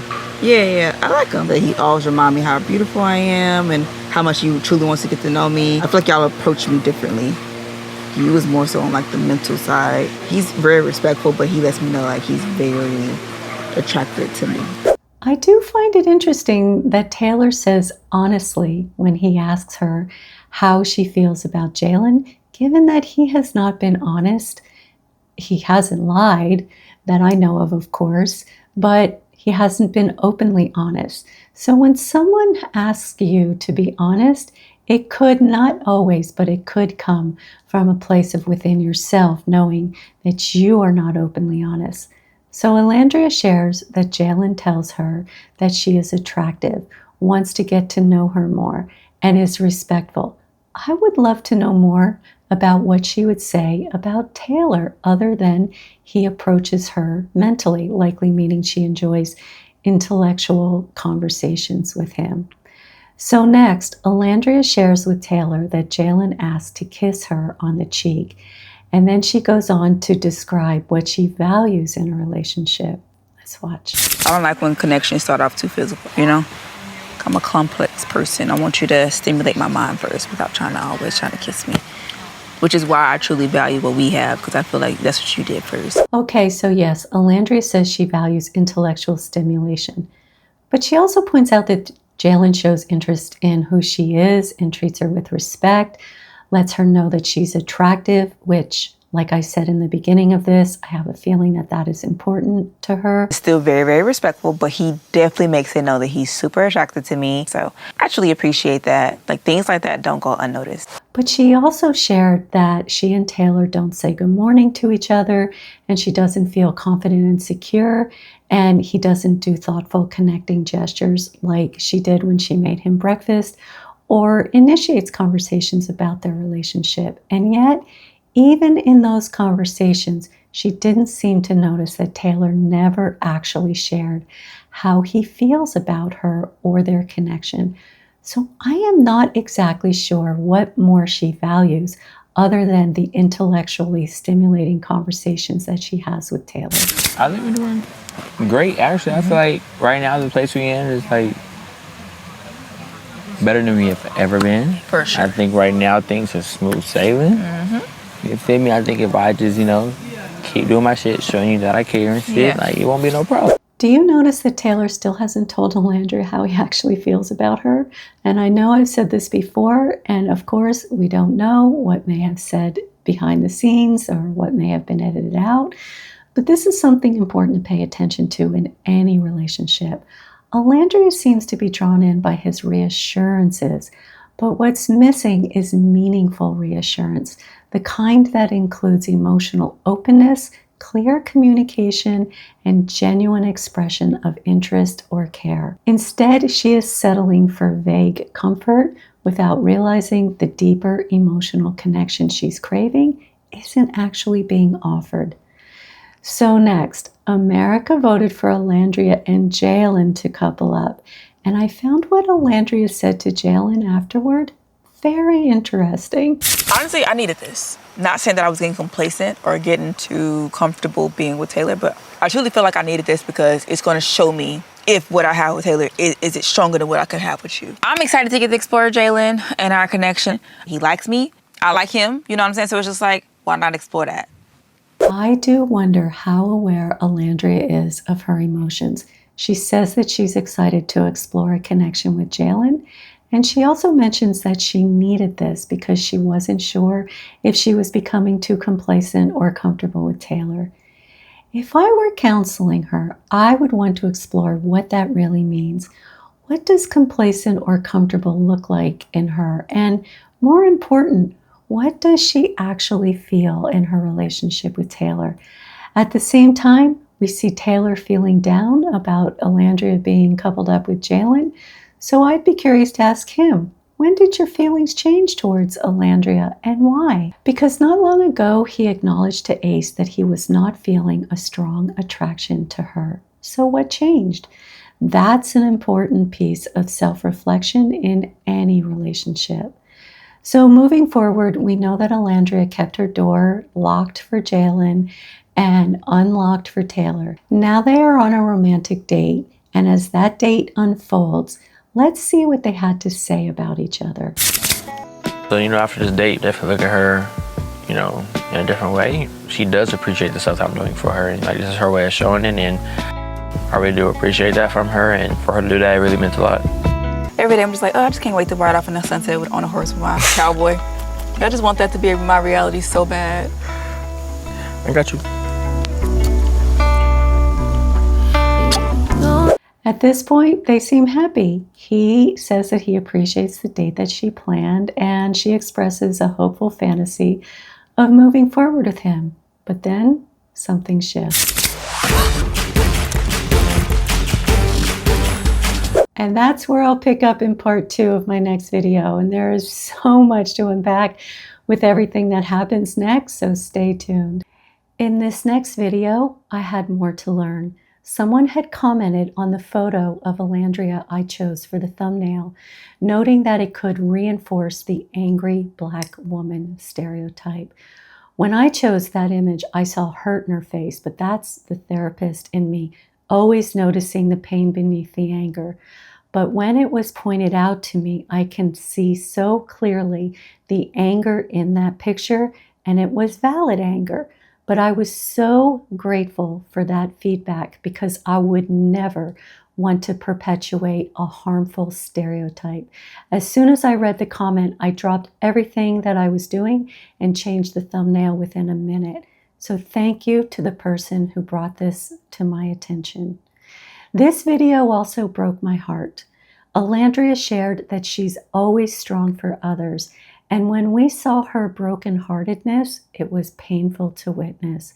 Yet, I am deeply grateful for her willingness to be vulnerable because it allowed me to speak to the challenges that so many face, having to appear strong for various reasons while quietly carrying deep hurt.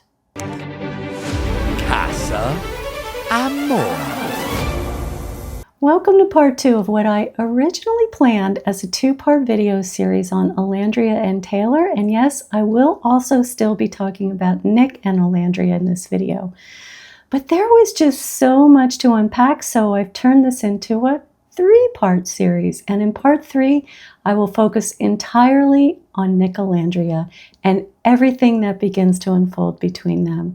The dynamics between Olandria and Taylor are layered, but when I looked at her early connection with Nick, even before they were officially Nick Olandria, something stood out to me. And that brings me to the question that has stayed with me throughout her journey. What if strength is what was keeping Olandria stuck? We often admire those who hold it all together, who don't cry, who seem fine. But what if that kind of strength is actually a barrier, one that keeps us from receiving the very connection that we long for? In this video, I'll continue exploring Olandria and Taylor, and I will also talk about the early moments with Nick that start to shift something in her. So let's just dive right in. She's a cool person, and it's something that I do, want to keep exploring. It's definitely making my head feel confused because, I kind of feel like it's the way me and Olandria started. We had hella shit in common and we connected so deeply. Taylor says he feels deeply connected with Olandria, but I find myself wondering what that really means to him. So let's talk about connection. We all crave it. As human beings, we are wired for it. But sometimes what we interpret as connection, especially in the beginning of a relationship, isn't always what it seems. Think of connection in degrees. When I work with couples who have been together for a while, they come in to see me when they are barely holding on, yet something keeps them tethered. I call that a thin thread of connection. On the other hand, when you first meet someone and you feel excited and you discovered shared interests and enjoy being around them, that feels like connection, and it is, but only to a certain degree. It's more about chemistry and early compatibility than deep emotional intimacy and connection. True depth of connection builds over time.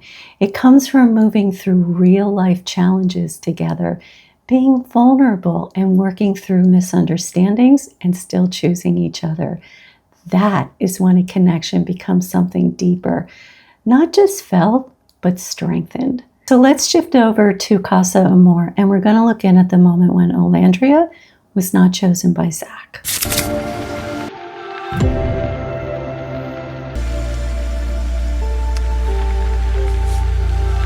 okay, guys. Congratulations, Amaya and Zach. You are now a couple. No, stop. It's okay. If I were counseling Olandria, I would ask her, where did you learn to shut down your own emotions and step in to comfort someone else instead?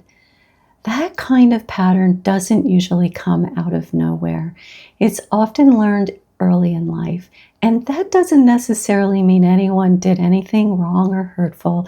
It just means that somewhere along the way, she may have learned that setting her own feelings aside and tending to others was what she needed to do.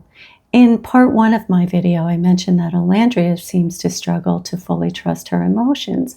And that can happen when you've spent your years growing up quieting your own feelings in order to care for someone else.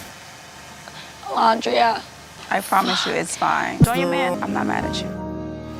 I love you.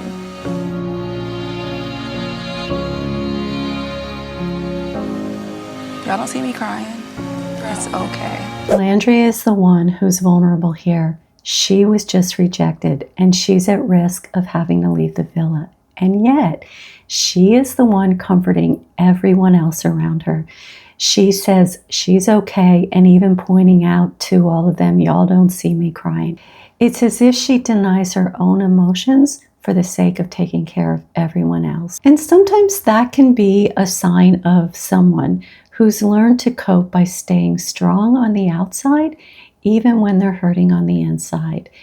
And then someone says this. My journey here has been one of a journey, and I'm okay. I promise you. Andrea. It's okay. I'm not mad at you, girl. It's okay. You are so strong. You have to be. Ain't nobody else over here gonna be strong for me. And that statement broke my heart. No one here is going to be strong for me. We have to stop saying that strength means hiding our pain. I see this all the time. True strength is allowing ourselves to feel our pain and manage it and to heal from it.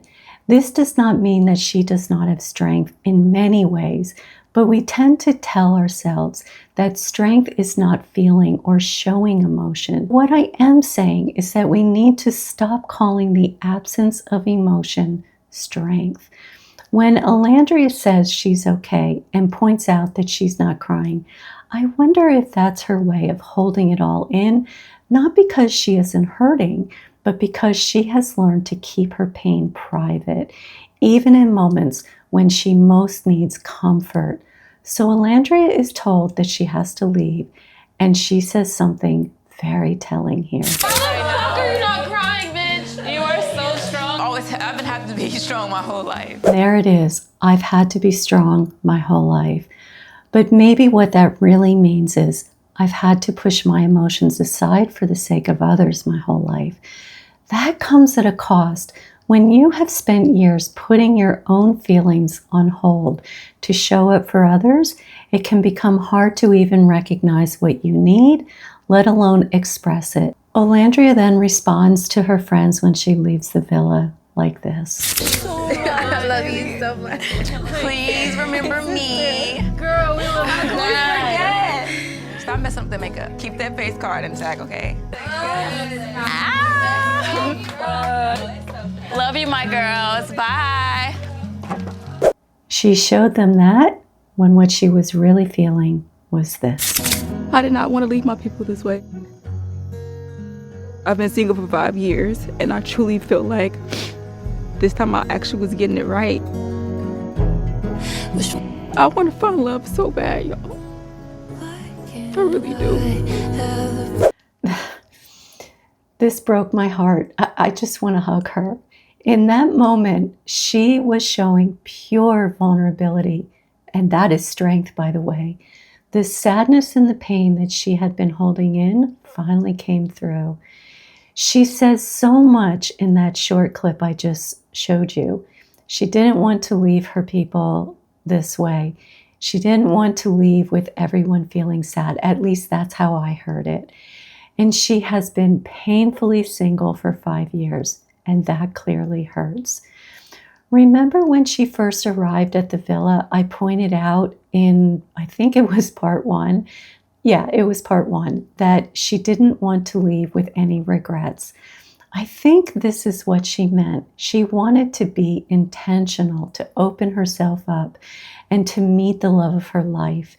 She even told Taylor that she wanted to ride off with him as her cowboy, and she wanted that to be her reality so badly. She wanted to love and be loved, and not finding that, not being chosen, hurt her deeply. And this is what I meant earlier. Even in her pain, she turns outward, caring for others instead of letting herself be cared for and comforted. It's a pattern that sadly I see often. The one who's hurting the most becomes the one trying to hold up everyone else. It is such an important reminder that so many people carry invisible grief behind strong smiles. Sometimes the kindest thing we can offer to others and to ourselves is permission to feel and learn to comfort ourselves as well as let others comfort us. So next, we know that Olandria and Nick had to leave the island, but then we see Nick and Olandria still on the island on what sort of seems like a beautiful date together. They talk about Taylor and Sierra being coupled up with someone else, and this is Olandria's reaction. I truly like Taylor. I've been Team Taylor since day one. If he's willing to throw all that shit away over physical attraction, that man was never mine. If you're able to come in and take my man from me, Taylor was never mine to begin with, and I'm okay with leaving this villa with a smile on my face and knowing that.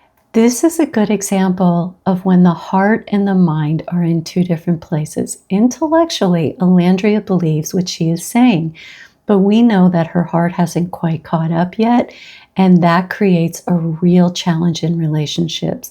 Because if Olandria lets go of Taylor, she's not just letting go of him, she's also letting go of those hopes and dreams she had for their future together.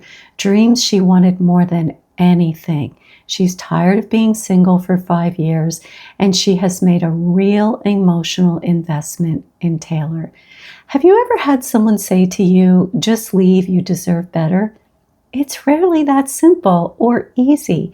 And as we continue watching, we'll see Olandria trying to emotionally separate herself from Taylor and just how complicated that process really is. You more of a color or you more of a edge of the bed type sleeper? I'm down for a little cuddle sesh. Nothing wrong with it.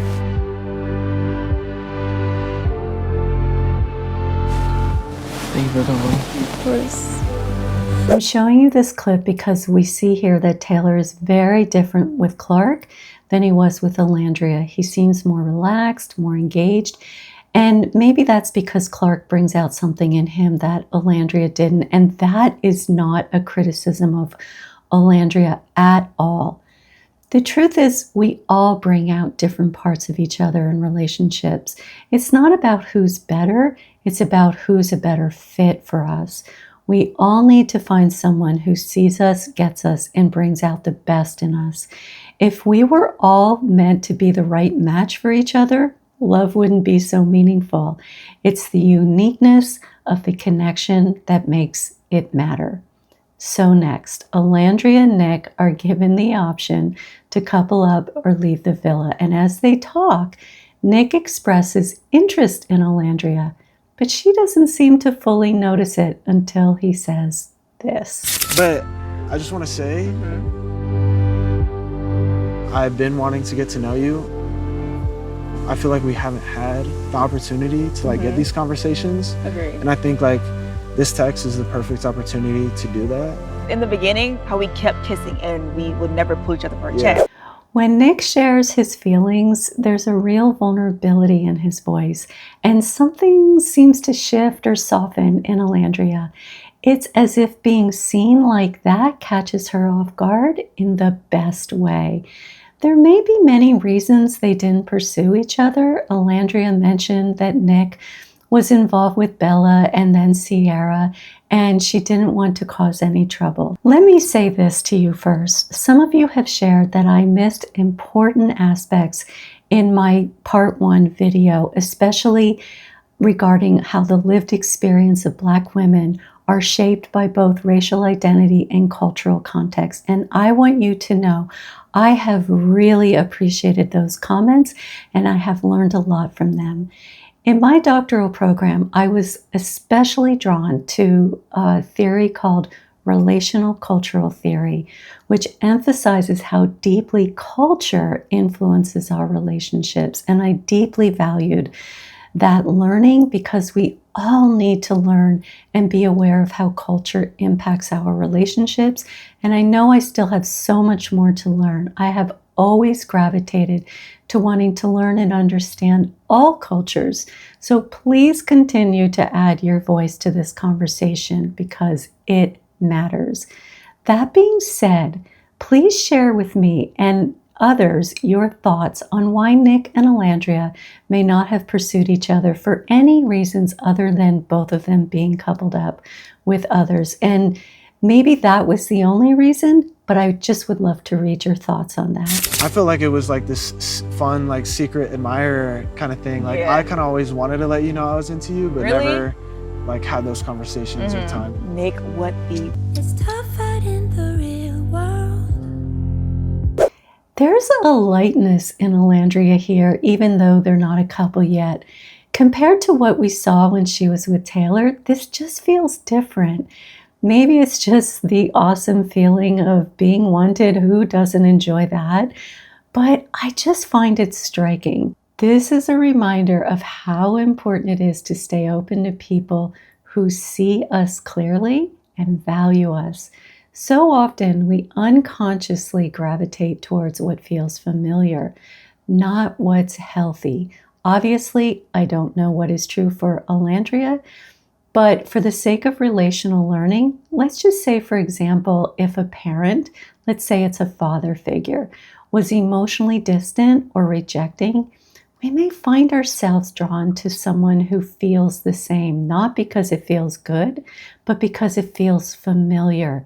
And sometimes we chase that familiar dynamic, hoping this time it will finally be different and heal that original wound if that person chooses us. But those wounds don't heal by repeating the past. They begin to heal when we choose something different. Okay, so back at the villa, Olandria and Nick are having a conversation about Taylor. He tells her that Taylor and Clark are interested in each other. The Taylor, or how was that? Not anymore? More Clark. So Clark and Taylor on each other. Coco's on the burner, and like Clark's the main. That's my op. She been putting in a lot of work, huh? Not a lot of work, just a lot of conversation. Yeah. You put in a lot of work. I have, like dates and shit. Like, come on out, hey. I wanted to show you this clip because I think it's important that Nick acknowledged and validated Olandria by saying she put in a lot of work with Taylor. He noticed her effort, and that speaks volumes about him. It shows that he was paying attention and recognized the emotional investment she made in that relationship, which likely means that he will notice when someone else makes an investment in a relationship with him.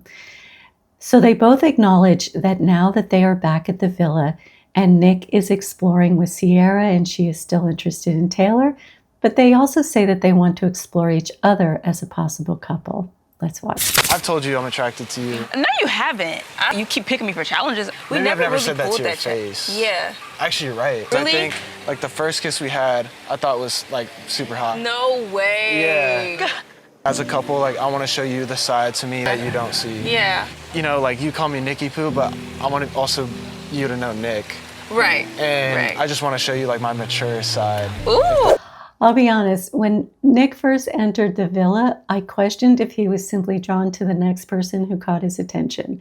But I'm also very mindful to not draw conclusions about people, because as a therapist, I've learned to not put people in a box. There's always something more to learn about someone, even people that I have known for years. And in this moment, I see an interesting side of Nick, someone who seems to be genuinely respectful of Olandria. It's not that he's been disrespectful to others, but here he appears more emotionally invested. He wants Olandria to see who he is on a deeper level, other than Nicky Poo. And I see in him that he is open to truly seeing her as well. When I walked in, like, you were one of the most beautiful women I've ever seen. And I told Taylor that the first few days. Really? I was like, yeah, I think you're super attractive and beautiful. You just make me blush. I love that Nick is so open in sharing with Olandria how he sees her as beautiful. And for whatever reason, she seems surprised by it. She is touched that he sees her as beautiful. And again, we all need compliments. But as I said in my previous video, Olandria does seem to respond very positively when she is told that she is beautiful. You can see that she is happy. So next, Olandria tells Taylor that she likes him. And in response, Taylor says that he plans to explore both her and Clark. And this is her response. Put up a fight, stuck by your side, and you know it. I'm so glad that you've literally taken in all this experience. She's a beautiful girl, and honestly, the ball's in your court at this point, you know? Please don't ever leave the ball in someone else's court when deciding whether or not they're going to be with you. I know this is painful for Olandria, and I remember the advice that she gave Huda when America voted for Iris to be coupled up with Jeremiah. I showed you that clip in part 1 of this video series, but she said, don't embarrass yourself by going too hard for a man. And I shared that with you because we often give advice based on our own experiences. So it is possible, obviously I don't know for sure, that Olandria has been falling into old patterns of going too hard for a man. And I really value you and our connection. And even though you have someone else right now, I still want to continue to nurture it. So if you're really gone, Because, yeah, like it is right now, but I don't know. I'm still gonna be exploring you too, and no. Yeah. So this is her hurt speaking, the part of her that doesn't want to give up on the emotional investment she has made with Taylor. And Olandria has found herself in the position more than once of not being chosen. Thank goodness we know that something better is coming for her, because it is painful to see her hurting like this. I do believe that Taylor doesn't want to hurt her, but vague reassurances can unintentionally do more harm than clarity ever would.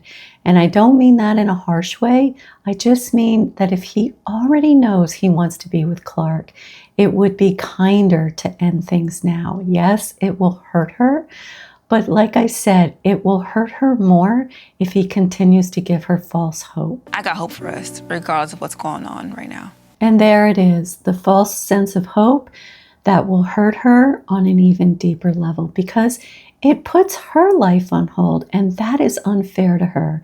It keeps her stuck, and it prevents her from moving forward. Flushed right now. Oh, shit. A little bit. Will I make you nervous or something? A little bit, but No I like way. it. No, but it's not like a normal nervous. It's Mhm. like, I really like your strong personality. Mhm. It kind of like, I don't know, makes me feel, Make you feel I don't know, what? I kind of like it. What? Yeah. Ooh. It makes me intrigued, for sure. Really? Mm-hmm.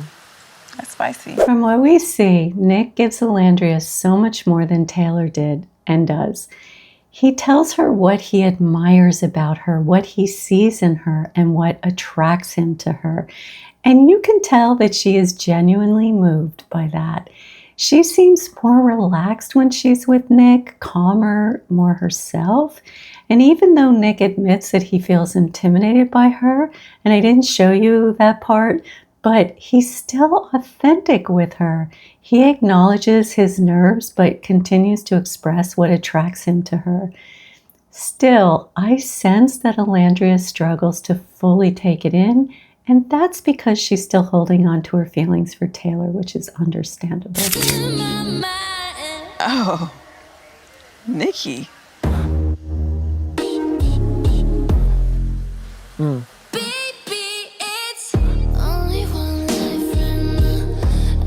Nick.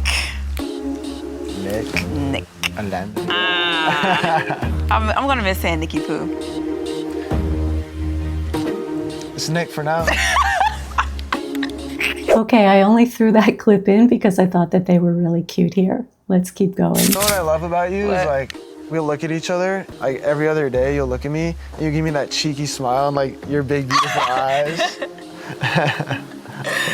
Oh my goodness. I'm trying to see if there's anything outside of the challenges. They bring out a playfulness in each other, something I didn't see when Nick was with Sierra or when Olandria was with Taylor. It feels to me like Nick isn't just attracted to Olandria, he's also showing up with a kind of strength she's longed for. As I shared with you, she said that she never had someone be strong for her. And in his own way, I think that Nick is offering that to her. Even though he admits he's intimidated by her, he's still willing to challenge her by pursuing her and seeing what they may have with each other. And that feels like strength. With Taylor, it was Olandria who was trying to move things forward. But now it's Nick who's taking the lead, not in a pushy or aggressive way, but with playfulness. And I think she appreciates that, whether she fully realizes it yet or not. The right connection isn't just about attraction, it's about how someone shows up for you and whether they invite you to be more of yourself. When we're in a relationship, it's not just how we feel about the other person, but also how do we feel about ourselves when we are with them. Of course, that feeling can shift from day to day, especially in long-term relationships, but overall, if you take a step back and you look at the bigger picture, how do you tend to feel in your partner's presence? Do you feel seen, content, valued, or whatever might be important to you? I have been pointing out that Olandria seems to feel different when she is with Taylor compared to even Jalen. Remember that? And now Nick. So after they kissed in Soul Ties, they have a very important conversation about how that experience felt to them. I think like last night for me, that kiss outside of the challenge was probably the truest test to that. Agreed. But at the same time, I felt like my mind was wandering while it was happening.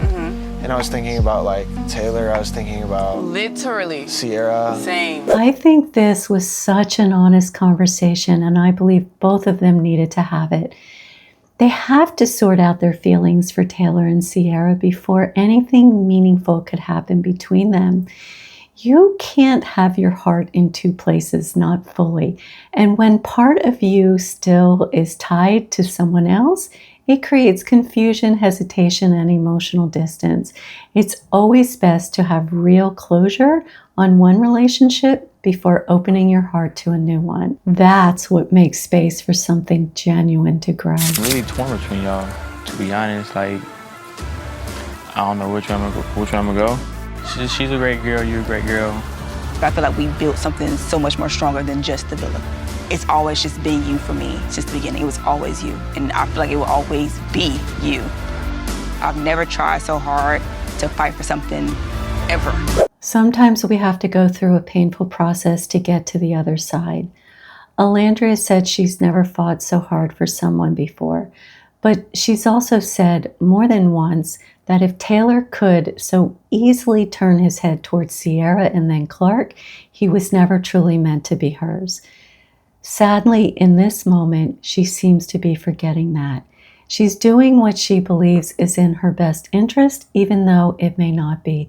And to be fair, Taylor is still giving her false hope, which only makes it harder for her to let go. And you know, we can't forget the environment that they're in on Love Island. I don't know what it's like to be in a setting like that with no contact with the outside world and no real break from the emotional intensity of trying to build a relationship. That has to influence the Islanders in ways that we can't fully see or imagine. And let's not forget what I said about how our past often shapes how we show up in the present. It is possible that Olandria is fighting for Taylor the way she may have once longed for a father who rejected her. Of course, I can't know that for sure, but I share this with you as something to consider in your own relationship journey. Sometimes we fight the hardest for the people who mirror old wounds, hoping this time it will turn out differently. So we know that in the coupling ceremony that Taylor chose Clark and Olandria was hurt yet again, and Olandria still did not let go as we see her choose Taylor for the game here. And then we see her here in another game, and Nick continues to pursue her. But then we have the mailbox challenge, and this happens. The night of the challenge, we had a little chat. You told me like, oh yeah, when I went, I wanted to kiss you back out of respect for Clark. I didn't. First of all, you never spared my feelings throughout this whole entire thing, but now you're sparing hers. Let me say this because it's important. It is so easy to take sides when we watch situations like this play out, especially when emotions are running high. But when I work with couples, one thing I have learned is that most of the time, not always, but more often than not, both people have a legitimate side. Their actions usually make sense when you understand what's going on beneath the surface, meaning where their actions are coming from, even if those actions are causing pain. And that doesn't mean you have to accept hurtful behavior. It means you try to understand it, and from that place, work toward growth. When I see someone causing pain in their relationship to their partner, my first step is to understand what's underneath that pain. Then I help them find a way to express that pain without causing more harm. People don't grow and change until they feel understood.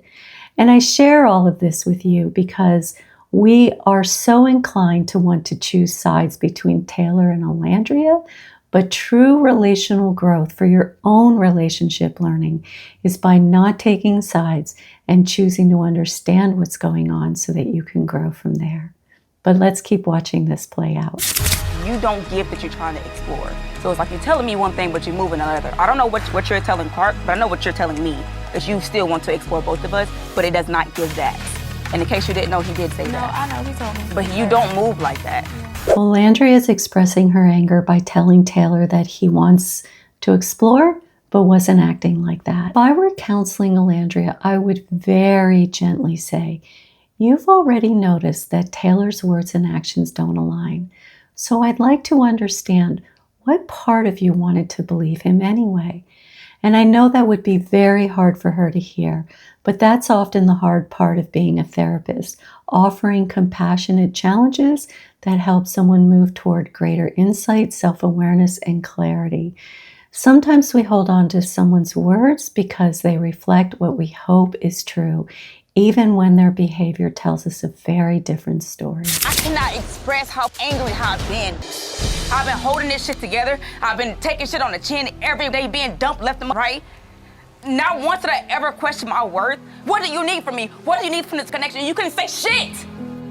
You know, it's hard to watch her because I know that that's all coming from hurt and pain. Just to be clear, this anger is actually very deep hurt. There's almost always a feeling that comes first, like sadness, fear, or rejection, but we often bypass that vulnerable emotion and go straight to anger. It's easier to feel angry than to feel hurt. Olandria said a few things here that really stood out to me. I didn't show you this part, but she mentioned that one of the reasons she was angry was because she had reassured Taylor when Jalen was in the picture. And then, as you just saw, she said she's been holding it together, taking things on the chin, being rejected left and right, and then asked, What did you need from me? For me, this is one of the hardest parts in my work of being a therapist, and that's gently helping someone see their blind spots. If I were sitting with Olandria, I might say, I hear how much you gave and how hard you tried, but I also wonder, why did you feel the need to reassure Taylor when he seemed to be telling you one thing and doing something completely different? Why do you feel like you have to hold everything together, even when it comes at a cost to you? And why did you take it on the chin again and again when you were so clearly hurt? And yes, Taylor was rejecting her subtly, repeatedly. And she says that she knows her worth, and I believe her. She has so much worth. So I would ask her with care and curiosity, can you help me understand why you kept enduring that rejection when you know deep down that you deserve so much more? And just to be clear, when I share these insights, I'm really not making judgment or conclusions about Olandria or Taylor. We don't know their full story. I am offering these observations based on what we are shown so that we can use their experiences to learn more about relationships in general. It's my experience too. I'm not moving to keep you here, you feel me? Right. I'm moving to make a connection, whoever I make a connection with. So that was my whole plan throughout here. And the way you was thinking was, you want me to move for you. You feel me? Like I shared with you, when I work with couples, I don't choose sides. Choosing sides can create more distance between two people, and that's not why couples come to counseling. And that doesn't mean I avoid difficult conversations. I absolutely challenge each partner, but I do so with fairness, compassion, and a genuine desire to understand their experience. With that in mind, I imagine this situation was hard for both Olandria and Taylor. Olandria's anger came out publicly, and that likely wasn't easy for Taylor to receive. At the same time, Taylor shares that Olandria wanted him to move for her, while he felt he was trying to move toward a connection for himself. In a healthy relationship, it's important that both people feel they are moving towards something together, that their connection is mutual, intentional, and growing deeper over time. When it starts to feel one-sided or imbalanced, it becomes harder to build trust and stay emotionally connected. Often, love alone isn't enough. Relationships require an emotional investment in personal growth and relational growth, and two people who are willing and able to meet each other where they are at is what is most important. From Taylor's words, I'm not completely sure that he was moving towards connection in a way that benefited both of them equally. And that's a wrap on today's episode. And in part 3, I'm going to unpack Nick Olandria. This next video was my absolute favorite to make. For each of my Love Island reactions, I comb through every single episode to pull out clips of the person or the couple that I was focusing on for the video. I will definitely be more organized next time so that I don't have to comb through all of the episodes for every single video. However, I especially loved weaving together a story about love. Nick and Olandria's journey was so unique, and because they didn't even see it coming, it was even more enjoyable for me to bring their story to life.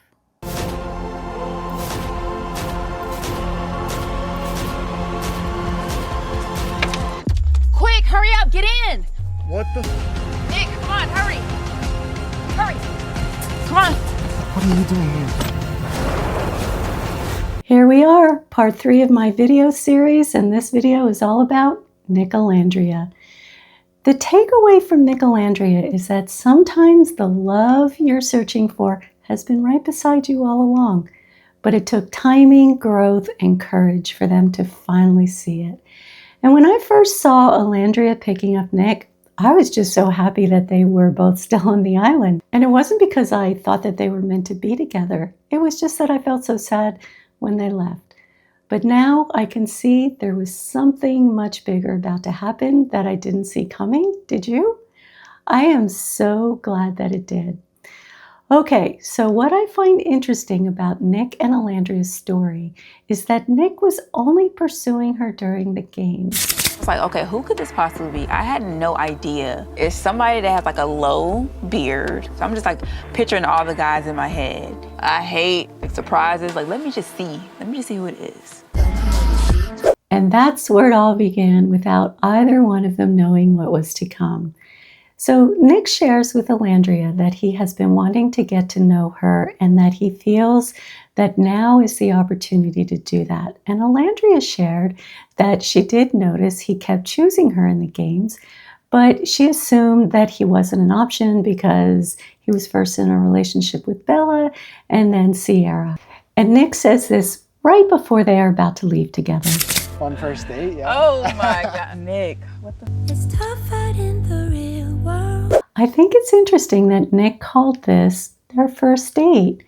And it's also pretty clear that he pursues her during the games. And I actually think I know what may have held him back. Here's the thing. When you feel attraction for someone, sometimes it's not the obvious obstacles that keep you from speaking up. It's something quieter, but just as powerful. But first, let's dive into their relationship and talk about that a bit before I share more with you. Before anything was ever going to develop between the two of them, both of them had to go through this. First, Olandria.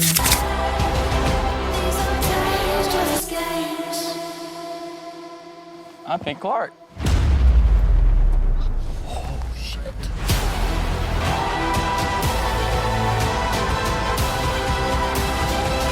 And then Nick. Sierra has left the villa due to a personal situation, leaving Nick officially single. Oh, you good?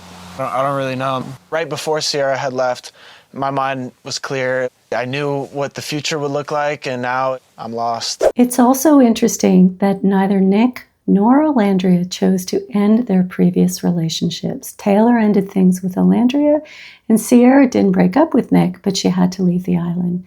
That turn of events left both Nick and Olandria single at the same time. For them to even consider exploring a connection, they first had to let go and grieve their relationships with other people. Without that process, any new connection risks being clouded by unresolved feelings and comparisons.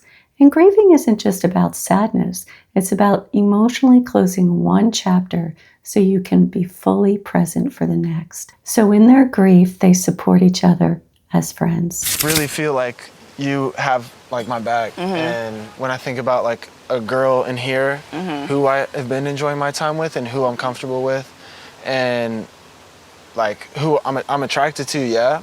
Someone I feel who would have my back, like that person would be you for me. And both Nick and Olandria are grieving here, and they are turning to each other because they share a meaningful connection.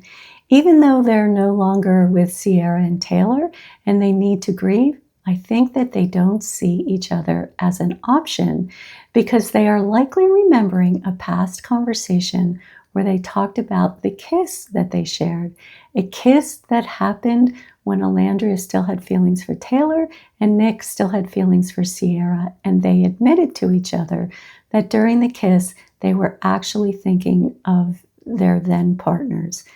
That memory adds another layer to this moment because it shows how their connection began in the shadow of other relationships. Now they have to see if their connection can stand on its own and not as a distraction from heartbreak or a comforting grief, but as something real, mutual, and strong enough to grow even with their complicated past with each other. And remember when Nick shared this? I think going into that conversation, it was mutual. You know, I think Taylor has always been the one for Olandria, and she knows how I feel about Sierra, so I think it's just better that we're friends. So now, even though they're both single, I believe that their kiss and their decision to remain friends has lingered between them. The thing about relationships is once we put a label on them, like friends, we often stay within the limits of that label. It can be surprisingly hard to shift the dynamic into something more. I feel like that thing I really appreciate about you is like bringing out I feel like a manlier side of me. And I think when I'm goofy, I feel like I bring out like a little bit of that funnier side to you. Yeah. I think Nick is still perhaps unconsciously pursuing Olandria. When he talks about what they bring out in each other, it's a kind of relational sharing that goes beyond the typical friendship. Comments like that show an emotional investment, the kind that often exists when someone sees the other person as more than just a friend, even if they haven't fully acknowledged that to themselves yet. So Nick asks Olandria how she feels about Taylor and Clark. She says that they are good together and she will support them. But then he asks her this. How'd you feel about Clark and Taylor being like 10th place? I felt great. All the challenge. I don't know why you think I was gonna be fake as fuck. You know I'm a real bitch. I felt great. You thought I was gonna give a PR answer? And hell no. I love that sound that she made. I don't even think I could repeat it as good as she did. So they may not fully realize it, but I see it. They are leaning into the best parts that they bring out in each other, along with the attraction they clearly feel. Yeah. Where you going? Someplace special. Oh shit, all right. Someplace really special. Really special? Yeah. Wait, so y'all said y'all was talking about what with LA? Oh, hold up. Do the honors. Such a gentleman. This was so important. Do you remember when Olandria talked about what she wanted in a man? Appreciate that resonates with me way more than a bill getting paid by a man. I get that, open door for ladies. Yeah. They the first ones in the elevator. Yeah, really, exactly. Yeah. Even when it comes to like walking down the sidewalk, what side are you supposed to walk on? Side close to the street. That's all. Come on now. So when Nick wipes the seat down for her, it's not just a small gesture. It means something to her. For Olandria, being treated with respect carries real weight. Simple acts of consideration like this communicate care, respect, and attentiveness in a way words sometimes can't. For someone who may have felt overlooked or undervalued in past relationships, I don't know that for sure, but moments like these can stand out as so deeply meaningful for her. And something else she said stood out to me when I was going back over clips from the very beginning of the show. Remember this? You're funny. Like, I dead was laughing. I never laugh at men jokes. She says she never laughs at men's jokes, yet with Nick, they share a mutual sense of humor. They make each other laugh, and their interactions have a playful, lighthearted energy. So next, Nick knows that the recoupling ceremony is happening soon, and he shares his feelings with Olandria. I think you're like the sweetest person, and I would like to keep, continuing like having each other's back, and you bring out like a lot of good things in me that I don't see too much of myself. Oh, Nick. So I just appreciate you a lot. I would love to know what Nick feels Olandria brings out in him that he doesn't already see in himself. That being said, he's vulnerable here because he knows Olandria can choose either him or Zach. And as I mentioned in my last video, he is pursuing her, but not in a pushy or aggressive way. Instead, he's doing it with respect. And honestly, I don't even think he knows himself that he is pursuing her, but he is. Olandria responds by acknowledging that they have a crazy bond, as she puts it, and then says this. We keep finding ourselves back into these moments, and even exploring you at that time, like, I feel like our heads was very clouded, and now we're in a position to where like none of those connections exist. I wouldn't mind exploring that still, although we didn't find that initial spark. I feel like it's because our minds were somewhere else. It was not here. I think Olandria has a nice ring to it. Olandria is insane. I love this because they are connecting on so many levels and their energy together feels very grounded. I especially appreciate that they both recognize the initial spark wasn't there, and not because of a lack of potential between the two of them, but because their hearts and minds were elsewhere at the time. That awareness leaves the door open for a spark to develop now. They have honest conversations, which is the foundation for building trust. It's not easy to talk openly about past relationships, especially with someone you're currently attracted to, yet they do it with respect and without defensiveness. That takes emotional maturity, and both of them show it here. And what's more, they are able to hold two truths at once, that they didn't feel that spark right away, and that this doesn't diminish the possibility of something real between them now. I love that. I love that Nick slips in one last subtle moment of respectful pursuit when he says, how did he say it? Olandria has a nice ring to it. It's playful, it's light, but it's also meaningful. A way of signaling interest without pressure, showing how humor and attraction come naturally to their dynamic. Whatever you decide tonight, like I'm truly like happy to even get to know you and be in your presence. Yeah. So. Aw, Nick, give me a hug. I love our chats. I play there always. And talk about emotional maturity. Nick tells Olandria that he'll be happy for her even if she doesn't choose him. What's powerful about that kind of respect is twofold. First, he's letting her know he's genuinely interested. Second, he's giving her the freedom to make her own choice without pressure. That kind of openness can actually make it easier for someone to choose you because it removes the fear of disappointing or hurting the other person. And I am not suggesting there was anything calculated about this on Nick's part. I believe he was being honest, authentic, and mature. But when you offer someone both respect and freedom, it creates space for attraction to grow naturally. Now, let me say this. Nick giving her the freedom to make a choice is very different from when Olandria told Taylor that the ball was in his court while he was maintaining connections with both her and Clark. I'm so glad that you've literally taken in all this experience. She's a beautiful girl, and honestly, the ball is in your court at this point. In that case, they already had a romantic relationship. He chose someone else, and yet he still left Olandria with false hope. With Nick, it's an entirely different tone. It's an open, honest conversation where they both know exactly where they stand. That kind of clarity builds trust instead of uncertainty, and trust is far stronger of a foundation for a relationship than mixed signals. I would like to couple up with this boy because he's always expressed how much he's valued me as a person, valued our bond. He has a crazy, quirky personality. I've loved him from the moment that I've met him. I'm super excited to spend the rest of my days with this person. The boy I would like to couple up with is Nick.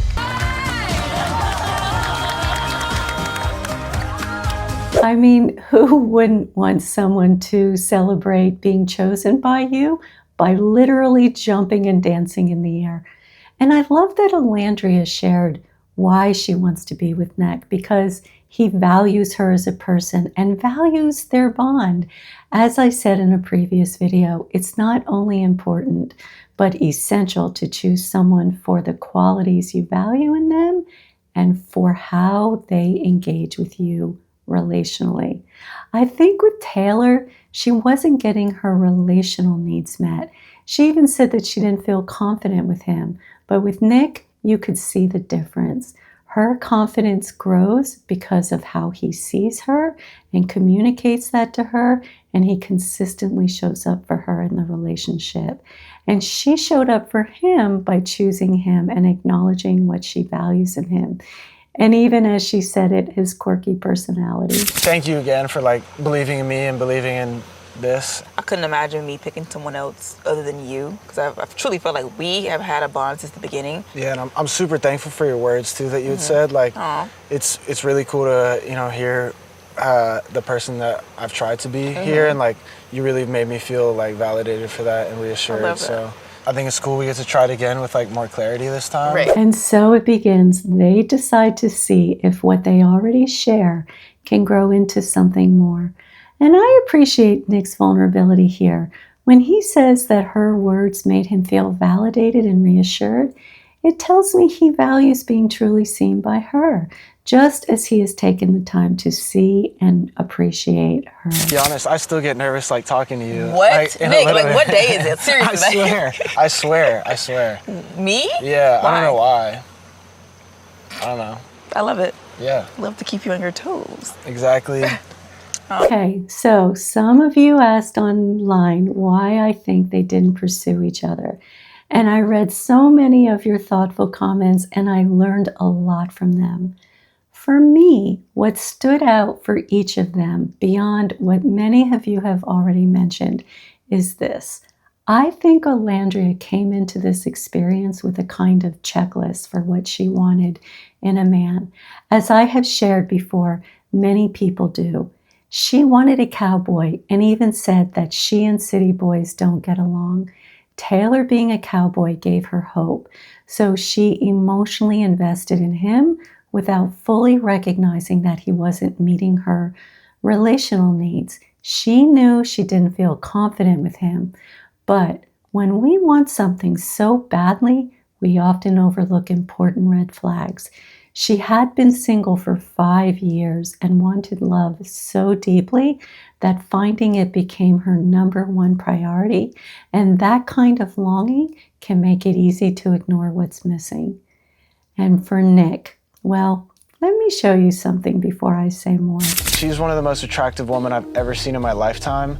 Okay, so he says that Olandria is one of the most attractive women he has ever seen in his lifetime, and that is a huge statement. And yet, with that in mind, Nick only pursued her during the games. Why? I think it comes down to fear of rejection. When you see someone not only as the most beautiful person you've ever met, but also as someone with a strong personality, which, by the way, he was also drawn to, can feel terribly intimidating. How do you pursue someone like that without risking a lot? That's why I think it's incredible that they ended up finding each other the way that they did, almost by chance, thrown together by circumstance. When you combine physical attraction, admiration for someone's personality and who they are as a person, and a genuine fear of rejection, it creates a high-stakes dynamic. For Nick, the risk of making a move and being turned down could have felt like losing not just a romantic possibility, but also the respect and connection they already had, which can make it even harder to take that first step. When they had to leave the island, but then given the option to couple up, that's when Nick showed vulnerability, telling her he had always been attracted to her, describing it almost like a secret admirer. I think that was the moment that tipped the scales. Circumstance gave him the opening he needed to finally say what he had been holding back all along. Without this change in timing, I'm not sure either of them would have taken that leap. And he's still pushing himself out of his comfort zone by admitting that he still gets nervous around her. That kind of honesty not only deepens connection, but also shows how much he values her. Okay, back to the present timeline. This shit keeps happening for a reason. You know what I mean? Like, it's always Nick and Olandria. And for our journey to be almost identical is mind-blowing to me. I can't wrap my head around this situation. Like, maybe it was Nick this whole time. We just been still oblivious to it. These crazy moments has led us to each other twice. They haven't been completely oblivious to each other, but they haven't pursued each other for many reasons. Many of what you shared in your comments and the reasons that I just shared. I think they are incredibly fortunate to have been thrown together like this. Sometimes circumstances have a way of bypassing the hesitation and fears that keep two people apart. And without this unexpected opportunity twice, they might have continued circling around each other from a distance, aware of the attraction, but never taking the risk to explore it. I think like continuing the lesson that my parents gave to me of like how much they stuck together and raised me together was like, that's really important to me. And like the partner that I do have, I really like, I want them to be super involved and like very much like 50-50 and feel like both sides are doing their part. Agree. So that's really important to me. Now they are having important conversations like how many kids they want and what that would actually look like. Both of them want an equal partnership in parenting. And honestly, while couples are often so excited about becoming parents, having a baby can be one of the most challenging times in a relationship. There are so many reasons for this, including not agreeing on how to parent. That's why it is so important that they are taking the time to talk about these things now before they find themselves in the thick of it, if they get there. So they continue to get to know each other.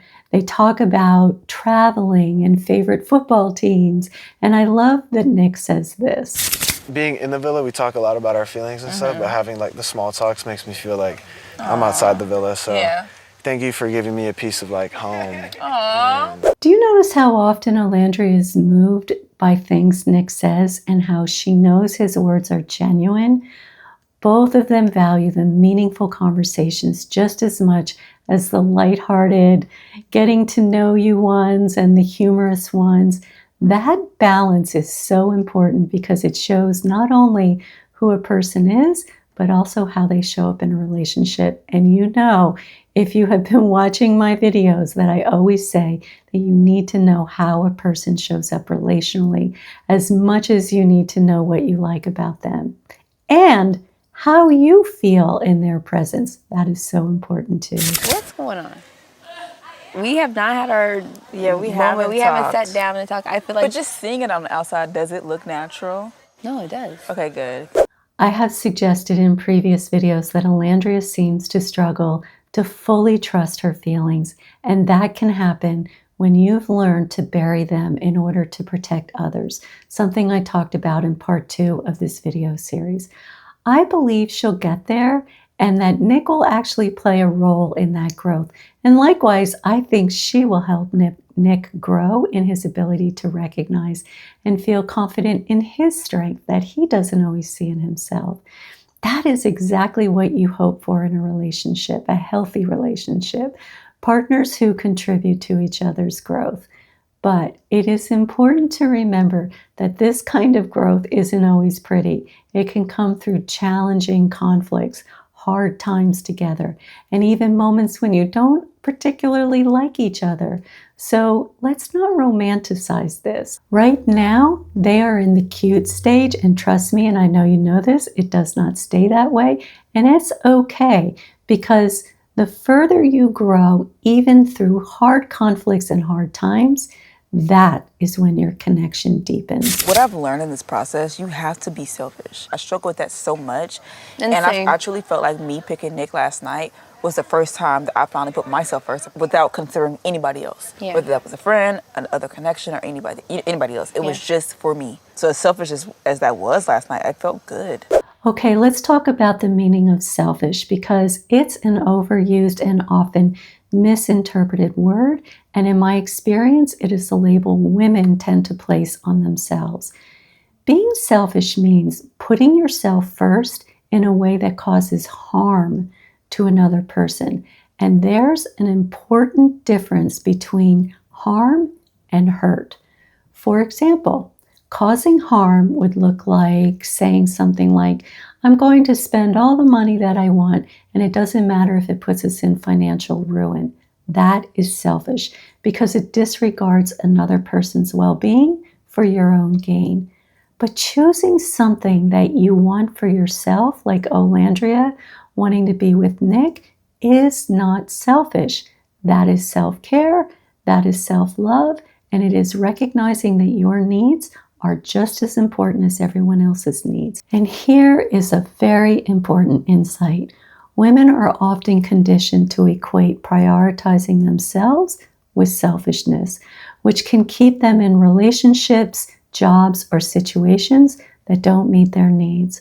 Learning to discern between true selfishness and healthy self-prioritization is essential for personal growth and relational well-being. Olandria choosing for herself was a sign of growth, not selfishness. The couple with the fewest votes and dumped from the island is Clark and Taylor. Hey, whisper. Love you guys. leave the winter like a tear. That chokes me up. I had to show you this because Olandria's emotional maturity is truly admirable. Even though she was hurt by Taylor, she still supports him and Clark as a couple and shows compassion as they are voted off the island. When she calls him Tay-Tay, it tells me that despite being hurt, she didn't villainize him.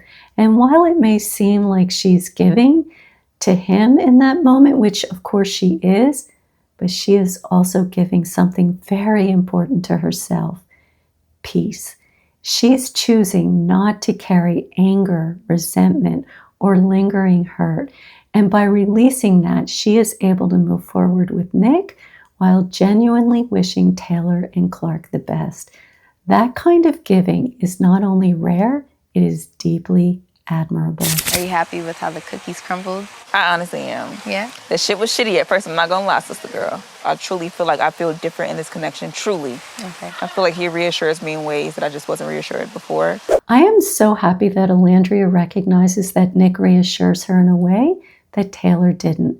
This isn't a criticism of Taylor, they simply weren't a good match.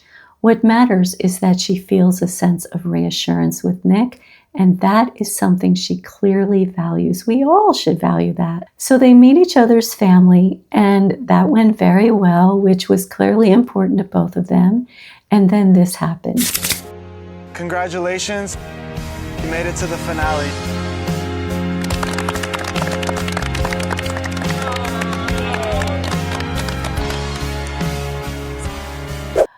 Both of them deserve to be happy, but hearing Olandria whisper, "I'm so happy," again, that chokes me up because I still hold the image of her hurt and sadness when she shared that she had been single for 5 years and longed to find love. Okay, let's move on to Nick and Olandria's date outside of the villa. Oh my goodness, yes, come on. What do you think it is? A sailor who went overboard. Oh my gosh.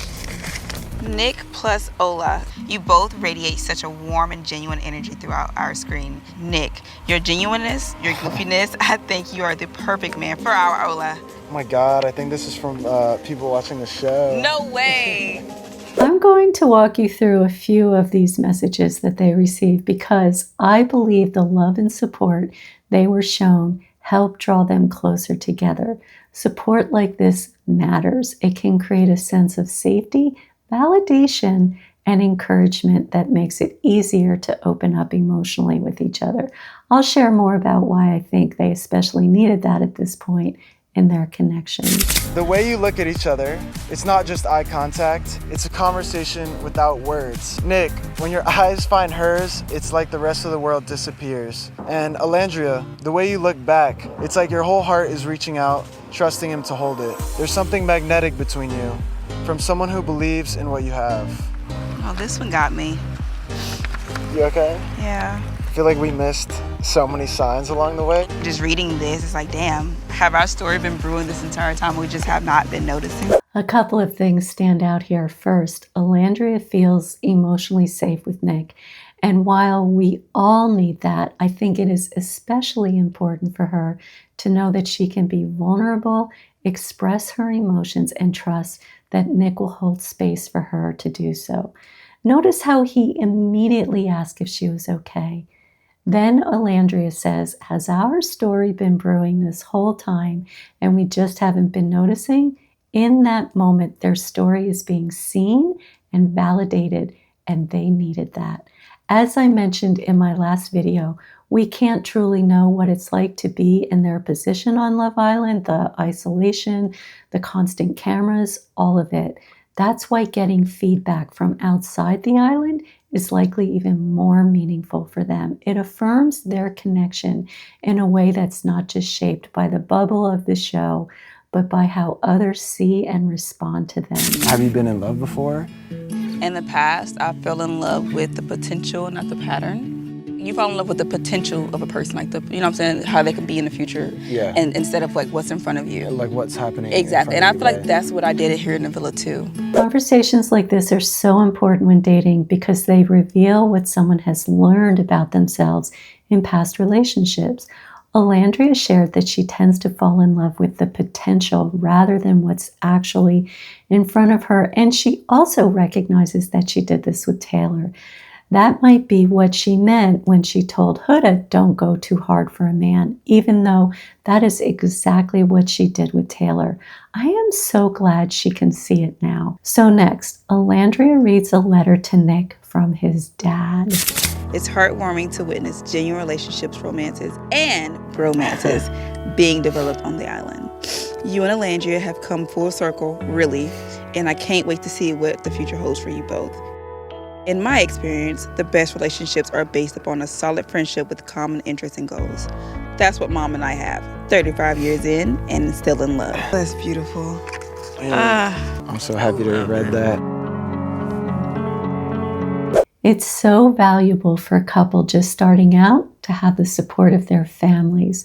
Sometimes family members hold on so tightly to the original family structure that they don't make room for their children to remain connected to them while also supporting them in building a family of their own. That's why Nick's dad's comment was so meaningful. He said the best relationships start with a solid friendship, common interests, and shared goals, and then added, that's what I had with your mom for 35 years and still in love. Hearing him say that while also expressing that he can't wait to see what the future unfolds for Olandria and Nick was powerful. In that moment, Nick's father was role modeling both love and the kind of wholehearted support that helps his son step into building a family of his own. You're the color of my That's my sister. I know. Can you read it? I love you. I love you and Nick together, and I love him for you. I think he's a good one for real. I love my sisters. I have not shared this much tears this whole time. I am sure many of you have watched that entire moment when Nick reads Olandria's sister's letter to her, and I wish I could have shown you the entire clip because it was so moving. And I love this. I didn't show it, but Olandria shared that her sister's support means everything to her, especially knowing that they like Nick as well. Family approval can carry a lot of weight, and in her case, it seems to affirm that she is making a good choice. What's just as meaningful is that Olandria feels safe enough with Nick to cry in front of him and be comforted by him. That level of vulnerability shows deep trust. When you can express raw emotion with someone and know that they'll receive it with care, it strengthens the bond and builds the kind of emotional safety that is essential for a lasting relationship. I cannot wait to see his face when he sees her. Wanna give you my love.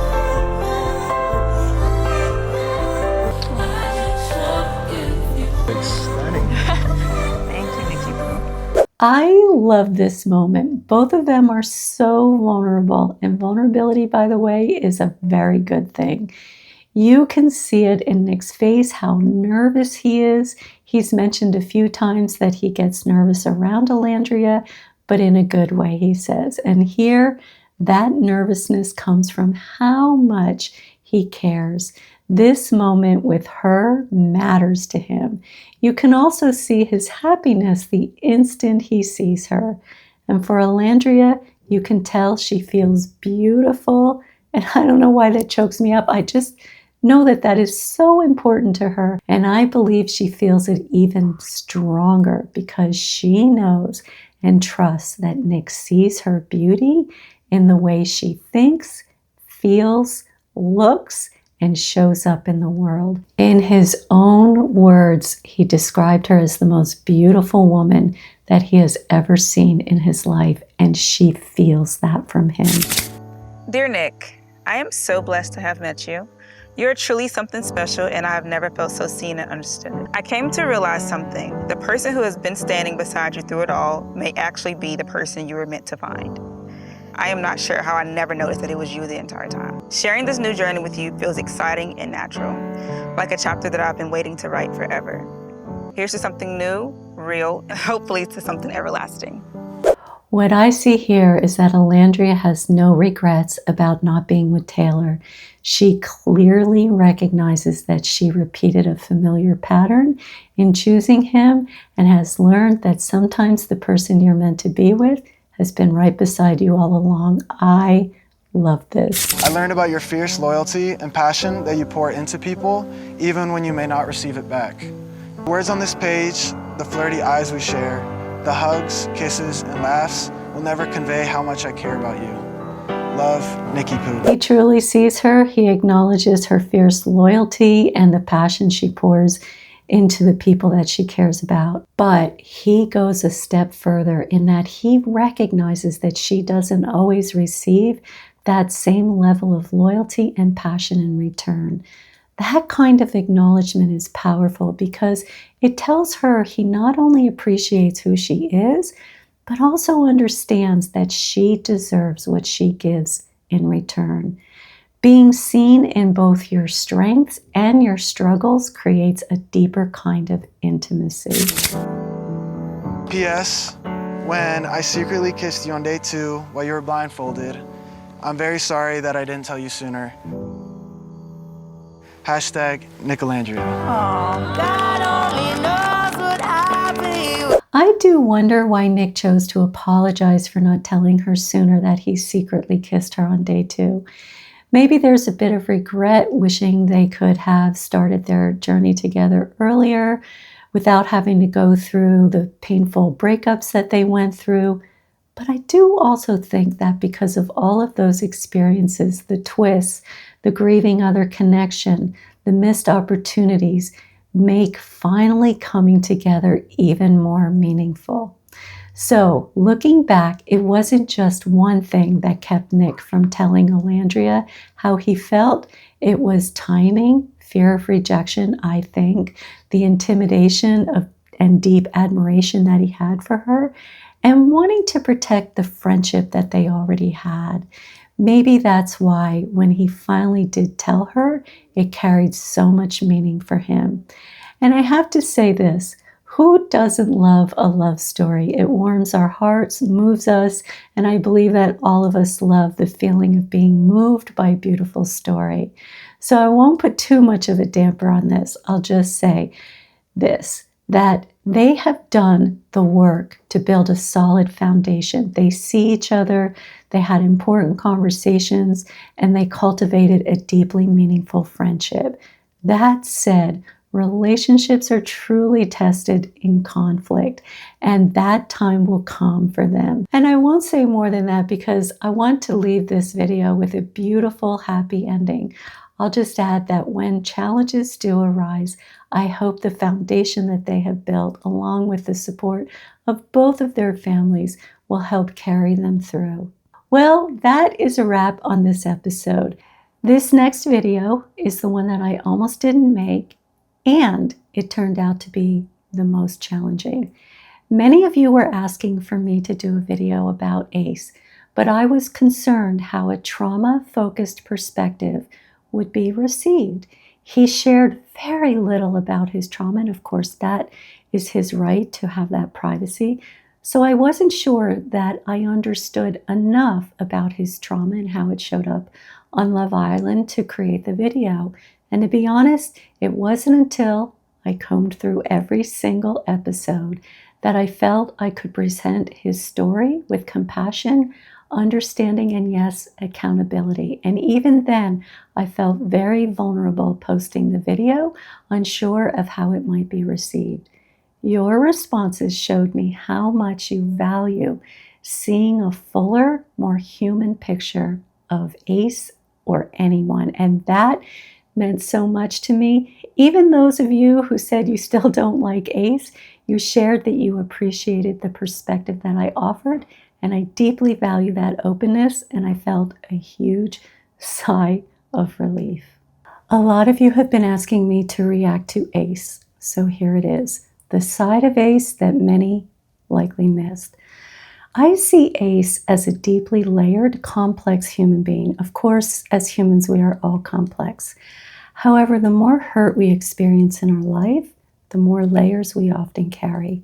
And that's what I see in Ace.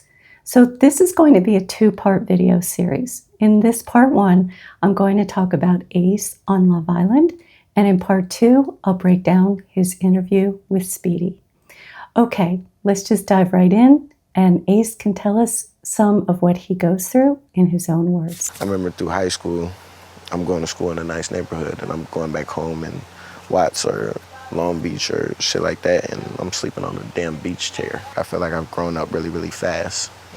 I've been through a lot of shit very, very early, and I don't know, it's been tough for me to find that sense of happiness or a place where I feel like I belong. It may seem like Ace didn't say much here, but he actually revealed a lot. When he shared that he was in a nice neighborhood but sleeping on a beach chair, he was describing the painful impact of comparison.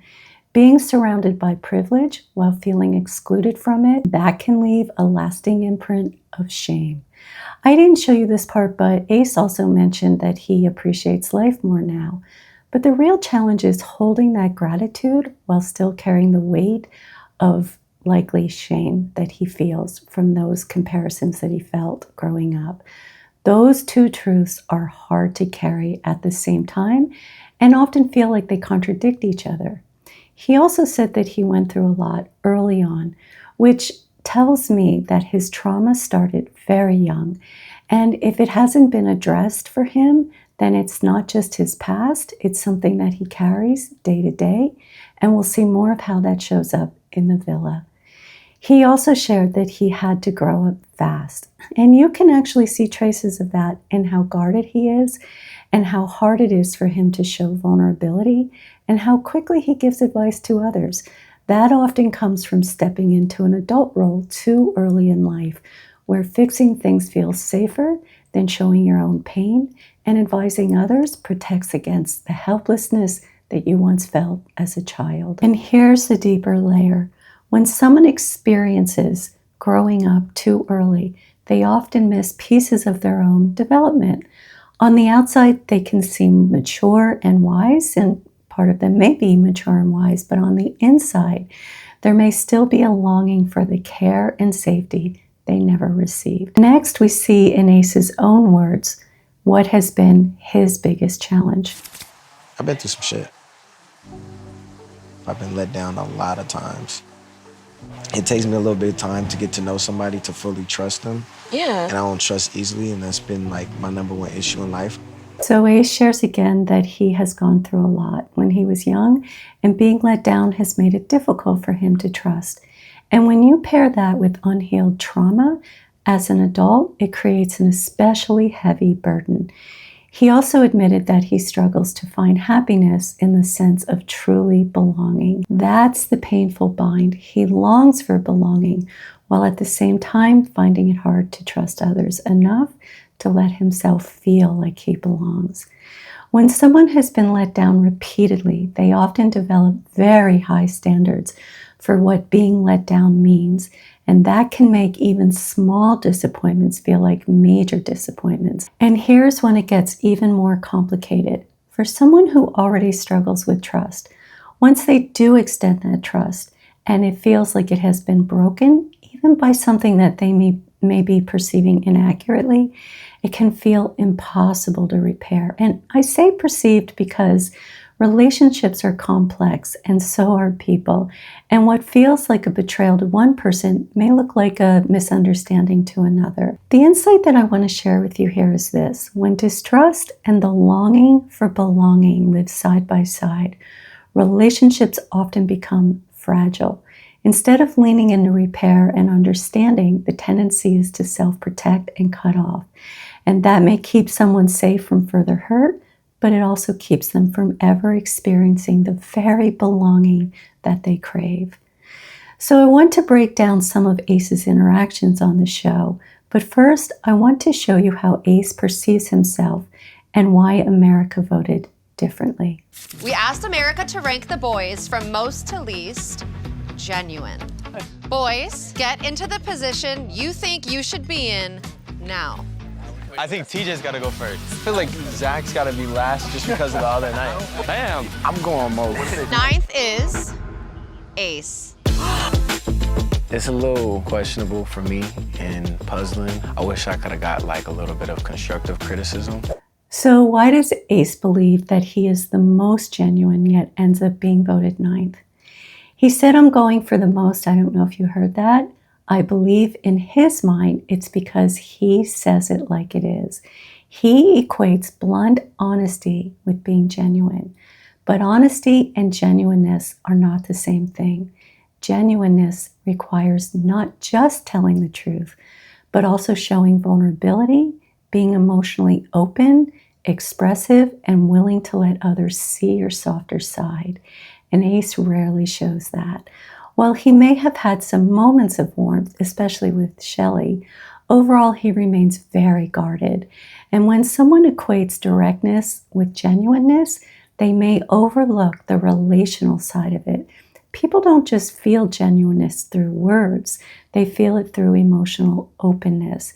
If you protect yourself too much, others won't experience you as genuine, no matter how honest you believe you're being. We asked America to rank the boys from best boyfriend material to worst. Next one, yeah. I don't really be making breakfast every morning. Ace has been going off with the dates. Are you kidding me? You're number 1, bro. I'm going least. Do you want to be next to me?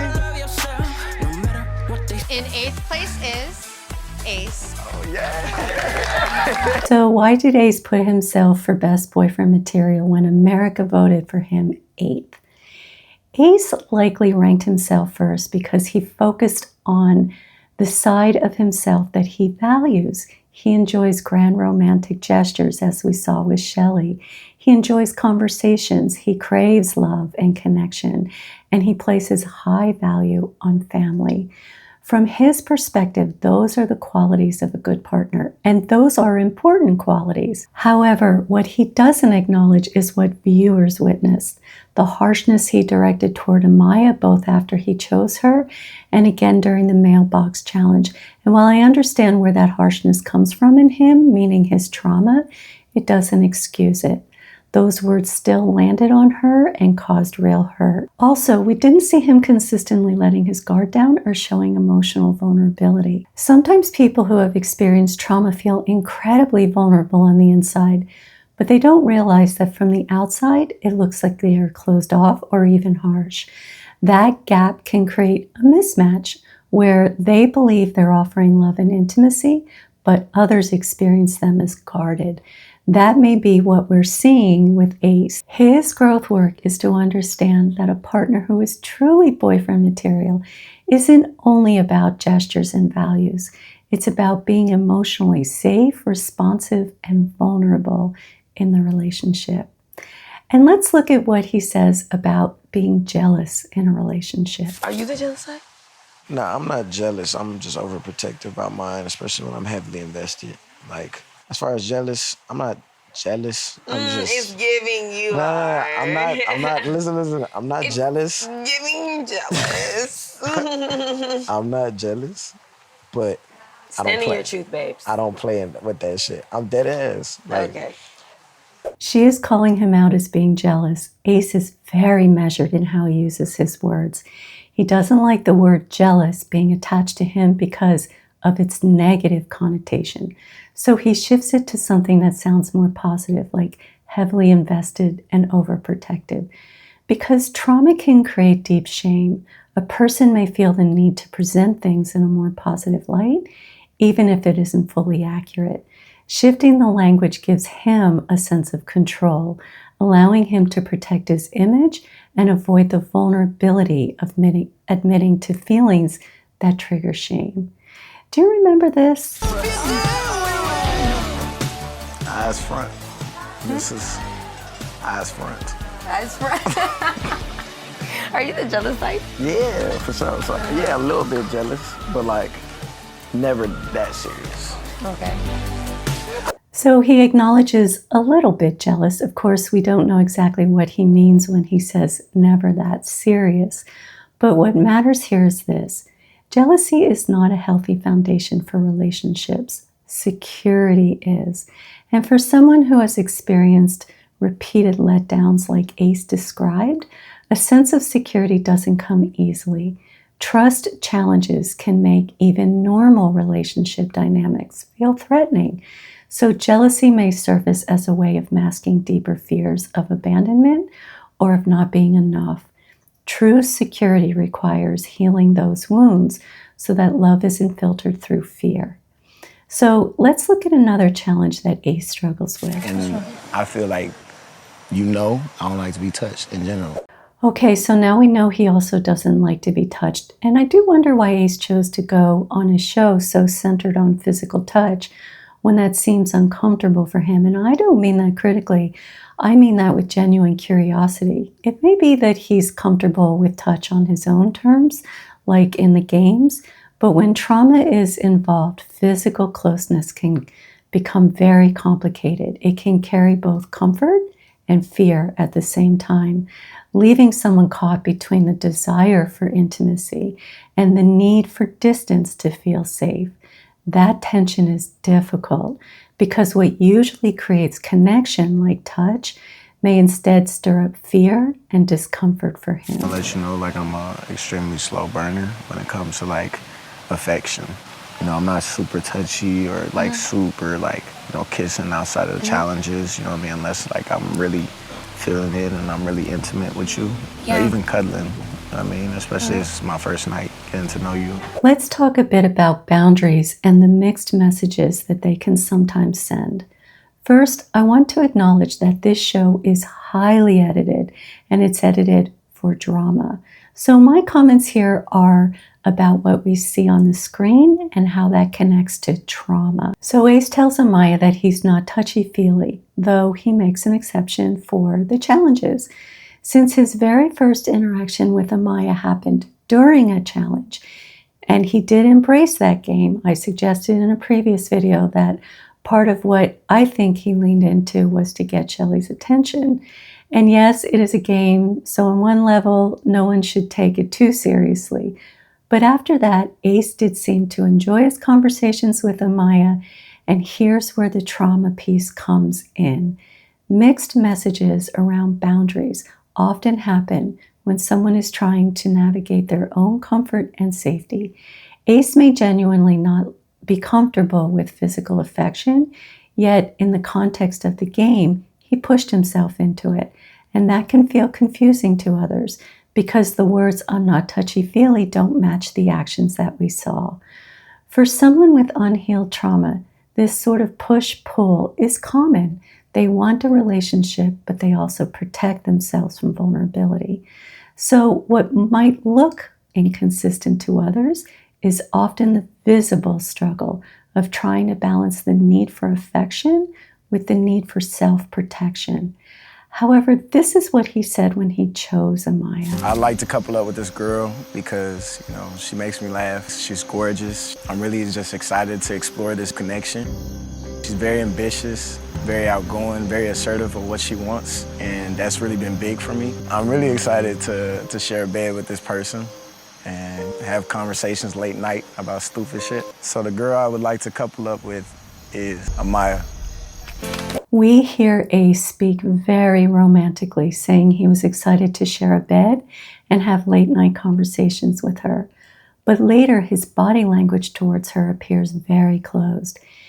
Ace chose himself as the most genuine man on Love Island, and yet, in this moment, his actions don't seem to match that claim. From a trauma perspective, this isn't unusual. Someone can long for connection, as I've said, and even speak to it sincerely, like we just saw. But when it comes to the vulnerability of actually showing it, their defenses can take over. The result is that the words sound genuine, but the body language reveals something very different. This means being with someone who could say beautiful words and that closed off when it comes to applying those words into action. And that's hard to trust. Now, that being said, I'm sure that many of you have opinions about what Ace's agenda might be to be on Love Island.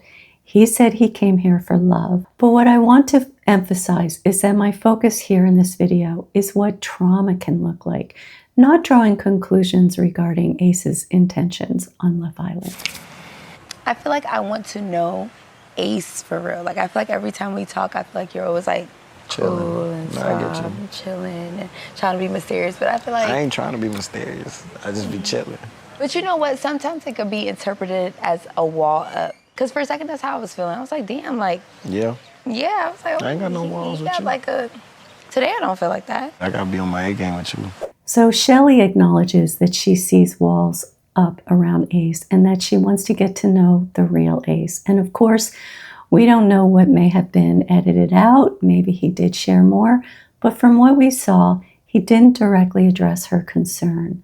So let's look at this through a trauma lens, not an Ace lens, because we don't know everything he said. When someone carries unhealed trauma, walls often become their protection. Those walls can feel necessary to help them feel safe, but they can also come with a cost. The same walls that protect also isolate. They keep a person from the very closeness and connection that they long for. And here's the painful paradox. What protects them in the short term can end up reinforcing the loneliness they most want to escape. Ace said he came looking for love, but the challenge for him is that real love requires vulnerability, trust, and the ability to forgive the person you love when they inevitably hurt you. And from a trauma lens, those are the very things that feel most unsafe, because when you've been hurt before, opening up, trusting, and forgiving can feel like you're putting yourself right back in harm's way. So let's talk a bit about Ace and Jeremiah. In the first episode, Huda first kissed Jeremiah and then kissed Ace. Oh, Jeremiah. How was the kiss? Amazing. Ace, that was your second kiss tonight. Yeah. I don't know how I feel about being a second choice. I don't know. Nah, she's gorgeous. Who do you want to couple up with, Jeremiah or Ace? Jeremiah. Jeremiah, Yes. Congratulations. Thank you. I won. Okay. Just a couple things to note here. Ace said he doesn't know how he feels about being second choice. And I wonder how, when Jeremiah said that he won, landed on Ace. Let's watch more.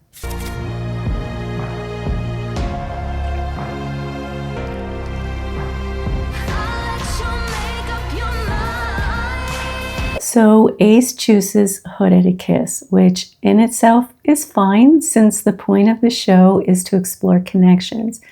But this is where things start to become troubling. Who kissed who? Who kissed me? Okay. You gonna leave me hanging, cuz? Okay, so who is it? I'm saying. Oh, you saying one of ours got up? Yes. I mean, she said she didn't, but...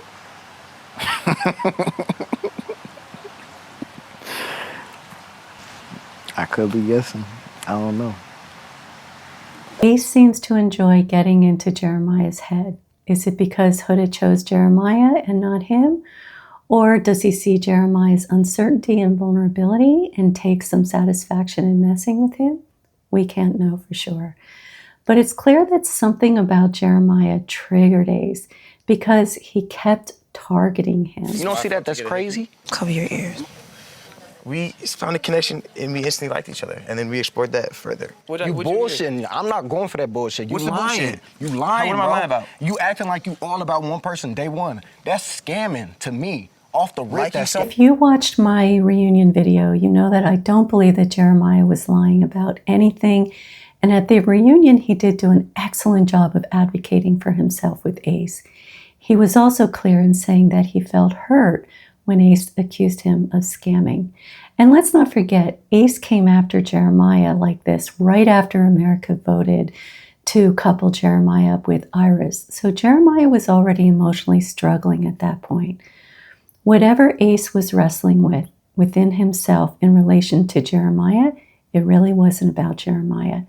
It's more likely that something in Jeremiah triggered Ace. And we also don't know if Ace was projecting. But this is an important trauma dynamic to notice. Often when someone is carrying unhealed trauma wounds, they can project those struggles onto others. In this case, Ace's reaction says more about his own unresolved trauma. and defenses than it does about Jeremiah's behavior. And then he targets Jeremiah indirectly through Huda. When I'm seeing the conversations that you guys are talking in, that scares me because I feel it's mad love bombing. In my head, you're coming here with an agenda. You're trying to be Mr. We've been locked in since day one and we're gonna leave here to villa together. Like, I'm not buying it. So Ace accuses Jeremiah of love bombing and coming in with an agenda. And again, if you watched my reunion video, you know I don't see either of those things to be true. So that tells me that Ace is either projecting or he's experiencing a trigger, but obviously we can't know for sure. Projection is a blind spot within ourselves when we put something about ourselves onto someone else that we don't want to see in ourselves. A trigger, on the other hand, means something about Jeremiah stirred up unresolved feelings in Ace that don't actually belong to Jeremiah. In other words, Jeremiah may have touched on something raw or unhealed in Ace, and instead of recognizing that, Ace redirected it outward. That distinction is important because whether it's projection or a trigger, neither has anything to do with Jeremiah's actual behavior. It has more to do with what Ace is wrestling with within himself. So the growth work here for Ace would be noticing those triggers in the moment and asking himself, is this about them or is this about me? Next, here is another challenge that Ace struggles with. Yeah, I'm good. I'm just drained. That's all. We can talk about it later, brother. Honestly, it's kind of hard to see the light at the end of the tunnel with this whole situation. But this is still a big-ass issue, you know what I mean? Like, how is it that this dude can have one conversation with Shelly since he's been back and it's all this torn type of mentality, or I'm still finding out if I want this and I'm still, like, it's problems on top of problems, and I've still made double the amount of effort.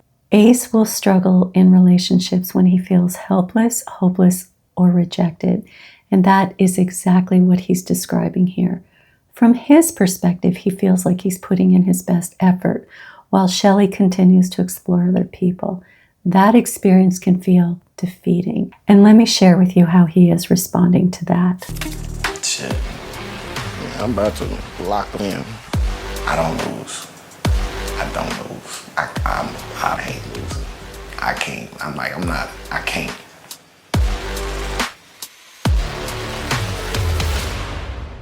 Here's the challenge. When you've experienced trauma, you have to carefully examine what investment in a relationship really means. True investment isn't about proving yourself or making sure you don't lose. It's about letting your walls down, allowing yourself to be vulnerable, and trusting that love isn't a competition. When Ace says, I don't lose, he's framing the relationship like a contest, winning versus losing. But relationships don't work that way. It's not about who wins, it's about whether two people can create safety, trust, and connection with each other. And for someone with trauma, shifting from that mindset of self-protection to one of openness is often the hardest, but also the most necessary part of love. So this next clip that I'm going to show you takes place after the game, where America voted on the categories like most genuine and best couple. As I showed you that Ace saw himself as the top choice in everything, but instead America voted him and Shelly as the least. And this is what he shared with Shelly. And then, I mean, at that point, it wasn't a surprise that we were both at the bottom as a couple. I'm looking back at the categories, it was like most genuine, trustworthy. It was just like, damn, this was y'all thing? Like, That was what the most important thing was to me, is to make sure you didn't look at me any type of different way. Here's where we see Ace in a vulnerable and frightened place. You know, this is where you have compassion and empathy for him. And that's the thing about vulnerability. We can extend compassion and empathy to someone when they show vulnerability. It's harder to do that when people are guarded. So for him, the thought of letting Shelly down or being seen in a negative light is overwhelming for him. Because throughout the series, he has mostly shown himself as a confident and self-assured person. And, you know, part of him is, but a part of him is not. That's the image he relies on to feel safe. So the possibility that Shelly might see him differently shakes him at his core. For someone like Ace, who has built his identity around being strong, being viewed as weak or inadequate feels almost unbearable for him. And in this moment with Shelley, he reveals the tension between the image he wants to project and the tender fear underneath of not being enough, which is a common fear, especially for men who have endured trauma at a young age. And finally, we see Ace read what he wrote to Shelley. That I wrote for you. That you wrote? I wrote. Bear with me, because I'm nervous as shit. What he's really saying here is, I don't step into vulnerability easily. So he shares his thoughts and feelings with Shelley, and then he says this. Well, who is Ace? Ace is a person who has been hurt by love and put his heart on restraint. Since day one, I have loved your willingness to pay attention to detail and understand me for who I am, regardless of the bickering, arguing, and complaints. Ace acknowledges that he has been hurt by love. The best thing that he can do moving forward is to grow from that hurt by gaining self-awareness, developing insight, and learning to understand and manage his triggers. That's the real work of healing. Because if he can turn his pain into growth, then instead of being defined by past wounds, he can create relationships that feel safer, more connected, and more fulfilling. Well, that is a wrap on this episode. The reunion episode was especially important to me, and I really had hoped everyone would watch until the end because the issues that were raised went far beyond the show. I am always passionate when creating my videos, but this one mattered on a deeper level. Learning about the racism that Olandria and Shelley endured after leaving the villa was deeply upsetting to me, and I wanted to shine a light on that reality. And I also hope to bring clarity to Huda's claims of feeling bullied while also acknowledging her trauma at the same time, showing how someone with power can unintentionally cause harm when they lack self-awareness around their unhealed trauma. Someone in the comments asked me to define bullying, so here it is. Bullying is repeated, intentional behavior, verbal, physical, or relational, that uses real or perceived power to intimidate, humiliate, or harm another person. And it can involve words, actions, or social exclusion, and often creates a pattern where the person feels unsafe or powerless, likely both. Huda was hurt because she was laughed at. And while no one wants to experience being laughed at, that is not being bullied. Bullying involves a pattern as a repeated and intentional behavior that uses a power imbalance to harm, intimidate, or humiliate someone.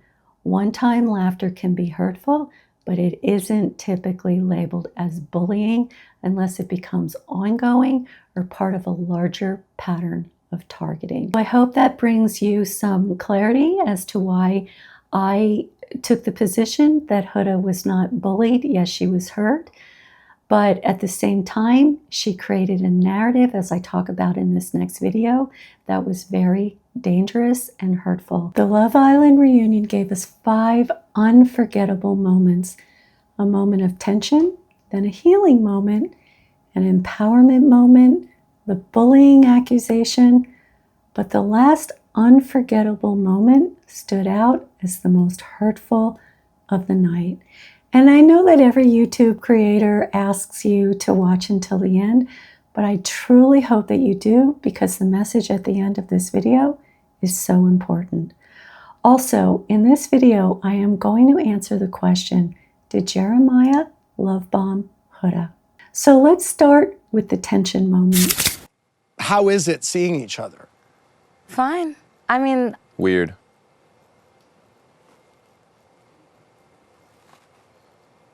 I'm fine. Very weird on my end. Very weird. Yeah, just weird.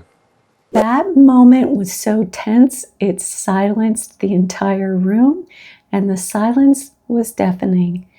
When I reacted to Huda's Call Her Daddy interview, where she shared a lot about her trauma, I talked about how there are really 2 sides of Huda, the vulnerable, fragile side and the defended, protected side. It's how trauma can split someone, with different sides showing up at different times. And tonight in the reunion, we are seeing Huda's defended side. So when she says she's fine, and she may very well have moved on from Chris, but that is not how she spoke about him in past interviews. He had a wandering eye. He was definitely looking at other girls, even if it was off camera, would say things about other girls. And it's like, why are you talking about a girl like that in front of me? And he would have little cute nicknames for girls. I wonder if Huda has learned to tell herself she's fine, even when she isn't. Chris, on the other hand, openly admits that being around Huda feels weird after the way she spoke about him publicly. Huda, I also heard you say in the press that Chris had kind of a running commentary going on the other women and that he had a wandering eye when you were together. What do you mean by that? Honestly, I'm not angry about it. It's just like, we just weren't a good match. It's okay. When Huda is asked what she meant by Chris having a wandering eye, she doesn't directly answer the question. She wasn't asked about whether she was upset. It was about an accusation that she made publicly about Chris. By shifting it to her feelings, she's deflecting to protect herself from the harder question. And that's why we see Chris react as he does. He isn't just responding to the accusation itself, but to the way she avoids addressing it, which can leave someone feeling both confused and dismissed. So next, Ariana asks Chris how he feels about the things Huda has said about him publicly since leaving the villa. I don't respect it at all. Do you think you would be friends? No. No. No. And why is that, Chris? I just didn't respect the way she handled herself on that interview and the things she said. And, you know, even since then, she's had a month to like apologize and like talk to me about it. But she waited kind of until like 2 or 3 days before today to try to reach out. Chris is saying he can't respect Huda's version of the events about him, and that's fair. It's incredibly difficult when you have no control over what others say about you. Even so, when Chris says he doesn't respect what Huda has said, I see him holding himself together remarkably well. He's clearly upset, but instead of attacking her, he is simply stating that he doesn't respect her words about him. What happened on that call? She said, well, I hope we can be good. And I said, I don't feel the same way. You know, I don't want that in my life. And I don't allow people that talk about me like that in my life. So, yeah, just keep it rolling. You know, I called him and I expressed, because it was weighing heavy on my mind. And I had started seeing more and more of the like hatred towards Chris on my For You page. And I was like, I need to address this to him. If Huda truly didn't agree with the hate Chris was receiving, then it's important to recognize that the way she speaks about him in interviews can contribute to that. The fact that she reached out only days before the reunion rather than sooner makes it harder to see that as a genuine attempt at repair. Timing and words both matter when it comes to easing tension and rebuilding trust. Okay, let's balance this with a healing moment. Let's talk about Hannah's hurt from being voted off the island and the truly healing moment that followed, both for her and the islanders who voted her off. As I'm sure that you already watched, Hannah was able to see the deliberation that Huda, Shelley, and Olandria went through when they decided to vote her off, and I just love Hannah's response. I think that the general consensus from what I've seen since I've been out of the villa is everyone wants me to be so angry at them. And they're saying, like, they're not your friends, like they wouldn't have sent you home, but regardless of who would have gone home, somebody was going to be hurt, and it doesn't mean that those friendships weren't important. It's so hard when someone gets in your head and makes you question your own thoughts and feelings. The fact that Hannah was able to hold on to her own truth, her thoughts, her feelings, even while she was hurt and wondering if she had done something wrong, is beyond admirable. But what is even more impressive is that in finding her voice, she not only affirmed herself, but she also created space for genuine healing with the women who were clearly hurt by making the decision to send her home. And I would shut that down every time because you guys are important to me and you guys treated me so well. And this wouldn't have happened, Amaya and Brian wouldn't have happened. I am so grateful that these beautiful connections were able to come, even if it was off of a heartbreak for me. I get to cherish these friendships forever. Emotional maturity is truly beautiful to witness. Hannah was able to share her hurt while also extending grace and understanding, and that's rare. She acknowledged that yes, she was heartbroken, and yes, she understood why they voted her off the island, and yes, she still values the friendships she made, and she is genuinely happy for the connections that others found, even while carrying her own heartbreak. Holding both pain and understanding at the same time is not easy, but that's exactly what she's doing, and it shows a depth of maturity that builds bridges rather than walls. So let's talk about the third memorable moment and what it means to find your voice and finally feel empowered. And for that, we're going to turn to Jeremiah, and we'll start with how he and Huda reflected on the pancake moment. Oh, the infamous pancake moment. I actually did a video about the pancake moment if you'd like to check it out. So Andy suggested that it seemed like the pancake moment seemed to push their relationship over the edge. And he asked Huda if she overreacted. Let's see what she says. I mean, it sucked having an uncooked pancake, I'm not gonna lie, but he made the effort to make a pancake. God bless him. Huda doesn't really answer the question, does she, about overreacting? Instead, she deflects by redirecting the focus back on Jeremiah, saying that she simply wanted a cooked pancake, but he tried. But we all know how strongly she reacted in that moment. I mean, that's exactly why it's being brought up at the reunion. By dismissing it, she avoids facing the deeper issue. As I have suggested before, if Huda were to publicly or even privately take ownership of her actions, it would likely trigger shame. She hasn't yet learned how to accept responsibility for her hurtful behavior without being consumed by shame. So instead, she deflects. And that's not uncommon for people who carry unresolved trauma. Deflection becomes a shield against the unbearable weight of shame. She doesn't realize that she's protecting herself from shame. It's simply her automatic defense against it. So next, Andy turns to Jeremiah and brings up how Jeremiah had said in the press that his relationship with Huda was toxic.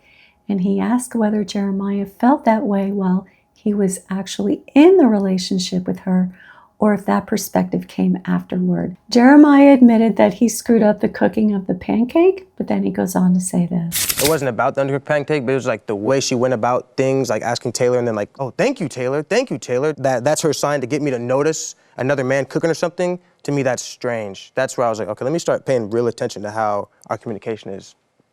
There's definitely things that I should have worked on, and that's those things that I'm addressing in my life now. The thing is that you learn from mistakes and you work towards being a better person. Jeremiah handles this well. He doesn't accuse or blame, but instead he reflects on the dynamic with curiosity rather than defensiveness, and that shows a level of emotional maturity. Huda's response is a small step toward ownership, but what's missing is an acknowledgement of how her actions impacted Jeremiah and their relationship. Without that piece, the repair is very limited, because true ownership in relationships isn't just about recognizing what you did. It's about recognizing how it affected the other person. So Charlie stepped in and said that he would have never put up with how Huda treated Jeremiah. And Jeremiah again steps in, showing his growth. I'm never going to put the blame all on one person, but like our date, for example, I'm like, okay, first we have to, survive the villa. Then we gotta, do long distance. Then we gotta, date in the same city. Then we move in together. But then watching the clip back, she goes and tells the girls, he said he wants to move in with me.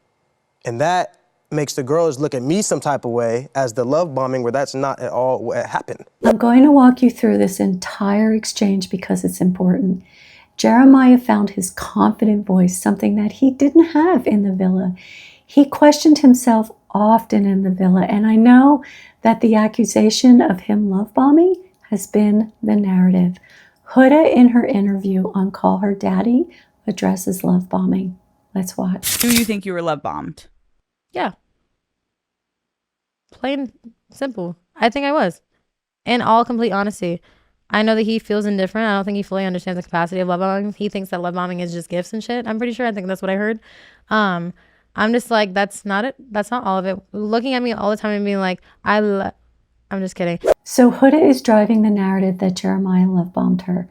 And Jeremiah at the reunion asked Huda directly if she felt that he love bombed her, and she said yes. So let's see what he says about that. The definition of love bombing has to involve intent and manipulation.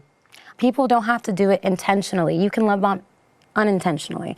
Let me say this. There is a difference between love bombing and moving too fast in a relationship. Love bombing is a manipulation tactic. It's about overwhelming someone with affection to gain control of them and the relationship. Moving too quickly is not about control. It's about a genuine excitement or inexperience with pacing. The key difference is that love bombing ignores your boundaries, while moving fast will respect them. If you're asked to slow down, you will do so. Okay, so if you saying I love you twice in 3 days, and then me saying, yo, sometimes I do too much, I'm gonna be overbearing, let me know if I'm tripping, and you say, no, you're doing fine, how am I love bombing you if I'm coming to you and asking you, yo, I think I'm doing too much, am I? And you say no. And this is the difference between love bombing and simply moving too fast. Jeremiah was checking in, asking if she needed boundaries, wondering if he was doing too much, and inviting her to let him know. Someone who is love bombing would not do that. They would push for more control, ignore boundaries, and manipulate to gain power. Moving too fast, on the other hand, like I said, often comes from genuine excitement or inexperience. It's about wanting closeness, not control. That was the case here. Jeremiah then goes on to describe the double bind that he felt that he was in, meaning in Huda's eyes, he couldn't win no matter what he did. Let's watch what he says. And then also at the same time, I'm not doing enough. So with those 3 facts alone, in my eyes, I can't be love bombing you because those all contradict what love bombing is, from my point of view. Well, yeah, I felt all the emotions. Like when you would tell me things, like I've truly felt those emotions. They were real. Yeah, sure. I felt those emotions. I didn't love bomb you. I just wanted to like explain why to everyone else that said I was love bombing. Does that make sense to you, Ace? Jeremiah found his voice a healthy, empowered, confident voice. And he's right. He did not love bomb Huda. What is important here is that he was able to speak with clarity and confidence without defensiveness, and that is growth. From there, he turns to Ace. And since Ace, I believe, is the one who first started the narrative that Jeremiah had love bombed Huda. When you're telling me very early on, yo, if a bombshell come in, just tell your girl, oh, I love you, and your girl not gonna leave you, and you tell me it's a joke. Yeah, it's very clearly a joke. Okay, but this is something a little off. Yeah, but love bombing is to that person. I can't love bomb Huda through you. So far, Ace hasn't really shown that Jeremiah was love bombing. You're coming to us about what should I do about this girl? What should I do about this? And then you guys are having this toxic ass relationship throughout the villa. True. It's affecting all of us. I agree. I liked her too much, moved too fast, with you on that. Yeah. But by definition, like I did not love bomb her. I just liked her too much, too fast. This is where it would have been really powerful if Ace had expressed regret for attaching the label of love bombing to Jeremiah. Ace challenged Jeremiah more than once in the villa, and what matters most is that Jeremiah is rewriting the narrative and reclaiming his story. And he does it without attacking or blaming anyone. He is simply defining what love bombing is and isn't, and by clarifying what he did and didn't do.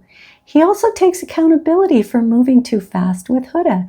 And that's important to notice because when someone takes ownership without blame or accusations, their words carry more weight. That's exactly what we are seeing here. Jeremiah's honesty gives him credibility, and it shifts the way his story is heard. Accountability builds trust, while blame erodes trust. I think when you called me a scammer, that is when I was like, what the hell? How am I? I'm going through hell right now. And you calling me a scammer? Like, I don't. And that was off of the comments. What I was hearing. That's when I made the Yeah, scamming but content. then like putting that on America, like America thinks I'm a scammer. Like that was like villainizing me when that was not at all what I was going through. I was just trying to deal with a relationship, that turned up toxic, and I'm not a scammer. Like that shit really hurt. So just to clarify, Ace not only said that Jeremiah was a scammer, but he also said that he was a liar. We found a connection and we instantly liked each other, and then we explored that further. You bullshitting. I'm not going for that bullshit. You What's the lying. bullshit? You lying, What am I bro. lying about? You acting like you all about one person day one. That's scamming to me. Off the rip, Liking that's someone scamming. is scamming? I'm telling you. The point of Love Island is to what? Find someone you like, right? And I did that. Right. Those are strong accusations to lay on someone. Let's see how Ace responds. So do you think that Jeremiah was there for the wrong reasons? When I hear comments about getting the money, when I hear comments about followers outside the villa, I don't feel this is a genuine connection. What did you hear? It's been conversations of, when the guys are sitting around talking about, what was our following before this and what was your following and what do you think it's gonna be? Ace doubles down on Jeremiah here, but I don't actually believe that Ace's feelings and accusations have much to do with Jeremiah. I actually think that Ace was triggered regarding something with Jeremiah. Of course, we can't know what that is, but his strong reaction tells me that it was likely a trigger. Ace is holding firmly to his narrative, but this time Jeremiah is standing his ground and holding his voice. I'll clear that up real quick. One, I never mentioned the money. I remember I made a joke where like, oh, when we get out of here or when we win. I didn't go in there, let me go stress for 6 weeks to get 50 racks. That's not, respectfully, I'm not going through that 50 racks, you feel me? So it's like, it was never about the money. And to two, your point, it was never about, oh, I can't wait to get out in here and see what I got. So I'm not gonna go in here like rolling the dice, try to get followers. That's dumb. Jeremiah makes it clear he wasn't on Love Island for money or followers. And the fact that he moved so fast with Huda shows that what he was really chasing was love. People who are focused on status or clout usually move strategically, choosing their words and actions carefully to maintain an image. But when someone is moving too fast out of genuine desire for closeness, it looks different. It's messy, it's imperfect, and it's often a sign that they are seeking love, not clout. So next, they move on to address Jeremiah being voted off the island by Ace, Taylor, and Nick. So you saw the clip showing the exchange between the three of them, and that Nick did not agree to want to dump Jeremiah off the island, which was actually a healing moment for Jeremiah, and he thanked Nick. And then Ace addresses that he was referred to as the ringleader in getting Jeremiah dumped. Let's watch this whole exchange. You said the little ringleader, I remember. Okay. It's on the clips. I don't think I said little ringleader. You did. But you did. I think that's an adjective you added. But I'm just saying you did. I did. Okay, then I did say, yeah, group ringleader. I'm showing you this next clip to show you how difficult it can be when we are called out on our words. That's why so many people deny or defend rather than own what they said. So let's see what Austin actually said. He's an Ace follower. Their little ringleader Ace is just gonna tell them all what to do. So he did say little. Let's keep going. Do any of you guys regret your decision? Sending Jeremiah home? Yes, for sure. Being a part of that decision, yes. I can be a man and admit that. I have no problem admitting when I'm wrong about certain things. Yeah, I appreciate it. Who do you think should have gone? Austin. I definitely feel like Austin should have went home. I think this was Jeremiah's night. He found his voice, confident, not defensive. He took accountability when it was appropriate, and he even received some healing moments, one from Nick and a small one from Ace. And while I actually believe he deserves more than those small healing gesture moments, what stands out most is that Jeremiah is experiencing the deepest and most important healing of all, the kind that only can come from within himself. That is the healing that no one can take away from him. Okay, so let's move on to the claim that Huda made, stating that she felt that she was bullied by other islanders in the villa. So Andy said to Huda that he didn't notice bullying as a viewer and asked Huda what he missed. Well, I had seen some clips after I left the villa that made me feel bullied. What were in the clips? It was when I think Shelly was there. I think who was there? Sierra. And I thought that you guys were like looking at me. I was just being funny and joking around, and then I had seen the commentary you guys made, and it really did hurt my feelings. Before I address this, let's look at Huda's claim that she felt bullied. I feel like I was bullied a lot in the villa. Like, I really do. I really 100% thought that I was being bullied in the villa, and everyone's just like, we would never intentionally do things to hurt you, like, blah, blah, blah. One thing to note as I show you more, Huda didn't feel bullied when she was actually in the villa. She is saying that after seeing a clip that hurt her feelings, after she left the villa, she looked back and now believes that she was bullied. This is the moment that she is referring to as bullying. So if you even feel like you have to stand your ground with every person that comes in here in the name of your person, that should be a red flag. Yeah. Why is she looking over here? Oh, I think she thinks we're staring at her. We're not.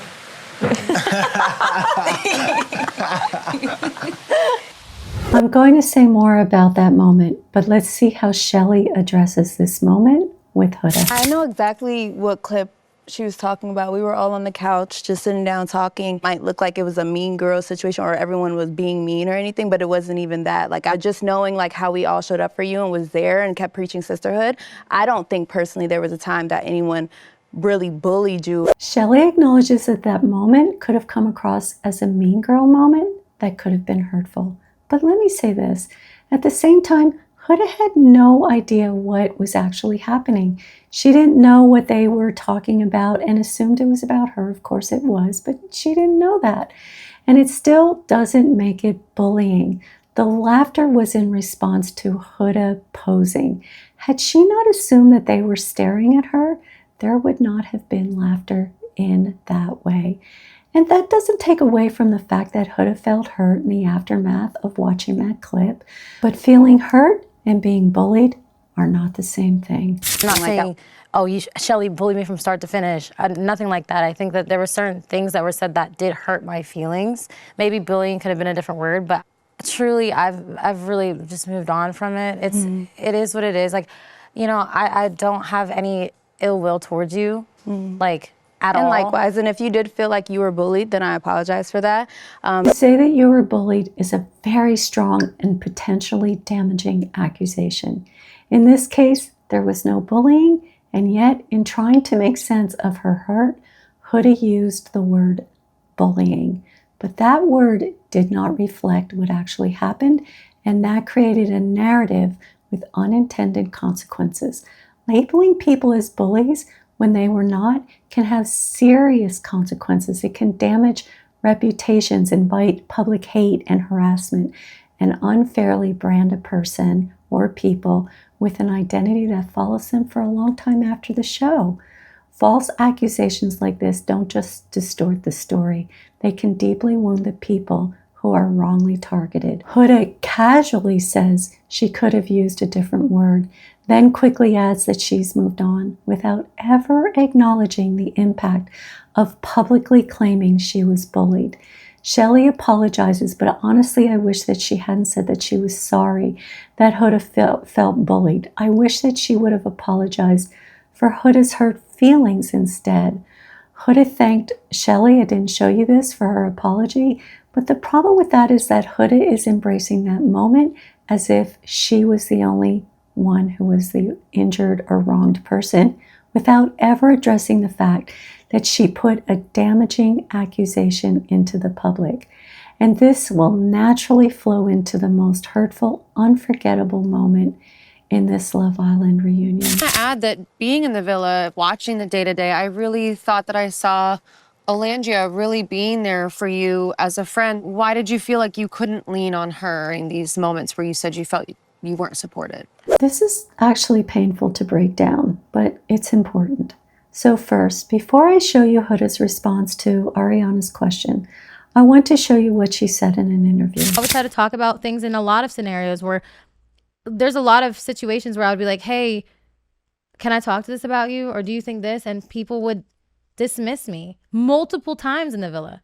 I felt like I had no one. And I just want to show you a series of clips that I put together. Don't think America's against you. They might be with you. Validated, babe. Your feelings are validated. You're crying and he's going and having a great day. Now he's thinking about being with Iris. Did he say anything about me on the date at all? Happy you guys were today kills me. Something so long, living in hell.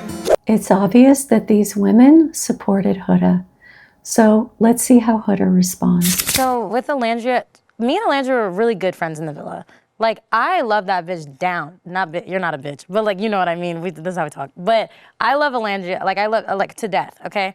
And she was there for me a lot. I think it was after that Stand on Business challenge where it was like, I don't know who to talk to, like after that. And we've spoken about it, we've talked about it, and like we moved on from it. So Huda acknowledges that she loves Olandria, loved her in the villa, and that they talked about the mailbox challenge and moved on. And yet, publicly, Huda was still saying that she was bullied and that no one was there for her. And I'll share more about why Huda says one thing in one moment and something different in another. But for now, let's keep watching.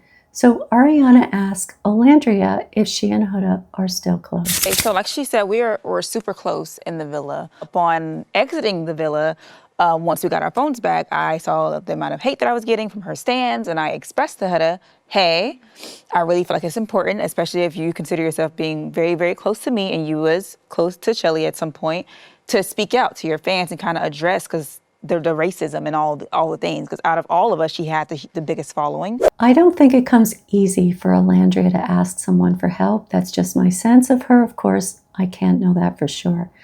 But if that's true, then her plea to Huda was huge. She was likely scared, how could she not be, by the hate and racism coming at her, and was reaching out for support in what felt like a dangerous and overwhelming situation for her. She mentioned that she would make a post directly to her fans. I was like, you know what? Thank you. That's all I ask, you know? 2 or 3 days went by, and she even decided to address her people. And I'm just like, it pained me, because even when she went on there to say she was bullied and she didn't put a name to it, they thought I was one of the bullies. And there it is, the dangerous impact of putting out a false narrative of being bullied when that wasn't the case. And let's be honest, labeling someone as a bully can fuel racism, and that is exactly why Olandria needed Huda's support. Instead, Huda held on to the narrative that wasn't true. And that choice didn't just cause hurt in that moment, it added fuel to hate and put Olandria and Shelly and maybe others, I don't know, at risk. You know what I mean? So I'm glad she kind of put a name to it now and kind of cleared that up. It's like, that shit added more hate. I don't think you understand it. That shit was with me mentally. It was so bad.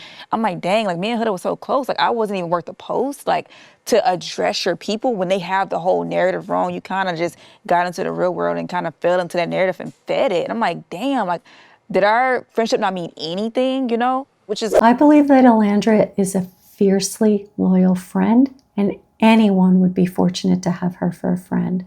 For her to feel that her worth as a friend wasn't valued is deeply hurtful. And this hurt goes deeper. It isn't just about someone being a bad friend. It is about someone fueling a narrative that puts her in harm's way. I remember I told you, I said, Olandria, I do not want you or Shelly getting hate. Yeah. And I told you that. And I told you that I would address it. In an interview with press, I addressed the bullying and the hate towards you guys. And I said, I don't condone bullying, I don't agree with it.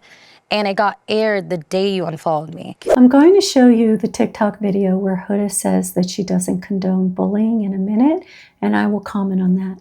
But let's keep watching. From what I'm understanding, like, I don't know, you didn't really put a name to who your bullies were. I think now I'm getting clarification that I was one of your bullies. I never put a name to it. I will say that. I never. That was dangerous. Said, I got more hate. Hold on. That was dangerous. Here's the thing. Huda was hurt. And as I've said before, because of her trauma growing up, she is emotionally fragile. So that means that she feels hurt easily, and often struggles to make sense of her feelings and the feelings of others. So when she saw that clip that I showed you, she seemed to hold tightly to the belief that she was bullied.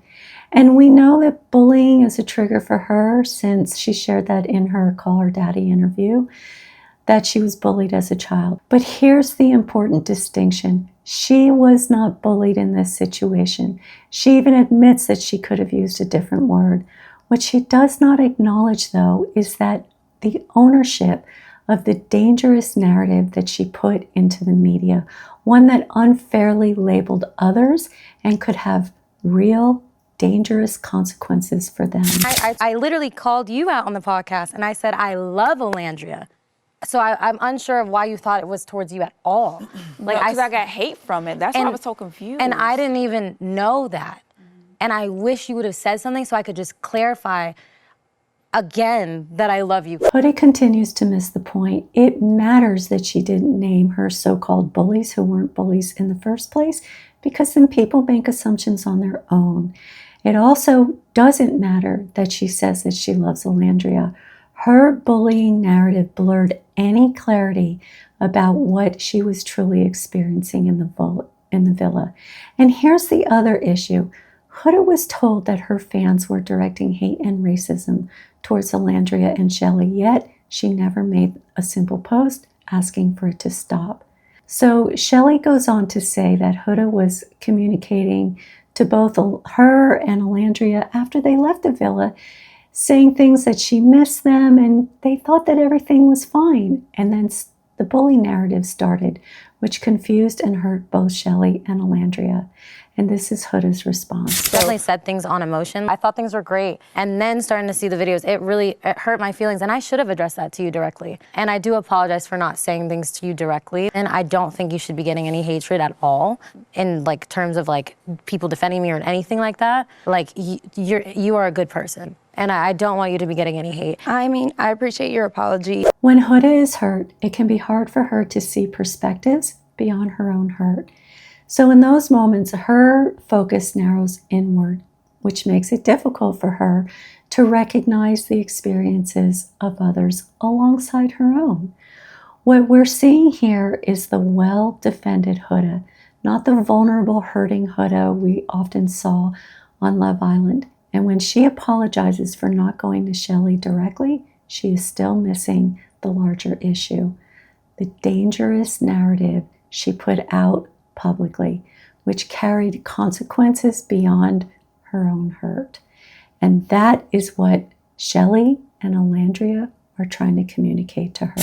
I'll just say, like, it's just so confusing sometimes because, like, you know, in the villa, we had so many conversations where you apologize for stuff, and then we come out and it's, oh, I'm unapologetically myself. And then on a podcast, it's like watering down everything we talked about where you acknowledge, you know, I'm sorry I did this. I might have hurt you in this way and stuff. And then on your podcast, it's like, oh, whatever, I just did this. I don't care. What Shelley is describing without realizing it is Huda's fragmented self, a result of her trauma, and this does not excuse her behavior at all, because this behavior from Huda was not only deeply hurtful, but as I said, it was dangerous.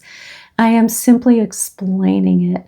There are two sides to Huda, and she isn't aware of them. When she is operating from one side, the other side doesn't exist to her, and vice versa.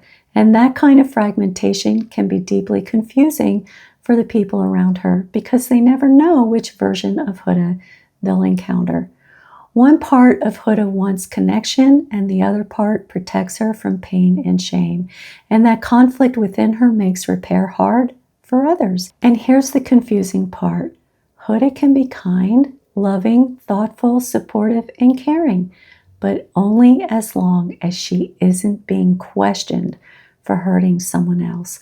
When her actions are not in question, she shows those qualities easily. But the challenge is that we are all human and we all hurt others at some point in our lives. What matters is taking accountability and offering repair. That is where Huda struggles because her trauma has linked accountability with shame. And that shame can make it difficult for her to own her actions and move toward repair. And that is exactly what Olandria and Shelley need from Huda. So next, Ariana asked Huda why she didn't make that post that Olandria asked her to do. Here's what she says. I was dealing with so much outside of that. Like, I didn't know what to say in that moment because I was dealing with so much. I wanted to address more than just that. Truly wish you would have just prioritized that moment to just address the racism and the bullying towards me and Shelly, since that was spewed out the most. That hurt, Huda. I was getting hated on as well. Huda's response, I was getting hated on as well, is a defense against shame. Not excusing, just explaining. In this moment, her defenses are starting to break down.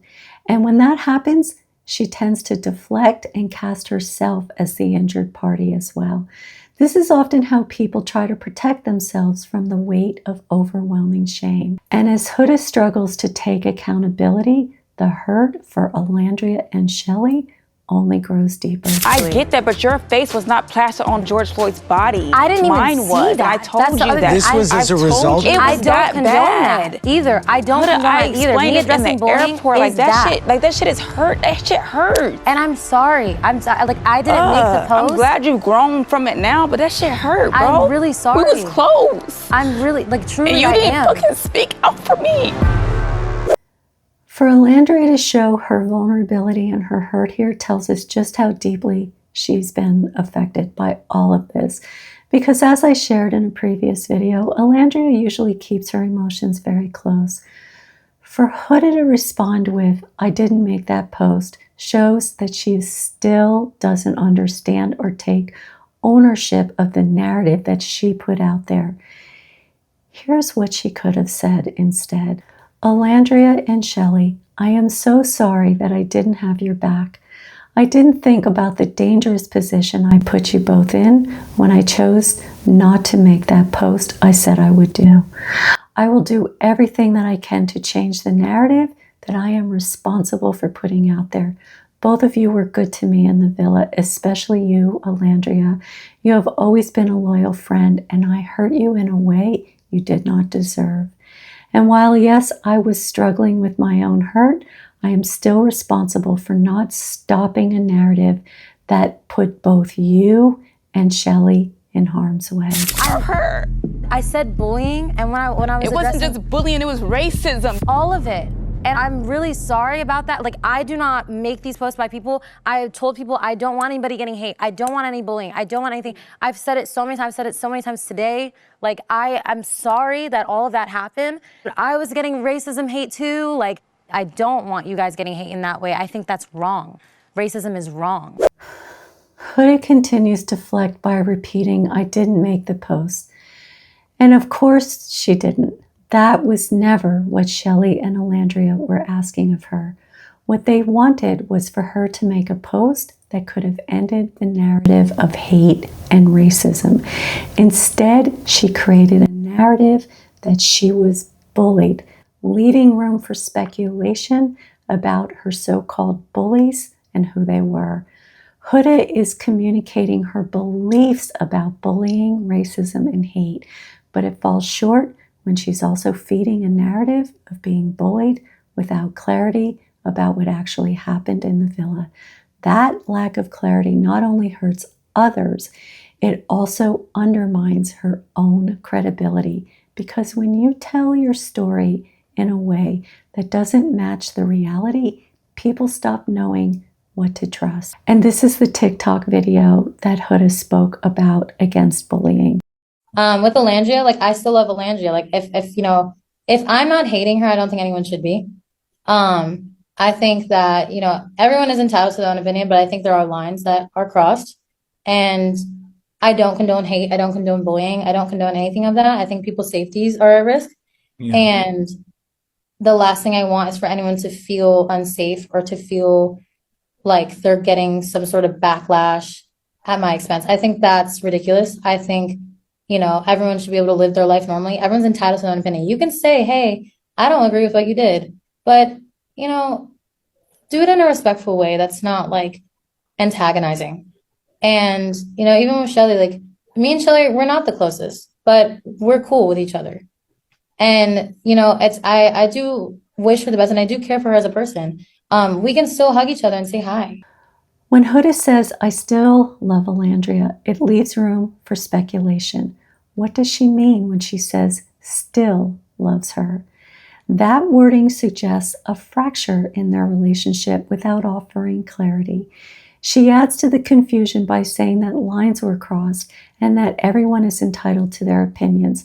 While she shares her perspective on bullying and hate, she never clarifies the most important point, that she was not bullied by anyone, despite saying in her Call Her Daddy interview that she was.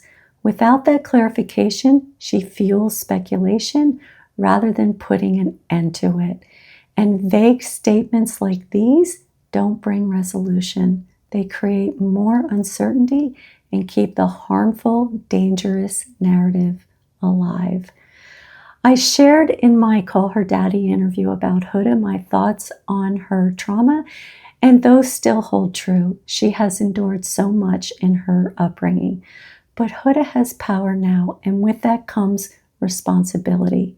If she grows in awareness of how her words impact others, that power can bridge healing instead of harm. Well, that is a wrap on this video. Huda's interview on Call Her Daddy was hard to watch.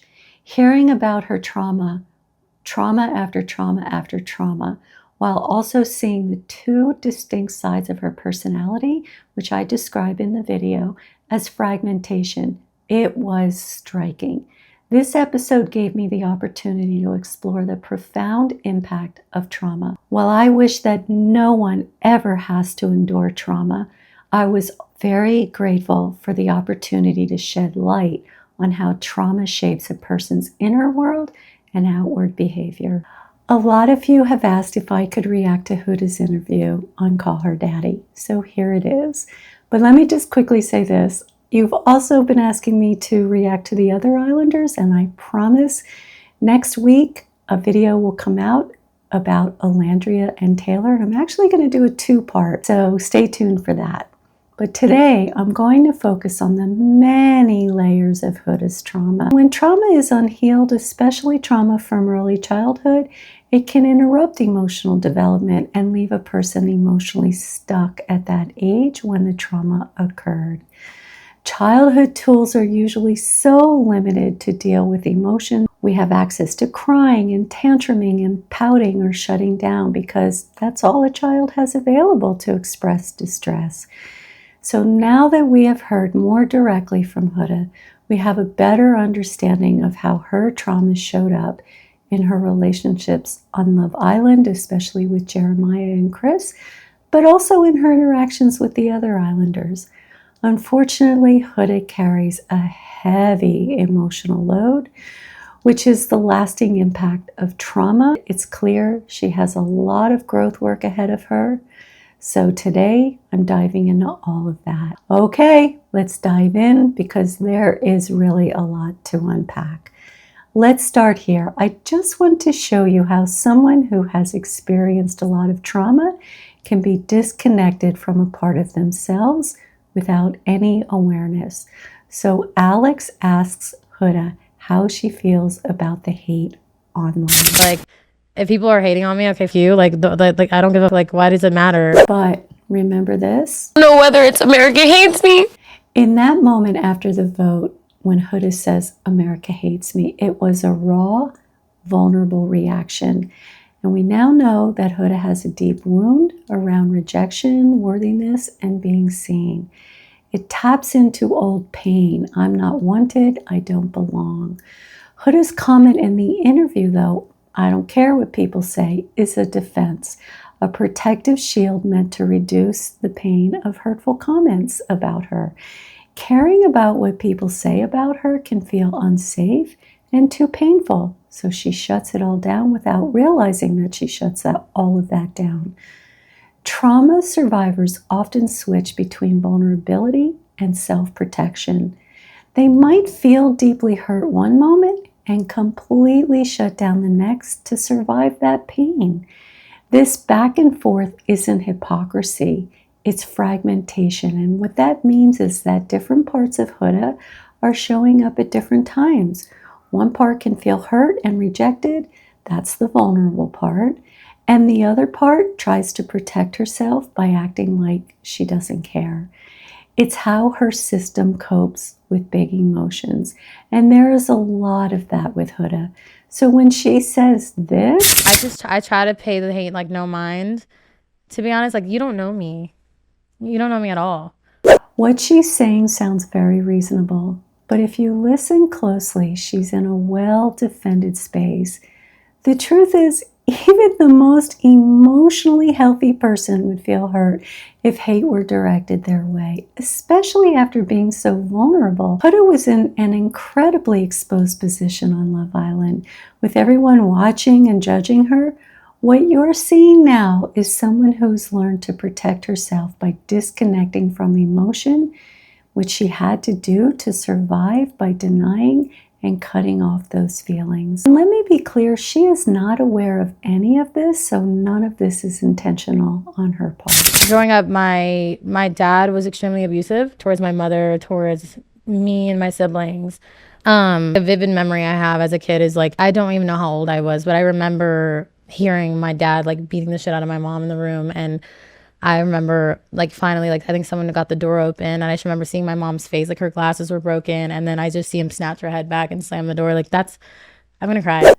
I can't imagine what that must have felt like for Huda to hear her mother being beaten by her father. You know, as a child, your parents are your whole world. And to hear and witness the person you love most in the world being harmed by the other person you're supposed to trust feels like a kind of emotional torture. Children already feel helpless simply because of their age, but in that moment, the terror, helplessness, and heartbreak would have been overwhelming. I get choked up just even thinking about what a little child must have felt going through that. Experiences like that teach a child that relationships are dangerous and that love comes with pain, and that the people who are supposed to protect you can also be the ones who hurt you. That belief can follow you into adulthood, shaping how safe or unsafe it feels to love and be loved. And throughout this video, I will show you how it showed up for Huda. So Huda starts to cry as she shares her story, and then she says this. I'm definitely about to start my period. That response is the protective shield I mentioned. Saying her tears are from getting her period is a way to deflect and avoid more emotional exposure. It just feels safer to give a physical reaction than to share just how vulnerable she really feels.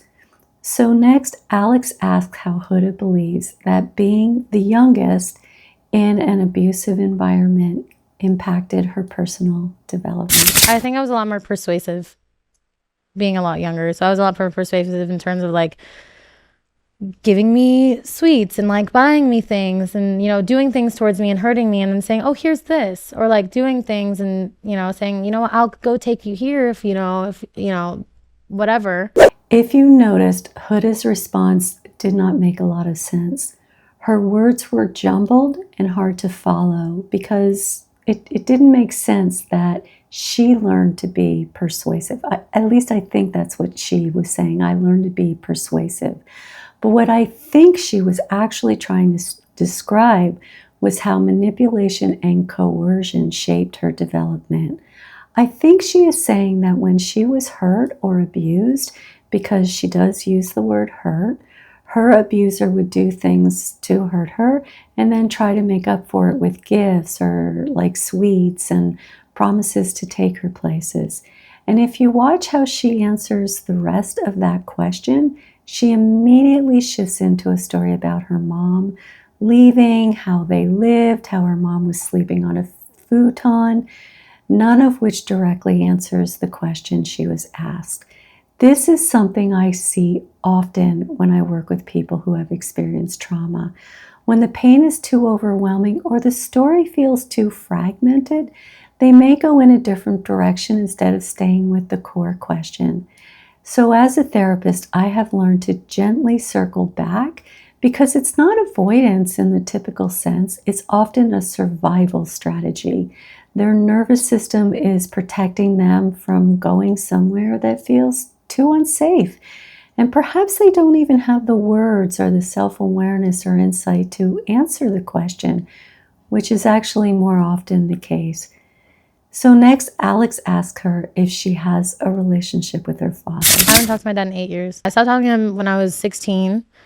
There's a really valid reason as to why I'm not speaking to him. My dad there was a lot of times where I was alone with my dad, and there's things that like my family doesn't believe me about. And now there's another layer of trauma, her family not believing her.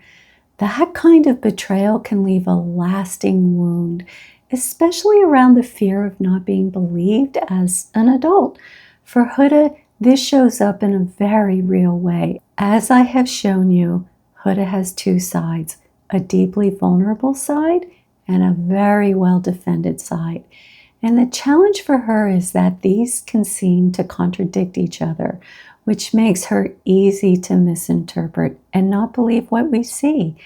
And for her, not being believed will deeply trigger her. I had listened to like podcasts about certain things leading up to a lot with my dad, and it made me realize, like, I don't want to say grooming, but like there's a lot of things that were happening. So I never really had a father figure growing up in that way at all. Now we're seeing even another profound layer of trauma. Huda shares that she was groomed by her father. She kind of dances around the term, but that often implies a deeply violating experience. And since she didn't share the details, I will respect her privacy. But my goodness, it's clear that she has endured so much.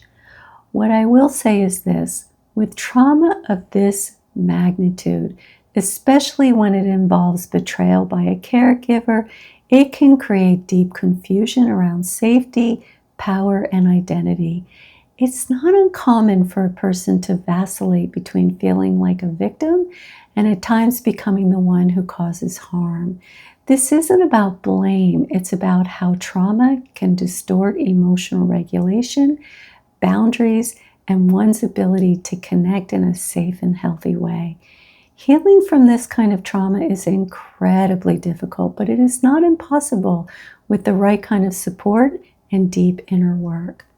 So Huda goes on to say that she was bullied in school, and now we have another layer of trauma. She was not safe anywhere in her life, and she goes on to say that she was very triggered at the villa, and then she says this. There was a lot of things that triggered me in that villa. I will be completely honest with you. Yeah. And things that I caught and was clocking and was told that I was being crazy. But I don't know if anything was done on purpose to make me act out in a way. Her belief that something was done on purpose to make her act out is part of the story she tells herself to avoid taking ownership of her behavior. It is a self-protective narrative, likely meant to avoid feelings of shame, and I'll be talking more about that throughout this video. When I was in middle school, there was a point where like I wanted to take my own life. I did not want to live anymore. I wanted to model so bad growing up. This is not gonna happen for me, but I was always a dream of mine. She knew that. And she would kind of rub it in my face and would be like, oh, you're not even pretty enough to do that. You're not skinny enough. I stopped eating for days at a time. I was bulimic because I thought I wasn't skinny enough. Huda briefly shares that she wanted to take her life in middle school, which is an incredibly heavy and painful thing to share. But if you notice, there is almost no emotion attached to that sharing. That's a sign she's in self-protection mode. That is a pain that, if surfaced, would be overwhelming for her. Because just imagine what it's like to go back and remember when you wanted to take your own life. She then shifts to talking about her eating disorder and links it to wanting to be skinny. And while body image definitely can be a part of an eating disorder, the deeper root meaning of many eating disorders is about the need for control, especially for those who have experienced chaos or powerlessness and all the trauma that Huda has experienced. So in the beginning of an eating disorder, it can feel like you're finally in control of something. But the heartbreaking truth is that over time, the eating disorder starts to control you. So next, Alex asks Huda, what do you wish you could go back and tell your younger self about being bullied? And Huda's answer is F 'em. Can't show you that. And she also says, who gives an F? Let's watch a little bit more. Be yourself. Do what you want to do in life. And this is what I tell my daughter all the time. I'm like, do what you want to do. Stop caring about what other people think. Because there's times where kids will be mean to her. And I'm just like, honey, like, you're so smart and you're beautiful. And, you know, you're fun. You're funny. Anyone would hate on somebody like that. While I found watching this entire interview to be heartbreaking, given all that Huda went through, I found it terribly sad regarding the advice she gives her daughter. I know it comes from love and good intentions, but it also shows something deeper. I believe that she's trying to give her daughter what she never got herself: strength, confidence, and the ability to rise above pain. But here's the thing.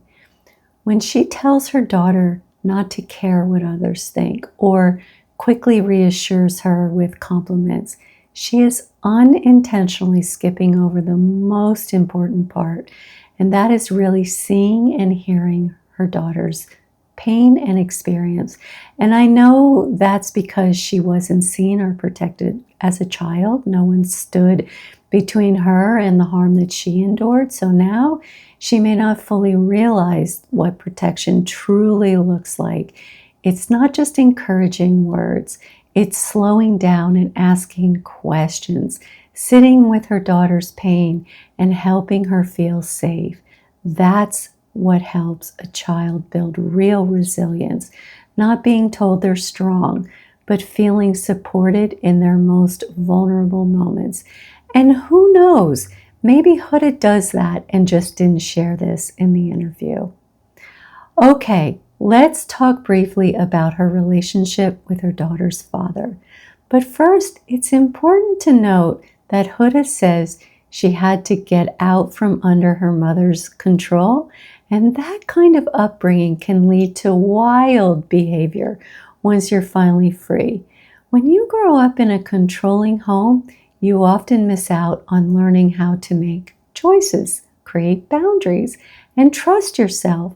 So when you're suddenly on your own, you're left to trying to figure it all out without the tools you need. So Alex asks how Huda would describe the early stages of her relationship with her daughter's father. We were very lovey. We got very lovey very fast. Very lovey-dovey. Like, I really liked him a lot. This pattern is familiar. It is exactly how she approached her relationships with both Jeremiah and Chris. It reflects an anxious attachment style where the instinct is to connect quickly and intensely. For someone with this attachment style, fast connection can feel like safety. It soothes the fear of being alone or abandoned, even if the foundation of the relationship hasn't been built and isn't stable yet. I thought it was like a fairy tale. I thought it was like Disney. Swear to God, I'm watching all these things. I'm watching all these Disney movies, and I'm just like, oh my God, like, it's gonna be like that, and he's gonna look at me from across the room and be like, hey, like, I'm thinking it's like gonna be some cute lovey shit. Huda didn't grow up with healthy relationship role models. We know this. She watched her dad beat her mom, experienced abuse herself, and lived under her mother's control. With no safe or loving examples to guide her, she turned to Disney movies to try to make sense of love. And when a child grows up feeling unloved, unseen, and unsafe, that deep need to be loved the way they should have been loved can shape everything. It makes sense that Huda longed for an idealized version of love. But when that longing is built on trauma without any real-life tools or guidance, it sets the stage for heartbreak. It's a painful recipe, witnessing violence, needing connection, and trying to build love without ever being shown what healthy love even looks like. Okay, let's connect all of this with her experience on Love Island. When he came in, he like, I could just, you know when you can just tell when a guy really likes you?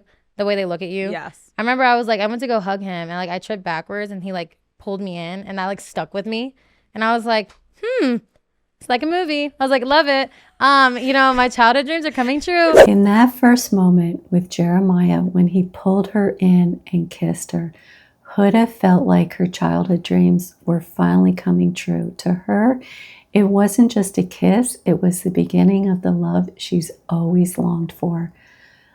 But that's not real connection. It's idealized love, projecting hopes and fantasies onto someone before truly knowing them. Idealized love always leads to disappointment and heartbreak because no real person can live up to a fantasy. When we fall in love with an idea rather than who someone truly is, we are setting ourselves up for major disappointments. So Alex asked Huda about her thoughts on being referred to as Hurricane Huda and Jeremiah's love bombing. Let's see what she says.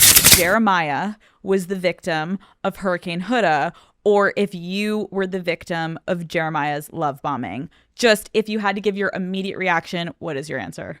I think that we both had faults in the relationship. Like, I don't think that anyone should fully take blame for anything, in all honesty. So at first, this sounds like a very healthy answer. But this is Huda in a well-defended state. When she's feeling hurt or vulnerable, she tends to shift into blame. And that's the part that really matters because it's the unguarded, emotionally reactive part of her that shows up in real moments of conflict and intimacy. In relationships, it's not the polished responses that shape connection. It's what we do when we're triggered, raw, and exposed. So Alex asked Huda why she was so territorial, even though you and Jeremiah were not technically closed off. This is her response. I think because I was scared because of everyone doubting us in general. And it made me wonder, like, okay, what is he saying? And I'm like, should I be more possessive of this man? Like, should I mark my territory here? And, you know, I like, cause he told me like, you know, we're technically exploring the people, but like, you're the only person I want. This may possibly be one reason why she was territorial, but it is definitely not the only reason. And let me be clear, while I am focusing on Huda in this video, I am not suggesting that Jeremiah's behavior was healthy either. He moved way too fast with her, and that has its own relational consequences. But because this video centers on Huda's interview, I'm focusing on her experience. Huda's territorial behavior comes from unhealed trauma, fears of rejection and abandonment, and a deep need to feel loved and worthy, fears of not being good enough or lovable, and a sensitivity to feeling ignored, even when that may not be the reality.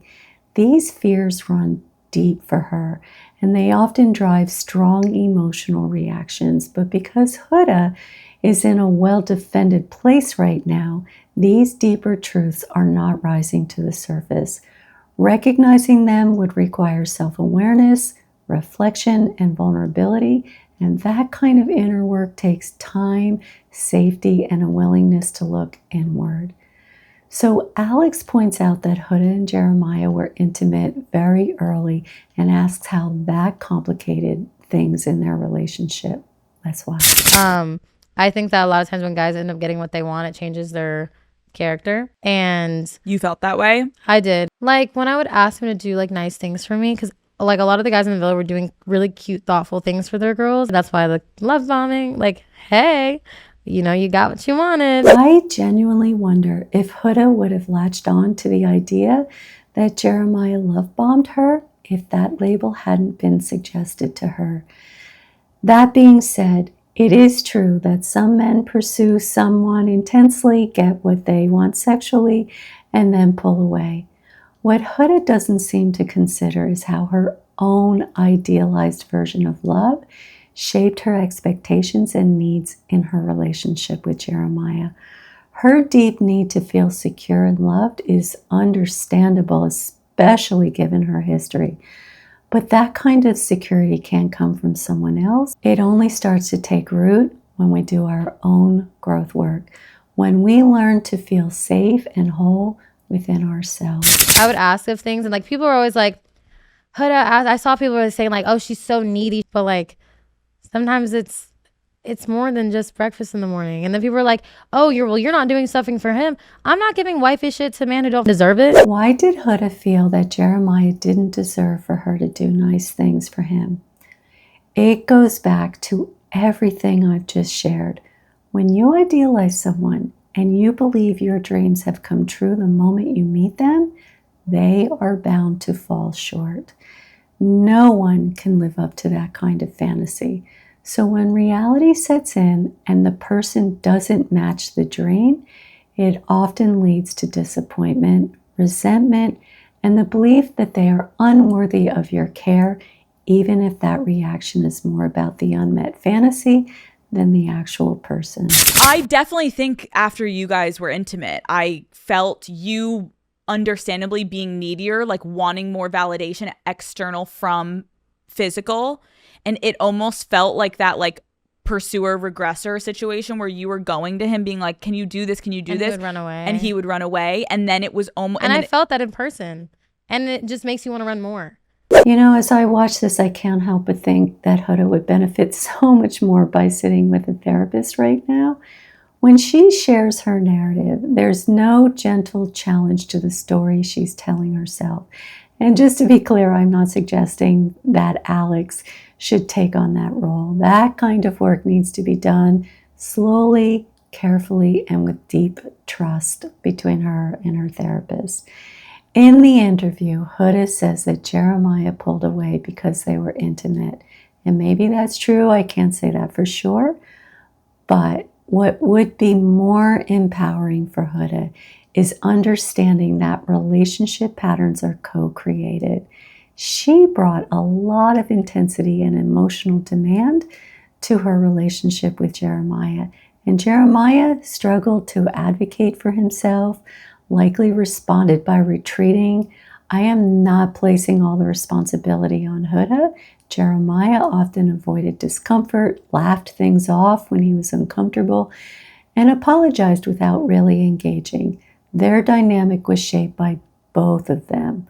But here's the deeper understanding. It only takes one person doing their inner work to begin shifting the pattern in a relationship. And for Huda, that work is about building a strong, loving, grounded relationship with herself. And I know that that is not easy, especially given the depth of her trauma, but it is possible.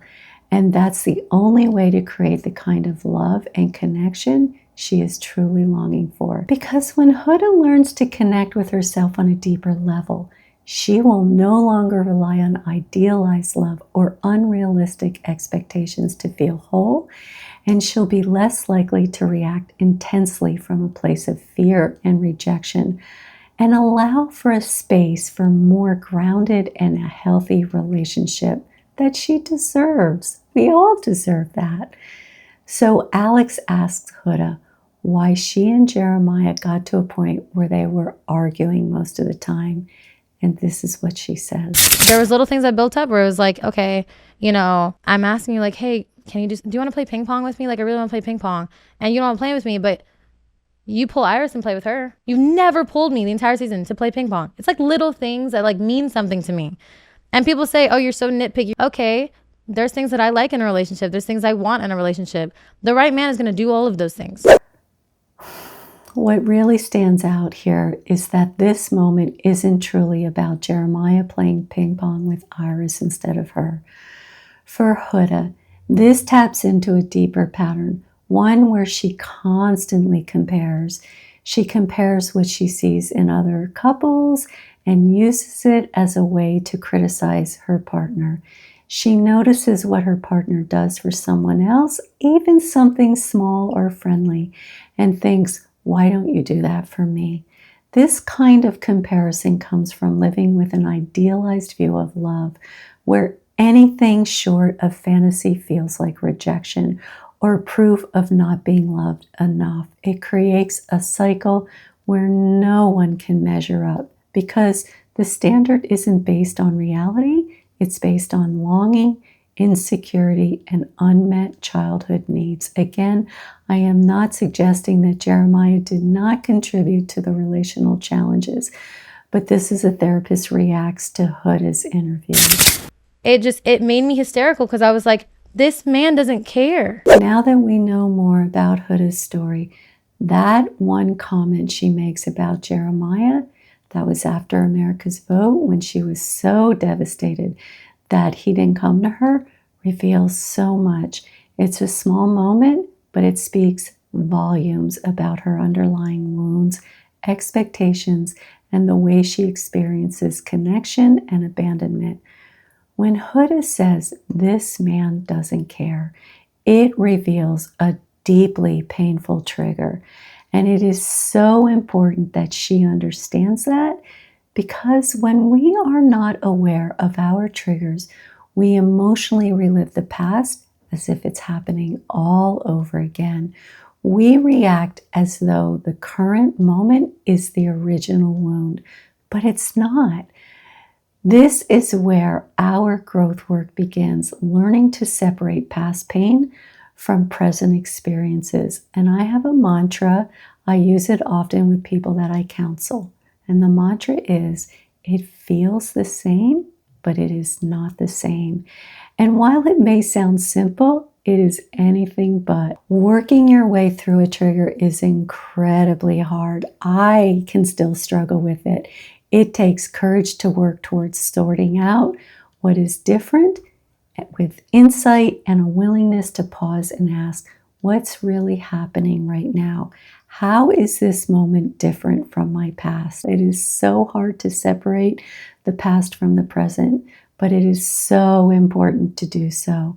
In Huda's case, her heartbreak over Jeremiah not coming to her after America's vote is not the same as her father not caring about her. Jeremiah is not abusive. We don't know. Maybe he wanted to show up but just didn't know how. Maybe he was hurt too. I can't say for sure, but that's why it is so important to try to ask yourself, how is the present different from the past? And what I do know is this: when you can begin to untangle the past from the present even a little, you feel lighter. Because carrying the pain of the present and the pain of the past at the same time, it's just too much for one heart to hold. So in the next clip that I'm going to show you, this is Huda's understanding of why things didn't work out with Jeremiah. Everything was great. Got intimate. Things started changing a little bit. Told him I was a mom. Things started changing a lot of bit. Like a lot of things, kind of like people were getting in his ear. Things were changing even more. A lot of those things happened. I was getting more needy because I was scared that he was feeling indifferent. Some of what Huda says about Jeremiah may very well be true, but since we're focusing on Huda here, what stands out is her comment that she became needy because she was scared, and she attributes that entirely to Jeremiah's lack of actions. That fear is real, and it likely comes from deep trauma. Well, it does come from deep trauma of being abandoned, feeling unsafe, feeling unseen in her childhood. But what's missing from her reflection is accountability. She doesn't mention the ways she contributed to the dynamic by being harsh, name-calling, demeaning, and overstepping boundaries. Trauma can create a powerful narrative of blame as a form of self-protection. It keeps the focus outward because looking inward is often tied to shame. But true healing begins when we can hold both truths. Yes, I was hurt, and yes, I also caused hurt. And without that awareness, we can stay stuck in patterns that repeat, even when what we are really longing for is connection and change. Okay, let's address the accusation that Jeremiah was love bombing. But first, this is what Huda says about it. Do you think you were love bombed? Yeah. Plain simple. I think I was. In all complete honesty. I know that he feels indifferent. I don't think he fully understands the capacity of love bombing. Okay, love bombing typically involves one person overwhelming the other with excessive affection, attention and gifts in order to gain control and manipulate. It is fast, intense, and often one-sided, rooted in a need for power or validation rather than genuine connection. However, when both people are mutually moving fast and intensely, it's often not love bombing. It's mutual infatuation. It may feel like deep love, but if both people have unresolved trauma, especially attachment wounds, they might mistake intensity for intimacy. And if one person later withdraws, like Jeremiah pulling away, the other person, Huda, may retroactively label it as love bombing, but it may have been a mutual rush towards something idealized. The key difference lies in intention and pattern. If someone consistently uses intensity to pull people in and then discards or devalues them, that's love bombing. But if both people dove in, it's more about unmet needs and emotional immaturity than a calculated dynamic. We all saw that Huda and Jeremiah move fast, and that's exactly why I don't believe that this was love bombing. The intensity was mutual. Huda seems to be latching on to that narrative as a way to avoid accountability for how she showed up in the relationship. Labeling it as love bombing shifts all the blame onto Jeremiah instead of reflecting on the part that she played in creating that dynamic. And we know Huda tends to blame when she was asked about the encounter with Shelley, the heart rate challenge with Ace, and why she didn't stand up for Amaya during the mailbox game. She took no accountability. And just to be clear, I am not saying it was all her fault, but what stands out is that she didn't take ownership of her part in any of it. Her avoidance isn't surprising because it's often a way to protect herself from feeling shame. When someone has experienced the incredible deep trauma that Huda has experienced, even a small acknowledgement of wrongdoing and taking accountability can feel overwhelming or threaten her sense of self. So finally, Alex asks Huda if she recognizes any toxic patterns that she is going to work on moving forward in her dating life. Let's watch. One, talking over other people when they're talking. I'm working on that. Two, I think being a little clingy early on. Three, I think like not getting too defensive about things sometimes. I always say taking accountability. Like I always want to make sure I'm taking accountability for things. This is a clear example of the disconnect I talked about in another video, the one between someone's inner intentions and their outer behavior. Huda says she wants to take accountability, but as we've just watched throughout the entire video, she struggles with that. That kind of disconnect comes from unresolved trauma and deep-rooted shame. What Huda hasn't yet realized is that accountability doesn't have to be tied to shame. It can come from a place of self-understanding and compassion. She mentions wanting to work on not talking over people, but to do that, she's going to need to build emotional regulation. And that starts with learning to sit with discomfort, incredibly painful feelings, rather than reacting from them. She also shares that she can be a little clingy early in relationships. That's a vulnerable admission, but what she has to look at on a much deeper level is the trauma that she needs to untangle to get there. My hope is that Huda begins her growth work because no one chooses the pain that they've endured growing up and now carry, and everyone deserves the chance to heal. The disheartening reality is that even though it's not our fault, healing still becomes our responsibility. Well, that is a wrap on this episode. Next, Amaya's interview on Call Her Daddy gave me another opportunity to shed more light on what it means to have a sensitive temperament. If I were to change anything about this video and the other one that I made about Amaya, I would spend more time exploring the impact of being in a relationship with someone who has a sensitive temperament. I touched on it briefly in both videos, but I did notice some viewers expressed negative feelings about Amaya. And while that may or may not relate to her sensitive temperament, I want to be clear. For an HSP's well-being and for the well-being of those who love them, highly sensitive people need to understand and manage the intensity of their emotions and the way that they respond to others. Let's talk about Amaya Papaya. In her Call Her Daddy interview, Amaya opens up about her Love Island experience, and while her reflections are powerful, I believe that the lesson that she walked away with doesn't reflect who she truly is. I did a video explaining why I believe that Amaya was the most misunderstood person on Love Island.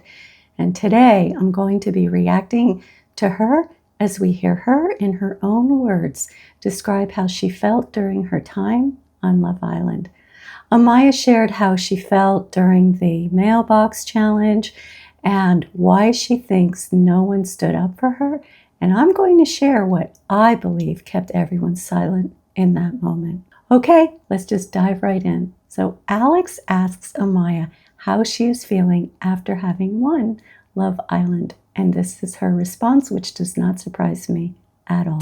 I'm feeling so overwhelmed with gratitude. It's nothing but positive feelings, but I really do feel seen and validated. Okay, first, what I really want to share with you about Amaya is something that might help you better understand someone in your life or maybe even yourself. I believe Amaya was born with a sensitive temperament, something that I talked about in my previous video, and about 15 to 20% of people are born with a sensitive temperament. And notice that I'm emphasizing born because it is not a choice.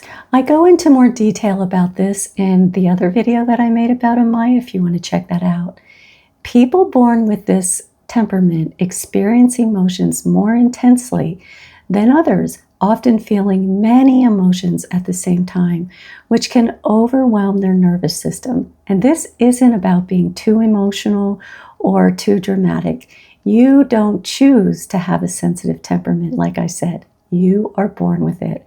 But the challenge is learning how to understand yourself and manage those strong emotions.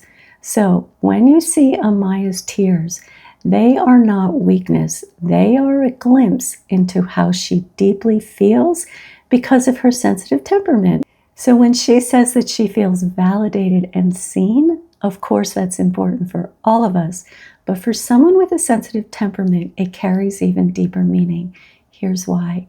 Growing up with a sensitive temperament often means being misunderstood, told that you're too sensitive, dramatic, or overly emotional, or sometimes, like Amaya was told, she's too much. Those kind of responses to you are deeply invalidating, especially when sensitivity isn't a choice. It's something, you know what I'm going to say, that you were born with. And over time, this can leave you feeling unseen for who you truly are as a person. Amaya's sense of feeling seen and validated came after many moments on Love Island when she felt the opposite. She may not have felt unseen and invalidated all the time, but there were many moments when she did. Alex goes on to tell Amaya that she became a fan favorite early on and that people loved her. And then she asked her if she had the same experience in the villa. I felt so misunderstood. And I'm like, wait, is there something wrong with me? Like, what am I doing wrong? Questioning yourself and wondering if something is wrong with you is very common for people with a sensitive temperament. When your emotional reactions are more intense than those around you and others respond negatively or make you feel like your feelings are too much, it can chip away at your self-trust. And over time, you may start to see your natural emotional responses as flaws instead of traits you were born with, and also questioning, is something wrong with me? Why am I so different from everyone else? And this is why self-awareness is so important for someone with a sensitive temperament. Well, it's important for everyone, but it allows you to better understand your emotions, manage them more effectively, and become an advocate for who you are as a person. And advocacy for yourself is not about pushing back or being against other people. It's about helping people better understand your experiences so they can respond to you with more understanding, empathy, and respect. So next, Alex asks Amaya about sensitive gangsta. Let's see what she says. Sensitive gangster is just someone who's very in touch with their feelings and isn't afraid to emote, to just show it. And gangster is just like, okay, these tears, don't let them fool you, baby. I'll cry while still holding my own toes down. Like, I'm still very grounded, but I'll probably just be crying in the process of standing up for myself. I love the way Amaya describes herself. I do think, though, like all of us, she still has some growth work to do, but I also sense that she's a growth-oriented person, which means she will grow.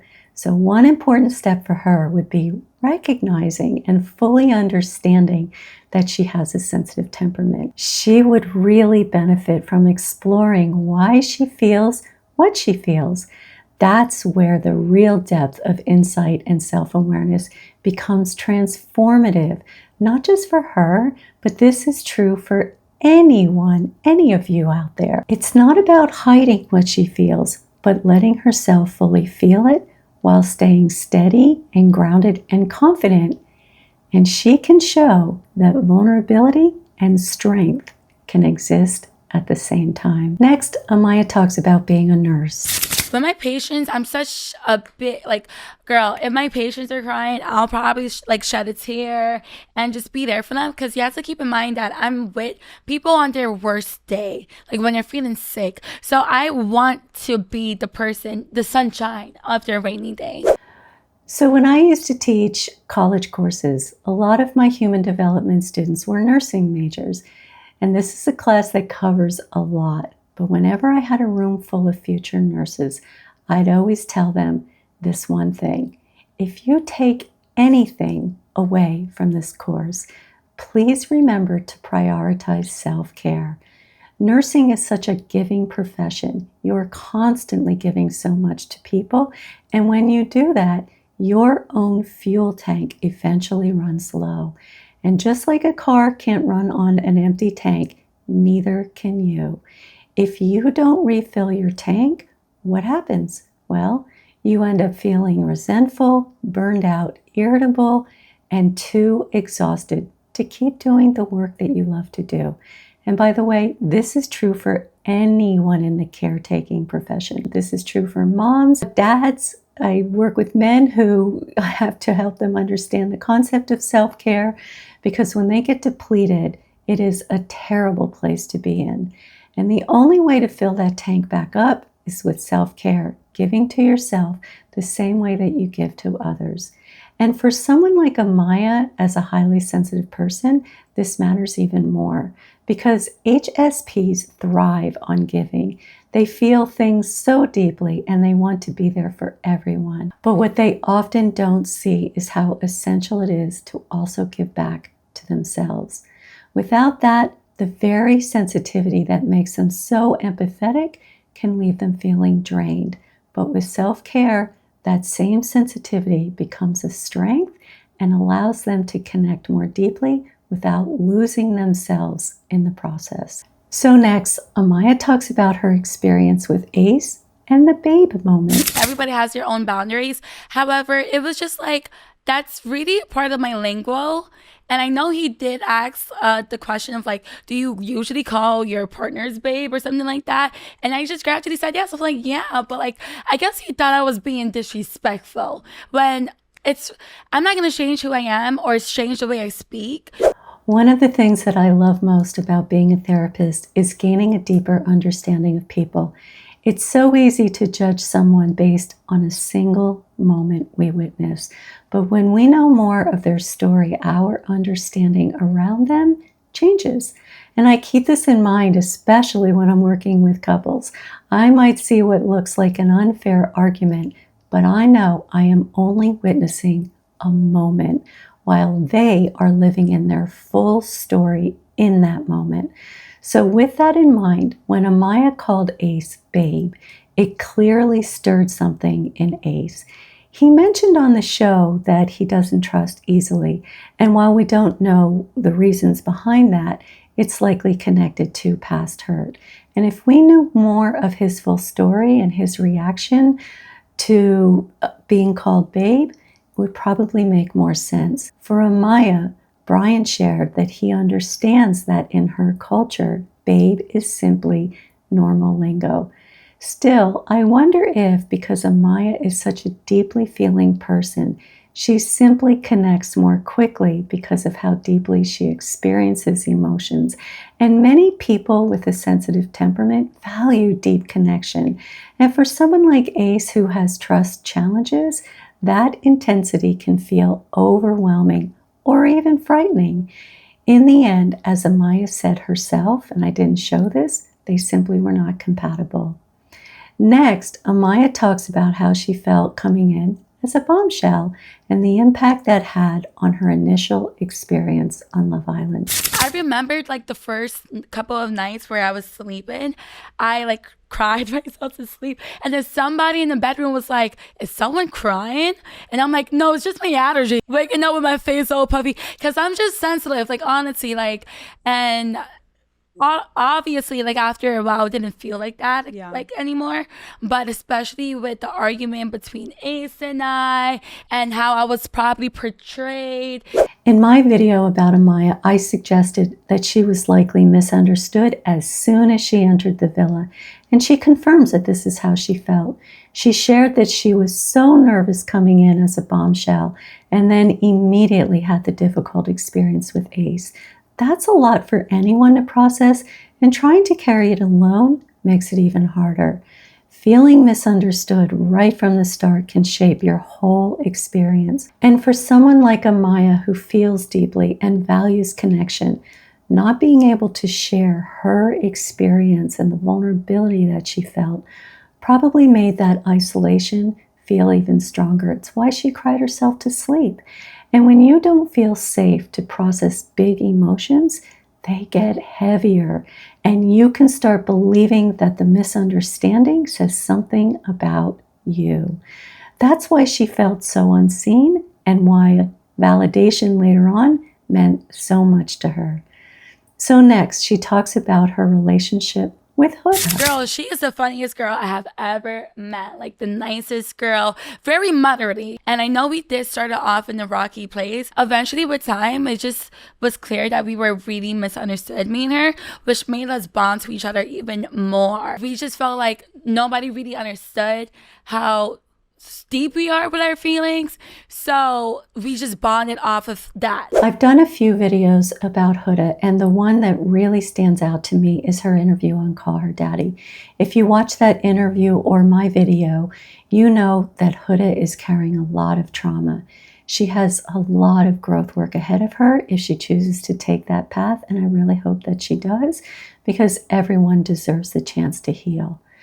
Something interesting here is that Amaya sees herself as similar to Huda because they both have what she says how steep they are in their feelings.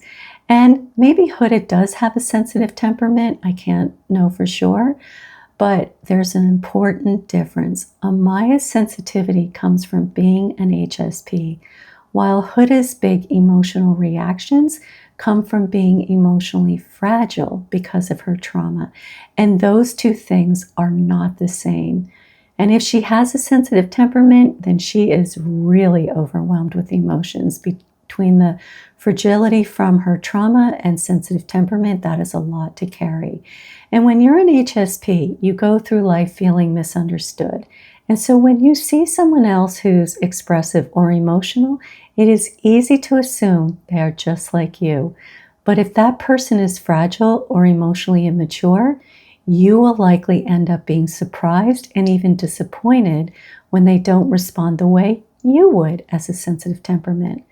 My hope for Amaya and Huda's friendship is that maybe Huda can navigate her trauma a little better in friendships than she does in her romantic relationships. So next, Amaya describes her relationship with Austin. Austin had a slight conversation of him wanting to take things slow and in a slower pace. And baby, we were already moving slow. We wouldn't kiss outside of the challenges. We weren't really cuddling with each other. Every conversation we had was very just meaningful. So I'm like, moving slow. Babe, we're already in turtle speed. Like, I was just confused. A few things stand out here. Austin wanted to slow things down while Amaya felt that they were already moving at what she called turtle speed.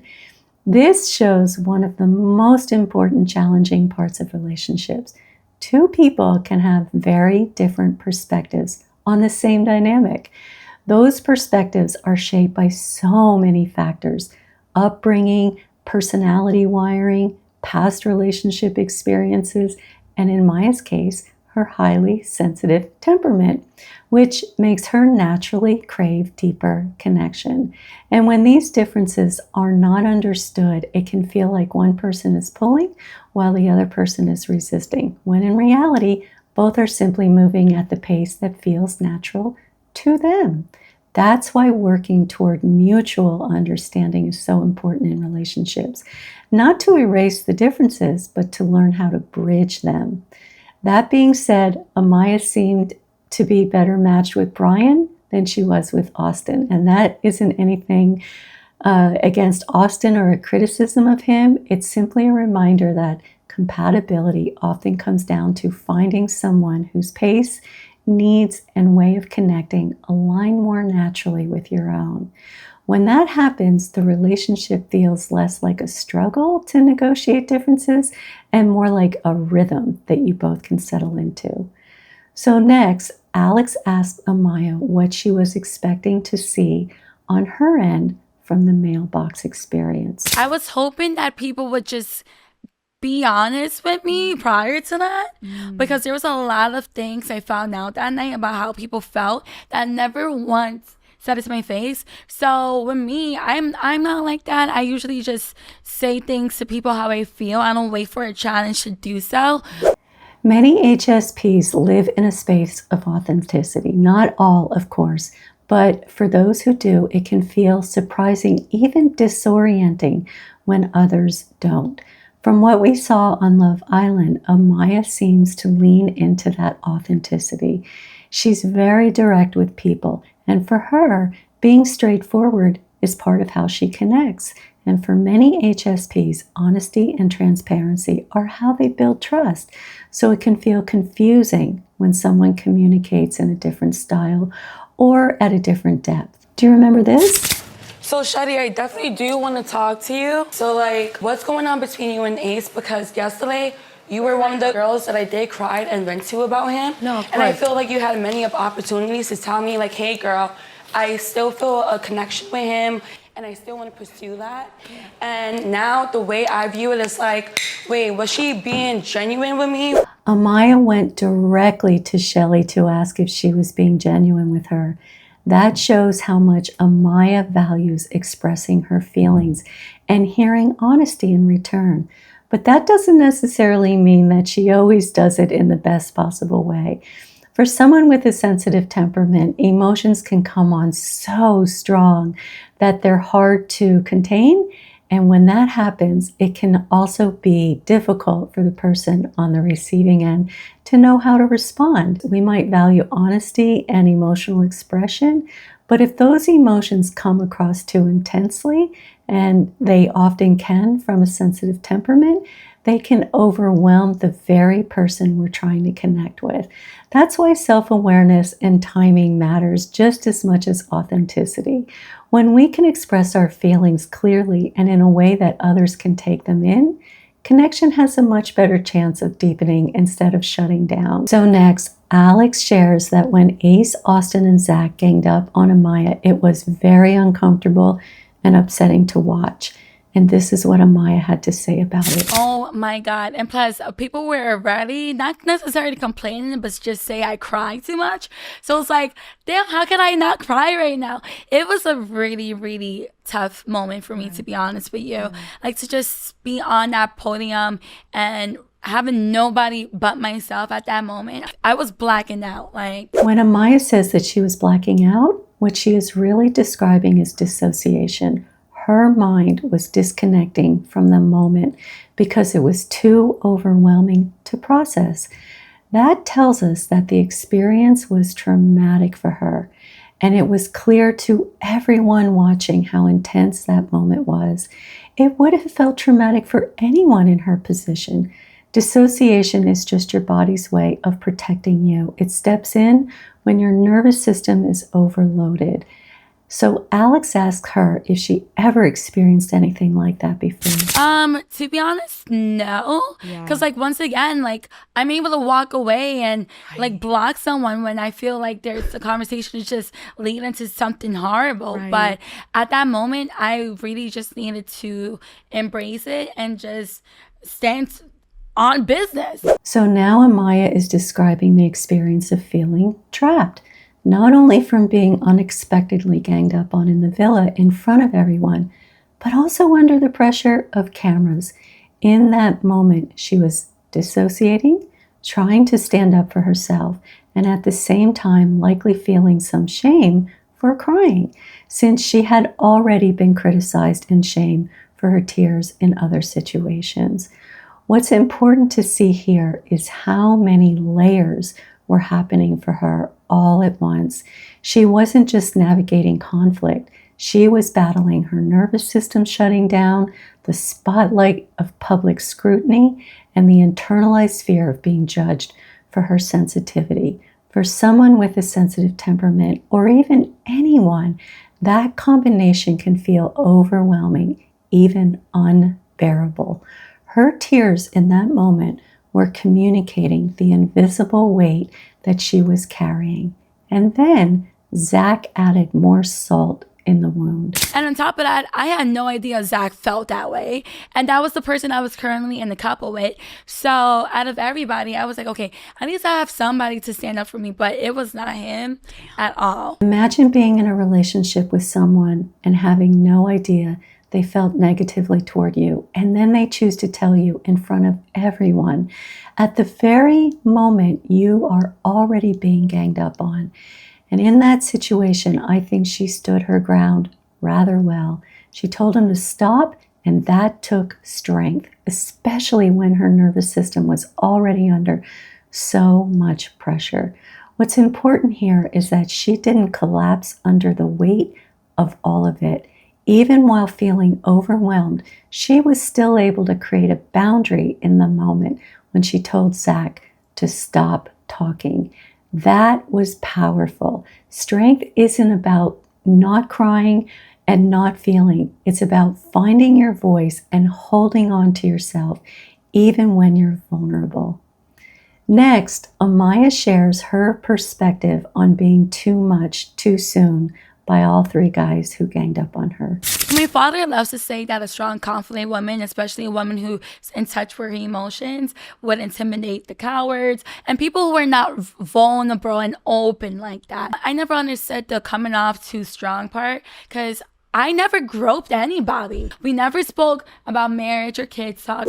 The best thing an HSP can do is learn to be an advocate for themselves. Now, that's important for all of us, of course. But for an HSP, it's especially powerful to read, learn, and really understand this part of yourself. Because when you know yourself better, you won't feel as confused about why people sometimes respond to you the way that they do. And you'll be able to share more clearly who you are. I don't think Amaya realizes that she likely is an HSP. But if she did, she might say something like, I was born as an HSP, just like some people are born introverts and others extroverts. And for me, being an HSP means I often have big emotional reactions to situations. So of course she could go on to say so much more, but that would be a really good place to start. When I work with HSPs, many of them already know that they're sensitive, but they don't always see how much it shows up in their day-to-day lives or how much it impacts the people that they love. Let me just be clear, being an HSP is only one part of who Amaya is. There's so much more to her, and that's true for all of us. So not everything has to do with her sensitivity. She has so many layers, as we all do. We are so complex as human beings. That's why self-awareness is such a gift. The more you understand yourself, the more confident you become in your relationships and in your life. And for HSPs, that self-awareness can turn to what once felt like a burden into one of their greatest strengths. So next, Alex points out that no one stood up for her when she was ganged up on. And Alex asks her why she thinks no one stood up for her. Honestly, I don't know if it was just more of them letting the conversation just be done and be finished. Okay, so why didn't anyone stand up for her except Brian, of course? Obviously, I don't know for sure, but these are my thoughts. Just to explain, not to excuse. I do wonder how many of the Islanders were triggered themselves in that moment. When you see that level of intensity directed at one person, it can stir up memories of your own past experiences, times when you may have been attacked or felt powerless, and that can shut people down. Also, shock, fear, and power dynamics probably played a role too. Sometimes friends freeze, unable to process what's happening quickly enough to respond. Others may worry that if they step in, that aggression will turn on them. And with that louder, more dominant presence of the men in that moment, some may have simply felt intimidated and unsure of what to do. But there's something else worth noting. Silence can also reflect the unspoken rules in a group. When 3 men gang up verbally on one woman and none of the women step in, it shows how quickly people can abandon their own values for a sense of safety or sometimes belonging. Sadly, this isn't just about Love Island. It mirrors how bystanders often stay quiet in real life when power, gender, and group pressure collide. Silence doesn't always mean that people agree. It just means that they are scared. And keep in mind, fear causes us to freeze. And I can't help but wonder how many of the Islanders now feel some sense of remorse for not standing up for Amaya. But what's likely true is that most of them don't even fully understand what happened inside themselves at that moment. And this is something we can all relate to. Every one of us has had moments where we reacted or didn't react in ways that surprised us without any real insight into understanding why. It's important to understand that our nervous systems sometimes take over before we are aware and can sometimes make decisions for us before our minds have even caught up. So next, Amaya talks about her response to that painful experience. And on the surface, it might sound like strength, but in reality, it works against her true nature, and I'll share why. It was pretty tough, but I'm telling you, like, out of this whole experience, my skin is so thicker now, thicker than raw beef, okay? Like, or it's burnt beef. Like, this skin is tough now, baby. Sometimes HSPs, or anyone who has been hurt, believe the only way to cope with intense hurt is to grow a thicker skin, shut down their emotions, or deny them altogether. But that's not who Amaya is. She calls herself a sensitive gangsta, and her ability to feel deeply is her gift. However, sadly, it also means that she hurts deeply. Her real growth work isn't about hardening herself. It's about learning how to understand her feelings and how to comfort herself when she's hurting. If she truly tried to grow a thicker skin, she wouldn't be the person that she is now. Now, I don't know exactly what Amaya means when she says that she grew a thicker skin, and maybe it's just the words that she chose in the moment. But what I do know is this: for HSPs, sensitivity is both a gift and a challenge. And the growth work is learning how to hold both at the same time. Amaya already uses her sensitivity in a beautiful way as a nurse. Her patients don't want someone with a thick skin. They want someone who can feel and care with them. What she needs most is to give herself that same compassion, love, and care that she gives so freely to others. That's how you learn to navigate the challenges of feeling deeply without losing the gift that sensitivity truly is.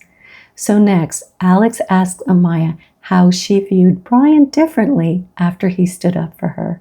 But just hearing his voice, because I thought it was just like arguments and people just attacking me. And to the point where one moment I put my head down and wasn't looking up. And then I heard him say, wait, hold on. And I looked up and I was like, my eyes just glowed.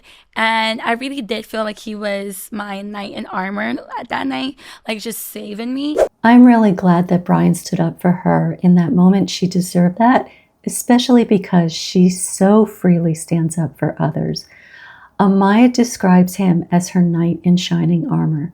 But here's the thing. She was already doing a good job standing her own ground. Brian didn't rescue her. He joined her. He connected with her in that moment. And that connection is what drew her to him. Real support isn't rescuing someone, it is standing with them. So next, Amaya addresses mental health on Love Island. I think sometimes like people forget how intense things could be in there. Like when you don't have any interaction with the outside world, you're not able to call your mom and dad and talk to them. So whenever we feel like the world is like crashing down due to the intensity of emotions, we're able to talk to the doctors, and everybody has their own way with navigating how they deal with their feelings. For me, just going on a dock and feeling that fresh air and like just embracing Mother Nature. I'm relieved to know that the Islanders have access to mental health support on Love Island because Amaya said it perfectly. They are isolated from the outside world. They don't have access to their loved ones. And whatever their reason is for being on Love Island, they are still likely impacted in ways that they never saw coming. What also stands out to me is that Amaya not only turned to the mental health professionals to talk things through, but she also turned to nature for her healing. And nature can be one of the best healers, not just for HSPs, but for anyone. The rhythm of nature helps to regulate our nervous systems in ways we don't always realize. It can be grounding, create calm, and perspective when life feels overwhelming. The combination of mental health support and the healing power of nature shows us something important. Growth and resilience don't come from shutting down our emotions, but from finding healthy ways to process and soothe them. And that's true for all of us, not just on Love Island, but in our everyday life. Well, that is a wrap on this episode.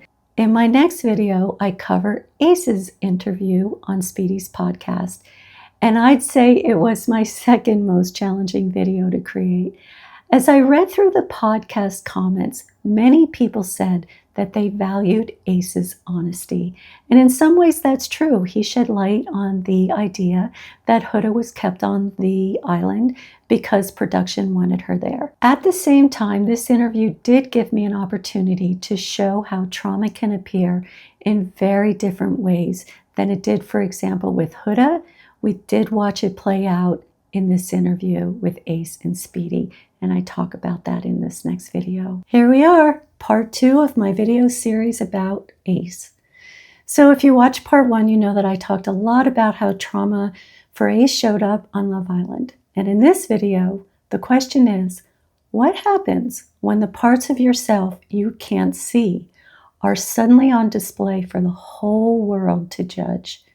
In part 2 of my series on Ace, I'm going to look at how his interview with Speedy reveals the push and pull between who he believes he is and how others actually experience him.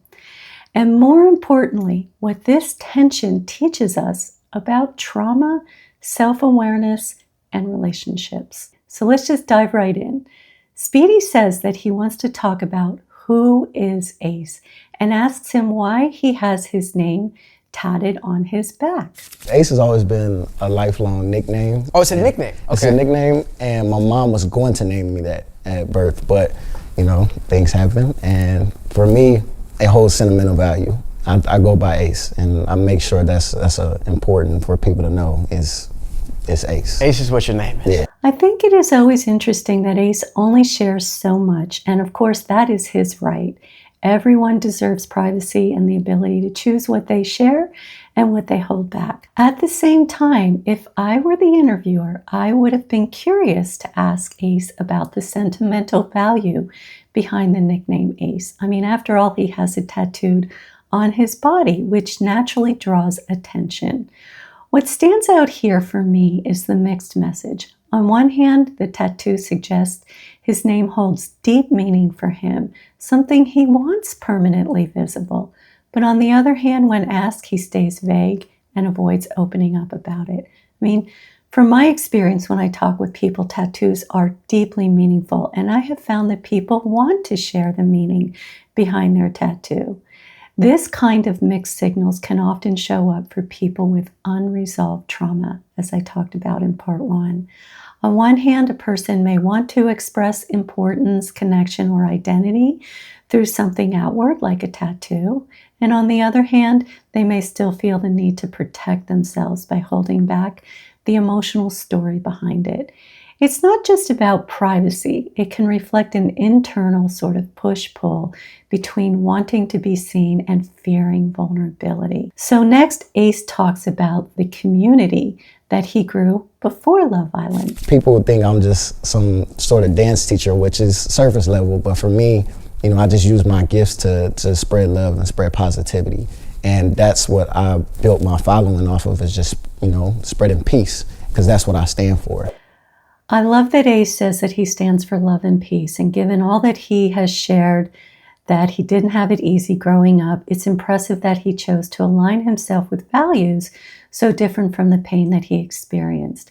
He could have gone in a very different direction, but instead he seems to be reaching towards something better. That's the thing about trauma. Everyone comes out of it differently. Some people, often without realizing it, perpetuate the pain that they endured onto others. Some throw themselves into healing and growth and breaking cycles, and many find themselves somewhere in between, trying to live out their ideals while still wrestling with the parts of their trauma that remain unresolved. And that's what I see in Ace, which I'll talk about throughout this whole video. And at the end of this video, I'm going to tie together the parts of Ace that he sees and the part that we see and why that is happening. So next, Speedy asked Ace if his intentions coming into the villa were different because he already had a following.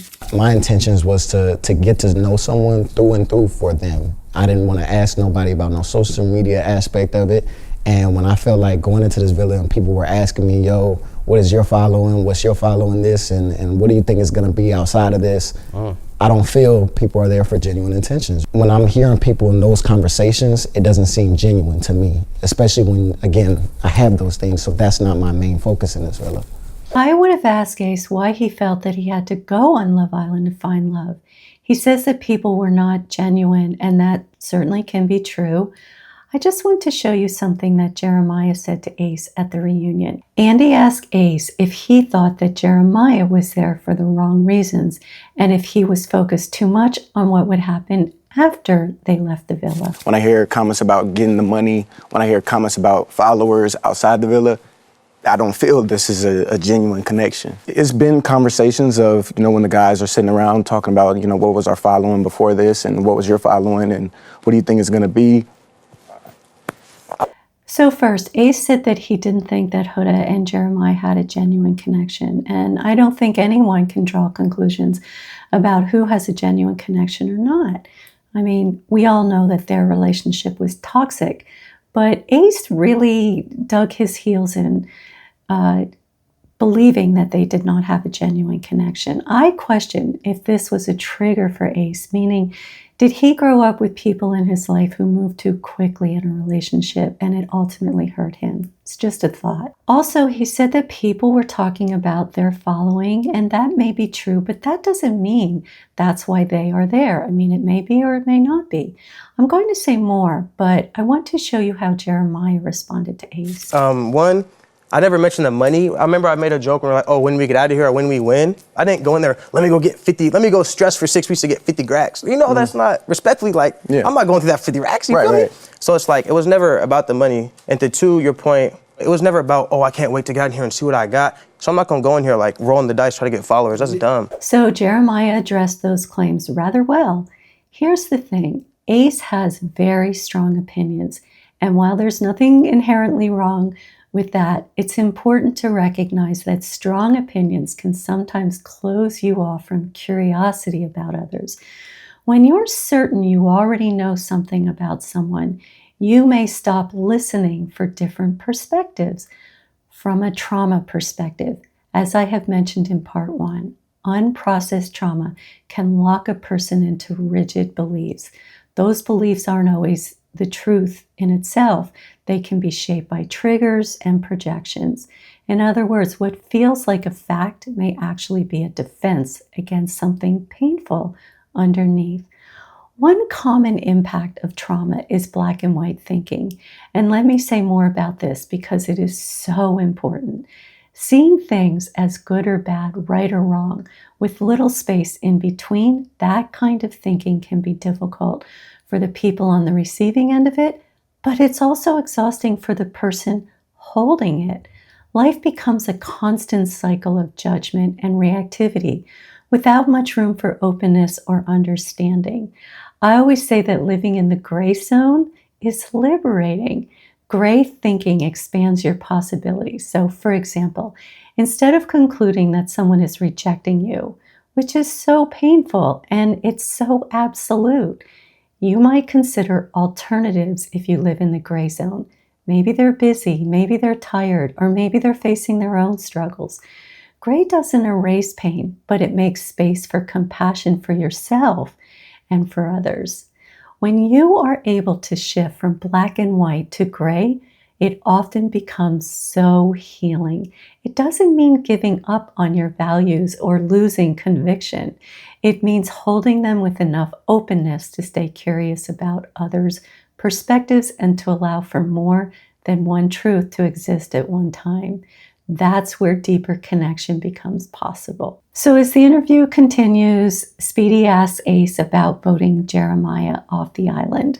And this is what he says. But I was man enough to admit to Jeremiah, like, look, bro, I apologize because, again, it's not personal. And I'm trying to get him to understand it's not personal. And we were able to have that conversation of us clearing things up regarding how he got sent home and the differences that we had throughout the season.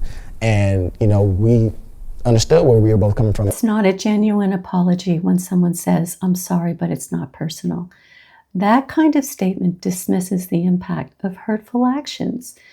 I wish Speedy had addressed the more serious issues when Ace called Jeremiah a liar, a scammer, and a love bomber. Those are deeply personal and hurtful accusations, and I haven't heard Ace acknowledge any of that at all. Maybe he did privately, but here's the thing. He made those statements publicly. And when you put something harmful into the public space, it warrants a public acknowledgement and a show of remorse for the narrative that you created about someone. From a trauma lens, accountability and shame often go hand in hand. It's why someone doesn't take accountability, because shame makes it hard to admit fault. So people sometimes offer partial or surface level apologies, like saying it wasn't personal, because that feels safer. But true accountability means taking ownership of the deeper hurt that you caused for someone. For Ace, apologizing for sending Jeremiah home is the easier step. Facing and repairing the damage caused by the public inaccurate narrative is so much harder, but far more important. So next, Ace addresses his encounters with Amaya. He begins by saying that he loves Amaya and that she wears her emotions on her sleeve. He explains that she had shared with him, when they were talking, some of the traumatic relational experiences that she went through in the past, and that he wanted to support her. And then he adds this. I just wanted to make things clear to her, because we're about to sleep in a bed together. I want to make sure ground rules are set, so that way you don't cross the boundary and I don't cross your boundary. And what they didn't get to see is the conversation that we talked about regarding those traumatic experiences. Every time she's cried through our conversations, they copied and pasted, the clip of her crying to me telling her about my boundaries. It wasn't about the conversation that we did have.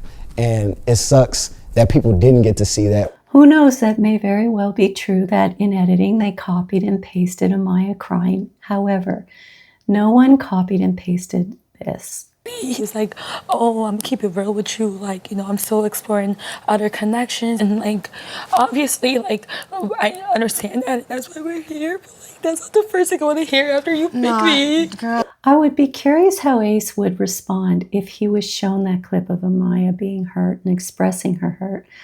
I imagine that he would respond with that he needed to create boundaries. And yes, that is very important.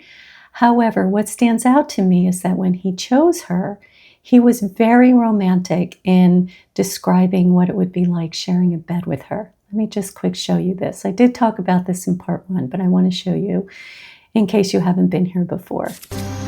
I'm really excited to share a bed with this person and have conversations late night about stupid shit. So that's the confusion for many of us around Ace's words when he chose Amaya and then his closed offness when he created those boundaries. So next, Ace addresses the accusation that he was bullying Amaya. Coming out the villa and watching the show for the very first time, I could see how that can get misconstrued of me being bullying. But if you watch it for actually what it is, I never once raised my voice with Amaya. I was very clear and concise on how I was feeling.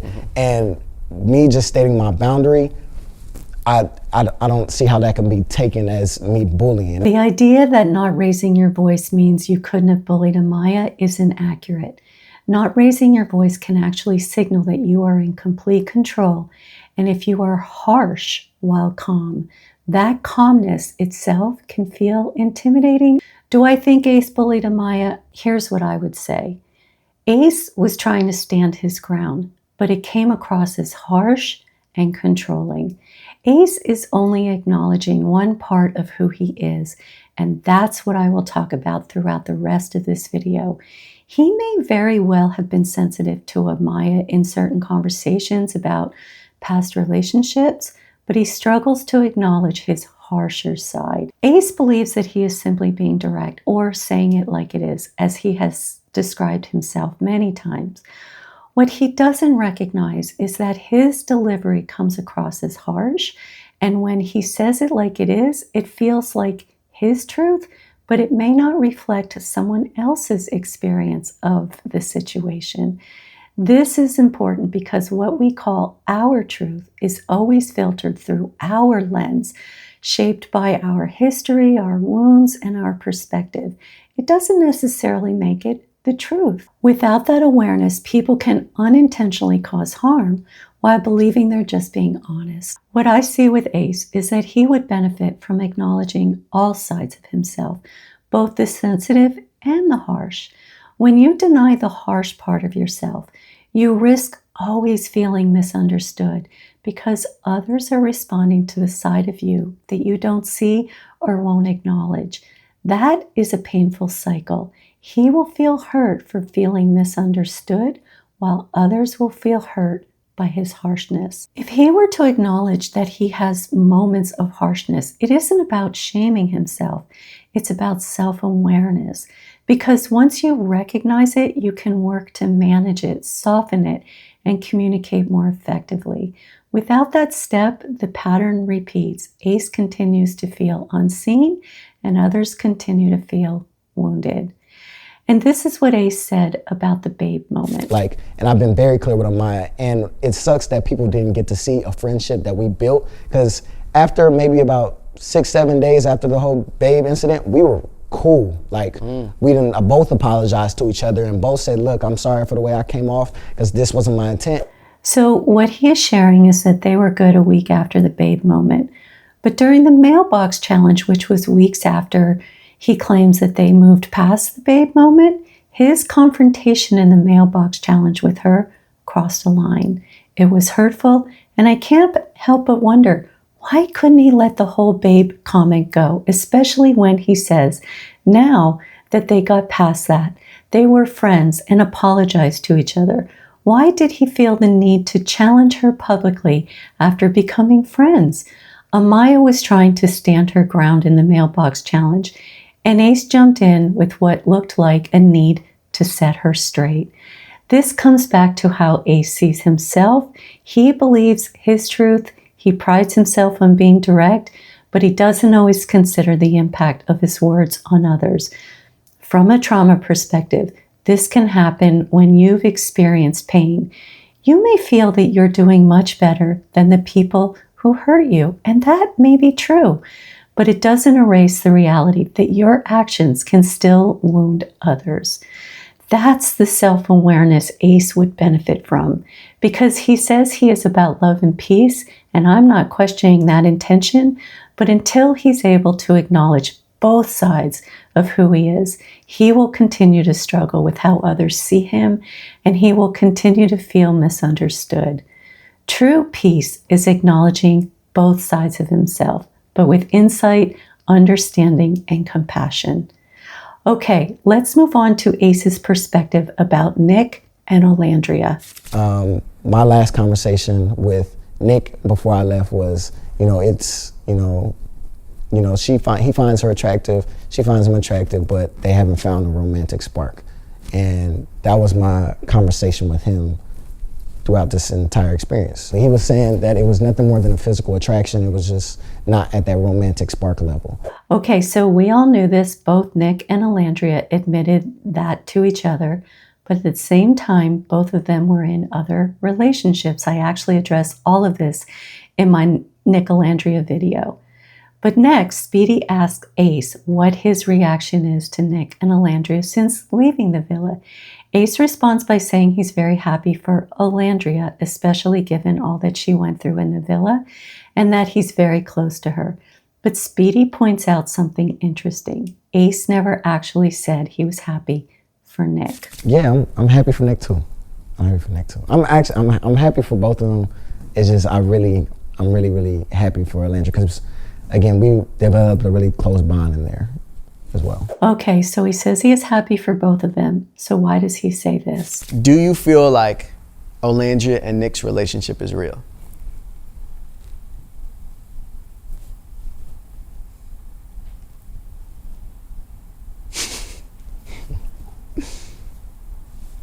Is this you thinking, or is this your answer?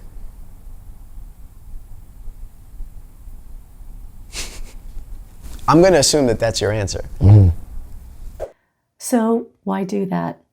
By smirking and staying silent, Ace ended up hurting the very person he claimed to be happy for, Olandria, especially given all that she endured in the villa. This is one of those moments where Ace seems to think he's saying it like it is, but this time without words, but silence can be just as loud and as cutting as speech. In this case, his silence came across as dismissive and harsh. The thing is, he didn't need to respond that way to be genuine. A more respectful response could have been something like, I'm not sure what you mean by real, but when I see them, they seem very happy together, and I hope the best for them. That would have allowed him to stay authentic, because I don't know what he thinks about Nick and Olandria, but he could have stayed authentic without undermining Olandria and Nick. In his interview with Speedy, he said he didn't see it happening for Nick and Olandria, but remember this? Nick is single. I don't know what's gonna happen. You know what I see happening? What do you see? I see, and it's just a thought. Mm-hmm. I know they kind of had like a thing, Mm-hmm. or maybe they could rekindle. That's not like impossible. Don't count it out. So why the flip? This is what I think. Speedy asks Ace who he considers to be his friends. He names Olandria, Shelley, Taylor, and Brian. And Speedy asks why he left out Nick. When it comes to the serious shit regarding my character, that's the things I take serious. And you feel like he didn't stand up for you and or silence narratives when he had the opportunity. And I told him that. I said, yo, I feel like the answer that you gave was just mad PR, and I didn't respect it. And He was like, well, I'm pretty much over it. Well, I don't know the full backstory between Ace and Nick. Maybe you do, but clearly Ace felt that Nick should have said something. He didn't. Here's the thing. In my last video, I mentioned that Ace, by his own words, was let down a lot when he was young, and he doesn't trust easily. Because of that, he likely has very high standards for what he expects from people in order to not feel let down.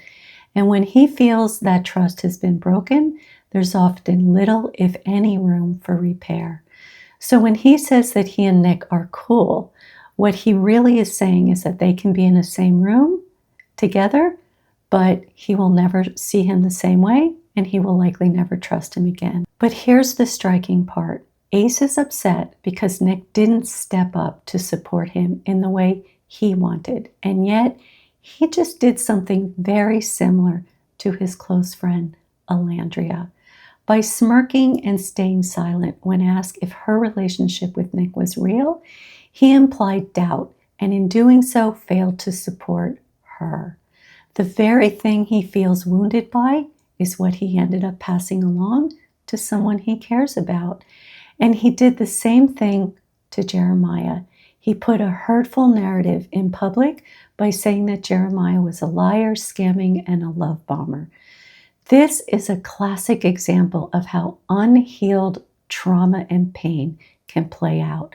We become so focused on how others fail us, we don't see when we are unintentionally repeating the same dynamic with them. So next, Speedy asked Ace if Shelly is his girlfriend. Not yet. Well, people was going back and forth of Ace is scared of commitment. He's too young. First off, number one, I feel like the whole age conversation is silly to me because I feel like I've been through a lot of shit that not the average child is gonna go through. And it causes you to mature a little bit faster in this life. And respectfully, it's not other people's relationships, so they can mind their own damn business. Big disconnect here is that Ace wants others to stay out of his relationship with Shelly and mind their own business, but then he turned around and said something very hurtful by saying Olandria's relationship with Nick isn't real. He's asking for respect in his own life while not giving that same respect to hers. Something important to notice here is that Ace describes himself as mature, but growing up fast because of trauma doesn't necessarily create maturity. It can create responsibility. You learn survival skills, how to get things done, how to manage on your own. But the emotional side, self-awareness, empathy, the ability to handle conflict without harshness, doesn't always get the chance to fully develop. That's why responsibility and emotional maturity are so often mistaken for one another. From what we see with Ace, this is where the disconnect lies. He believes that he is mature, but unhealed trauma shows up in emotional immaturity, especially in how he struggles to see and take responsibility for the impact that he has on others. I face, anxiety, especially being out inside the villa, and people are like, oh, why is his voice a little shaky? Because honestly, bro, it's hard, like dealing with it. Like I felt some sort of depression, like coming out, because I'm such a positive person. I'm such a happy, loving person that I'm trying to spread that to everybody else, and to see that I was portrayed as something as the opposite of who I am as a person is tough to deal with. I'm not surprised that Ace struggled with depression after leaving the villa. I didn't know him before Love Island, but my sense is that he found joy in teaching dance and sharing that part of himself with others. That setting likely allowed him to show his talent, energy, and passion, aspects that feel positive and affirming to him. But Love Island was different. Once he was on the show, the audience didn't just see his strengths, they also saw sides of him that he doesn't see in himself. And that's what people began to respond to. It's a harsh mirror to face because suddenly the world reflects back pieces of you that you don't recognize or believe are there. In many ways, that can feel like years of therapy being forced on you all at once. but without the context, guidance, or compassion that therapy can provide. He didn't get to experience the slow building of self-awareness, no gradual process of understanding or self-compassion. Instead, he's confronted with raw feedback and public scrutiny. The added insight here is that depression in this context makes perfect sense. When unresolved trauma collides with public exposure, it can trigger shame, confusion, and a deep sense of being misunderstood. I hope Ace is actively working on healing his trauma, because when people start to connect the dots between their past experiences and the way those experiences shape their daily choices and interactions and their relationships, the insight can be life-changing. Healing doesn't erase the trauma, but it does give people the freedom to embody their intentions more fully. And for Ace, that would mean living love and peace, not only as a name, but as a consistent reality in his relationships and his life. Well, that's a wrap on this episode. And in my last video, which covered Nick and Olandria's interview on modern love, I want to explain why I didn't say whether I think their relationship is romantic or simply a friendship. Too often we rely on labels that don't really fit. What matters is that their connection is genuine, and I see that clearly. I also didn't want to add to the pressure they've already described, feeling the need to define their relationship or prove its authenticity. As they have shared, they are dating. And as I said in my video, they have my full support exactly as they are.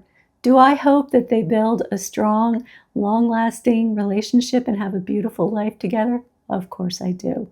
Who doesn't love a happy ending? There has been a lot of speculation about whether Nick and Olandria's relationship is real and genuine. Some viewers think their dramatic coupling was just a survival tactic to stay in the villa, pointing out that they once said that there was no spark and had doubt whether a genuine bond can really grow under such TV pressure. I'm going to dissect all of it because their story reveals lessons all of us can use to spot healthy love. So let's dive into their interview with Anna Martin on Modern Love. Okay, let's just dive right in. Anna asks why Nick and Olandria think that people are so obsessed with their relationship. I think relationships are so hard, and it's not that fairy tale that it is in like movies. We went through all of these like trials and tribulations, you know, dating other people. And then when you have this like story ending, you know, grand finale of like coming back to each other, I think people like resonate with the hardships of their real relationships as like seeing the hardships in our show. I think that Nick's response is a start as to why people loved Nick Olandria so much or were so obsessed, as he was asked. Yes, relationships are very challenging, and yes, people love a love story that has trials and tribulations with a happy ending. However, let me take it a bit further.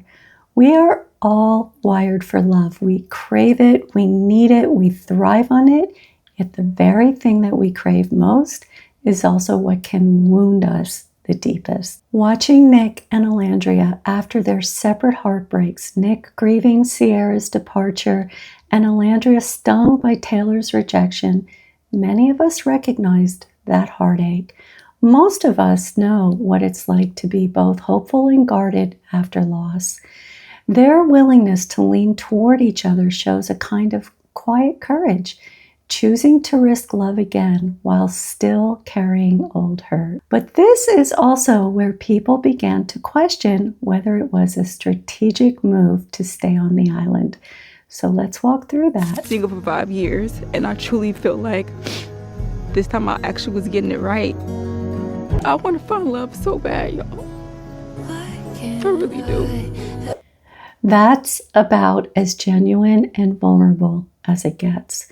Olandria shares how badly she wanted to find love when she thought she might have to leave. So let's walk through that a bit.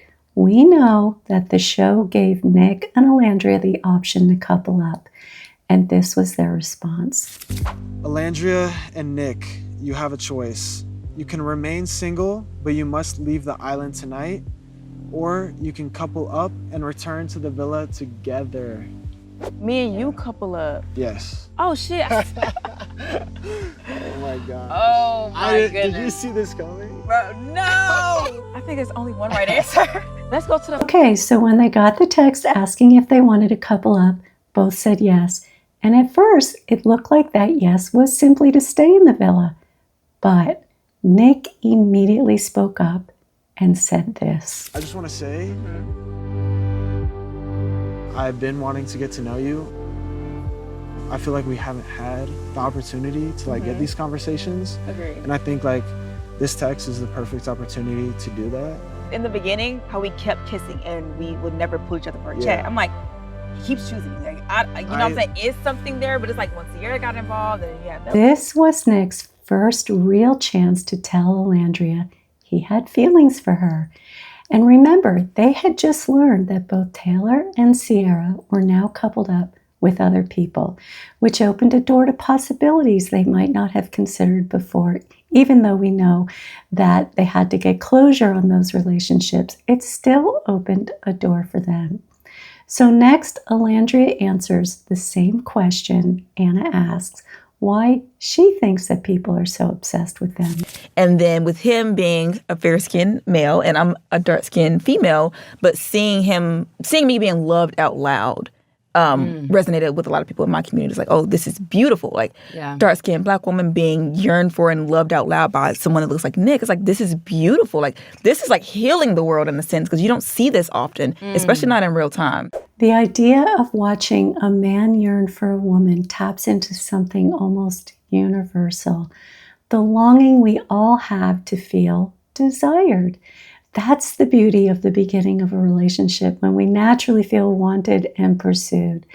The real challenge, of course, is finding ways to keep even a spark of that desire alive as the relationship grows. For Nick and Olandria, that early pursuit is especially important because they are looking back and recognizing that their foundation of their relationship was being built before they even knew it. And I truly hope Olandria is right, that their relationship with Nick being fair-skinned and her dark skin brings healing to others. Seeing two people love each other across racial and cultural differences can quietly challenge old ideas about who belongs together.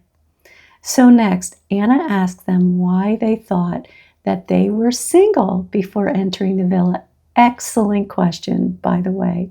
Olandria shared that she had been in just one relationship for 3 years and stayed single for 5. And she felt she had overhealed. Let's watch. At times, I felt like I overhealed. Overhealed.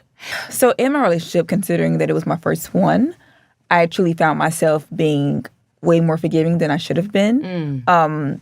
Blinded by like the potential of a situation or a person rather than the pattern like that was right in front of me. Like, you know what?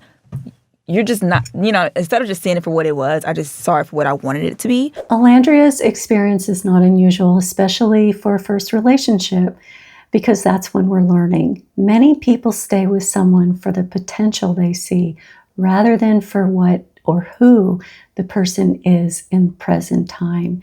There are so many reasons this happens. Sometimes you are naturally understanding and forgiving, like Olandria may be. But if that is true, then you need to guard against overextending that understanding. Or another reason is you might carry an ideal of what you hope for in a partner and keep living in that hope instead of facing what is. You may feel that you have invested time, emotions, memories, and don't want that investment to feel wasted. And with a first serious relationship, there's always a learning curve, as I said. Growth and self-awareness take time. There are countless other reasons people stay for the potential rather than the reality, but at the heart of it is the same. We are all learning how to recognize when love is mutual and present, not just possible. And after I just done away with that situation, I was like, you know what? The first red flag I see, I'm out. Like, I cannot, like the moment that I forgave somebody so much, I looked up and 3 years passed me by. It's like you learned your lesson so much from the hurt that you went through. Exactly. That it was sort of like, after that, you were very strict. If there's one Extremely red flag, as strict. you say, I'm out. Overhealed. I'm out. I like that. Overhealed, literally. I'm going to shift this a bit from overhealed to moving from one extreme to another. And that is something I see often in many areas in the lives of the people that I counsel. So thank you, Olandria, for giving me the opportunity to share this with all of you.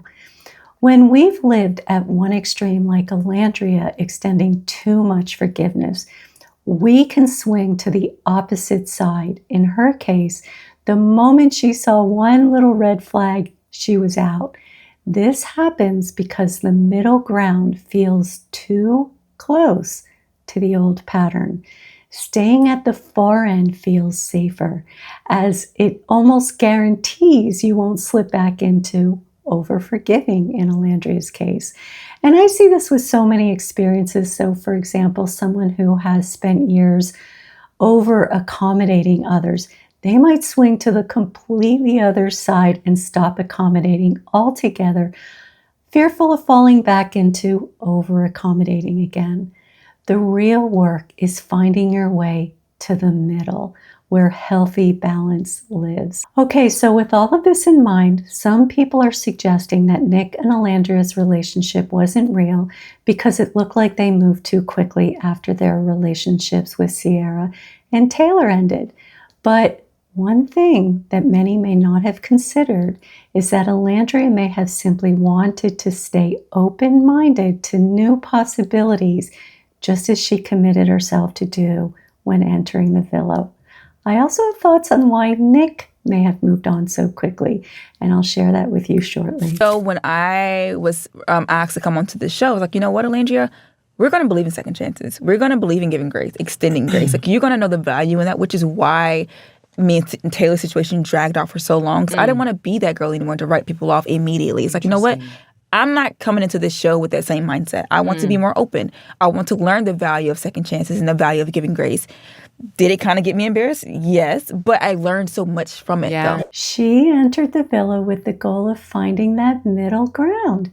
So naturally, she struggled. Finding balance is hard for anyone. And doing it in front of cameras while cut off from friends and family, who usually help you stay grounded, is even harder. You can see how she wrestled with it. She wanted to extend grace to Taylor, as she said, but may have gone a little bit too far. That is the trap of extremes. They can feel easier in the moment to be in the extreme, but they are actually harder to sustain. The middle ground is always the healthiest place to be. Still, she did a very good job, and I hope she doesn't feel too embarrassed, because her openness gives us all a chance to see how challenging and important growth is within a relationship. Anna also asked Nick why he was single before entering the villa. He explains that he had been broken up with his ex for about 1.5 years and was simply enjoying traveling when the show reached out. He thought, sure, it might be nice to have a girlfriend. And then Anna asked if he felt ready for a relationship. And here's what he says. Honestly, at that time, I don't know that I would be ready. Looking back on who I was back then, no. But looking back, like, I've grown through this process, and I've realized that it would be nice to have like a person, you know, to do life with. Because a lot of these times when I was traveling, I'd be doing it alone, and like I'm always thinking like there could be someone out there who I could be doing this with. Right. And, you know, sharing experience with somebody is, for me, more fulfilling than doing those experiences by myself. That's thoughtful self-reflection on Nick's part. He recognizes that he wasn't ready for a committed relationship when he entered the villa, but over the time, he grew to appreciate the idea of having a life partner. I also remember him saying that Olandria brought out his more mature side, while he brought out her more playful side, showing how they create balance for each other. It seems that Nick has come to see how a partner can enrich his life in ways he hadn't considered before being on Love Island. That shift from simply enjoying travel and independence to valuing mutual growth and companionship shows growth and a deeper understanding of what lasting partnership can mean and look like.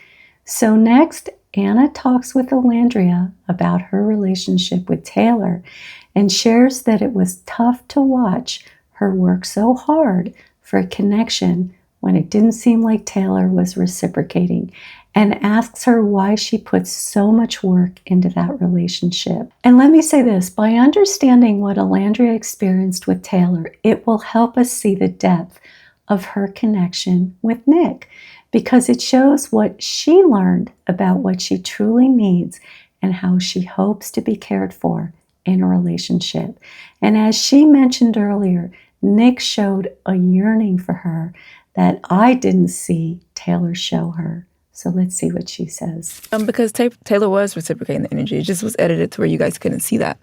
You know, you think I would really put in all this effort into a man that's not putting in an effort for me. No, yeah. I know I'm confident, and I've been trying to clear that up as much as possible in the media, because I'm like, I am not delusional, guys. I know my worth. I am a beautiful woman that has a lot to offer. Taylor was putting in the effort.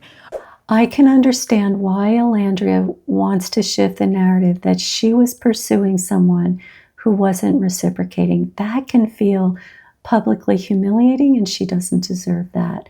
It's possible that he was showing interest behind the scenes. However, Olandria did share that she never felt fully confident in her relationship with Taylor. As much as I do like this connection, I don't feel secure. I don't feel confident. In addition to that, Olandria shares with Taylor what she needs from him. It's gotta be nothing drastic. Whatever you feel comfortable with. Your hand on my leg. Like, it's just something very subtle, very simple. I don't want to put too much pressure on anything, because I feel like that's just ungenuine. It doesn't look natural. I just want you to know, like, I'm okay with it. I just want to just put that conversation out there. Keep it in the back of your head. No rush. Sure. She was trying to communicate to Taylor what would make her feel secure in their relationship.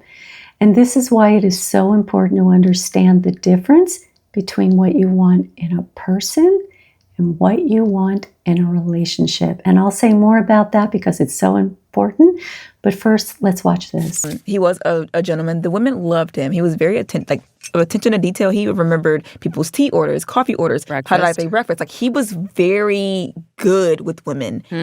I love the way he treated women. And when I say I wanted a cowboy, I like the mannerisms of men from the country. I truly feel like when it comes to chivalry, opening doors and things like that. Olandria noticed how thoughtfully Taylor treated women in general, opening doors, being polite, and that's lovely.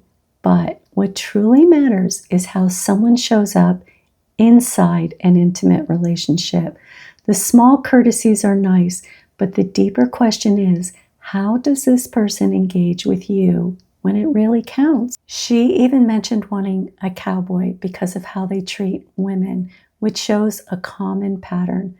We can often focus on traits that we want in a person, but like I said, forget to name what we need in a relationship. Olandria knew the qualities that she liked, kindness, chivalry, but may not have considered the relational qualities that sustain love, like emotional maturity, skill in handling conflict, and thoughtfulness about a partner's needs. Here are a few green flags for you to consider. Do they share their feelings and listen to yours? When there's disagreement, do they stay respectful and work toward resolution, or pull away and blame? Those are the green flags that show someone is really stepping into a relationship. And that's the place where it seems Taylor may not have fully stepped in with Olandria. Not certain, of course, but it's an important takeaway for all of us when we think about healthy love. And that could be why she was able to move on so quickly from Taylor to Nick. Her needs were not being met with Taylor. It's just a guess. Anna asks Nick why he didn't tell Olandria that he was the one who kissed her very early on. It was more like in my head, it was like, okay, I can be like her secret admirer. You felt like you couldn't pursue because you were doing your thing with Taylor. Yeah. It's Bermuda Triangle. Bermuda Square would have been. I would have had to remove myself from the island. Would have and all been that tough. stress. How do you navigate that? Thank Exactly. goodness I Ships did really get lost That in would have been there. crazy. No, if it was can't all do three. that. Yeah. Too much. Yeah. So Nick shares that he felt like a secret admirer, yet he didn't want to complicate things in the villa because both he and Olandria were already in relationships. I didn't show you this, but what's interesting is that Nick said that he wasn't necessarily focused on finding love. He talked more about wanting someone to travel with and said he'd be happy if he met someone, but content if he didn't because he was just enjoying his travels. And he also mentioned that he and Sierra shared interests like travel and modeling. That might explain why he moved from Sierra to Olandria so smoothly. His connection with Sierra may have been more about shared experiences than deep emotional attachment. Meanwhile, he felt a quiet admiration for Olandria from early on. So when circumstances shifted, it may have been natural for those feelings to grow. Next, Anna asked them about the kiss in Soul Ties and how could they possibly the next day say they didn't feel anything. In that moment in time, I did feel something.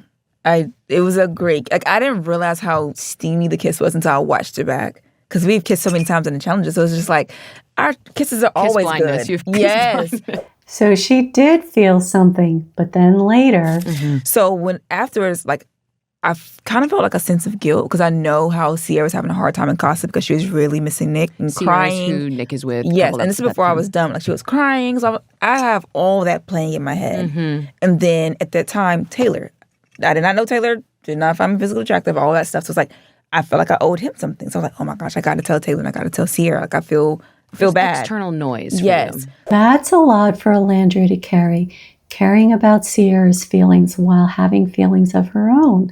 And let's not forget her emotional investment with Taylor, which clearly affected how she felt after that kiss with Nick. And you know what? That speaks well of her character.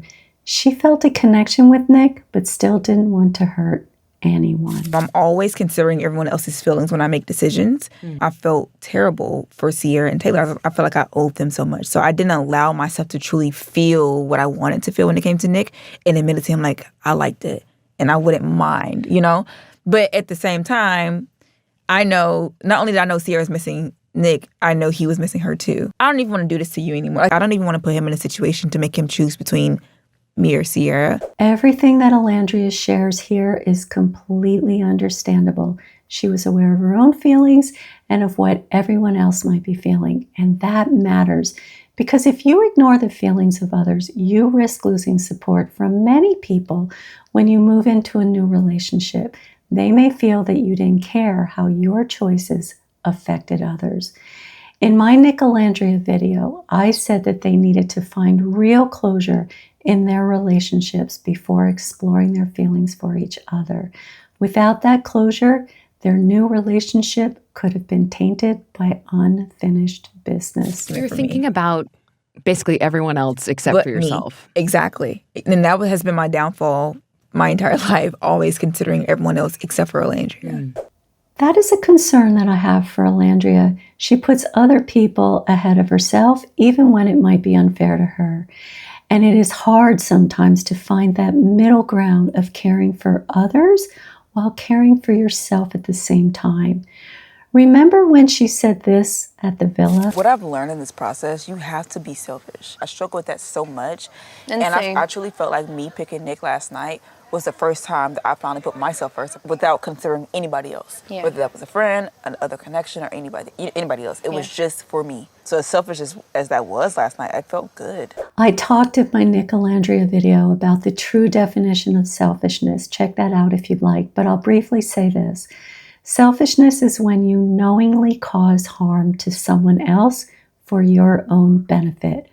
Hurting someone might simply mean disappointing them, but harm is deeper. It damages their well-being.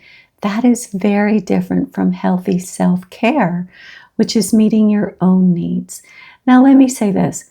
I think that Olandria made the right choice when she waited until they had closure on their relationships or just even needed to explore their relationships with Taylor and Sierra.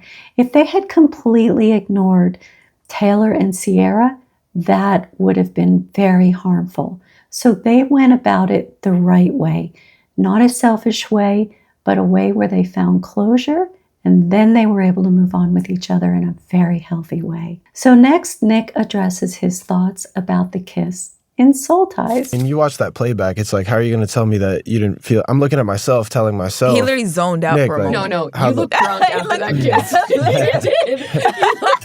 You were like, yeah. I'm telling Nick on the screen. I watched it on TikTok because I watched the edits, and I'm like, Nick, you're gonna tell me that you didn't feel anything right there? That's some bullshit. I just love that Nick said, how can I tell myself that I didn't feel anything? Like, just look at my face.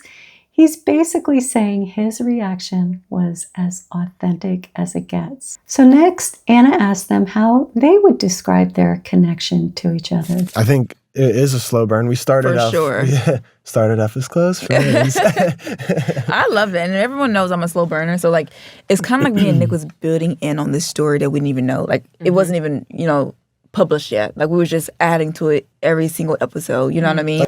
I think part of what they're expressing here is this.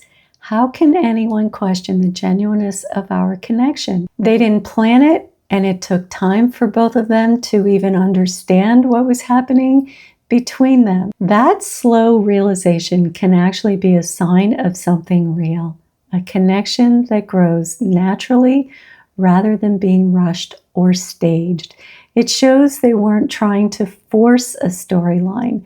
They were simply catching up to what their feelings were already creating. So next, Anna asked them if they feel pressure because so many people are invested in their relationship. So they explain the idea of parasocial relationship, which is just a one-sided bond where someone feels so connected to a public figure and doesn't know them personally. And this is what Nick says about that. They feel like they should have like strong opinions about our relationships. And there's just so much pressure for, us to get married and have kids. And in reality, we've been together for a few weeks. I think that statement, we've been together for a few weeks, says so much. For all of us, it can feel like months, but for them, it's really only been a few short weeks. They are likely processing so much at once. Their new relationship, the shift back to everyday life, the sudden attention on social media that they're getting, and the mix of hurtful and also supportive comments. That is a lot of change in a very compressed time. And early relationships are already delicate, and adding public scrutiny can intensify everything.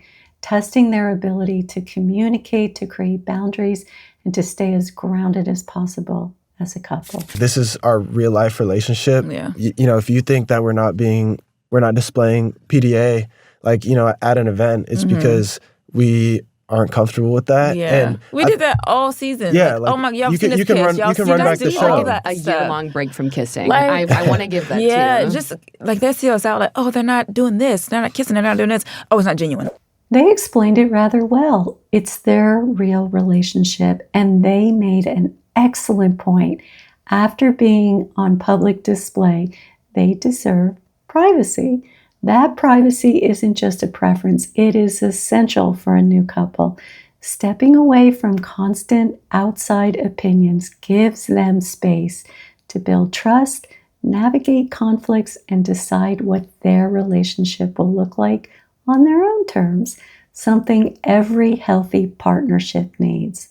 And finally, Anna asked if they are boyfriend and girlfriend, and Olandria summed it up with one perfect sentence, and Nick described it perfectly where they are at in their relationship. It's been a couple of weeks. In the real world, Love Island aside, I don't decide to be someone's girlfriend within the 2-3 weeks. Before Love Island, I thought the term dating was like, this is going to be the person I'm going to marry. Yeah. But I've learned that like dating can be getting to experience people and like getting to know if that could be your person to marry. So I love that. You guys are dating. Olandria put everything into perspective when she says, it's only been a couple of weeks. I don't label a relationship that soon. And Nick is right. Dating is about discovering whether someone is truly your person. So, is their relationship real? Honestly, I think it doesn't matter. Whether it's a romantic connection or a close friendship, they clearly share a genuine bond. Relationships of any kind can be challenging and need support, and they have mine. Well, that is a wrap on this episode. I want to say how much I have appreciated everything you have brought to this space. The teaching, the humor. Someone posted a comment, "Babe, wake up." Dr. Pam just posted a new video, which made me laugh. And the gratitude you shared. I wish that I could point out all of your comments because I just loved them so much. Your understanding of my intention to teach with compassion, empathy, and accountability with understanding means so much to me. Well, this is an actual wrap on Love Island. And don't forget to check out my therapist reacts to Love is Blind, which airs on Wednesday, October 1st on Netflix. And I will have a video out soon after. I hope to see you then.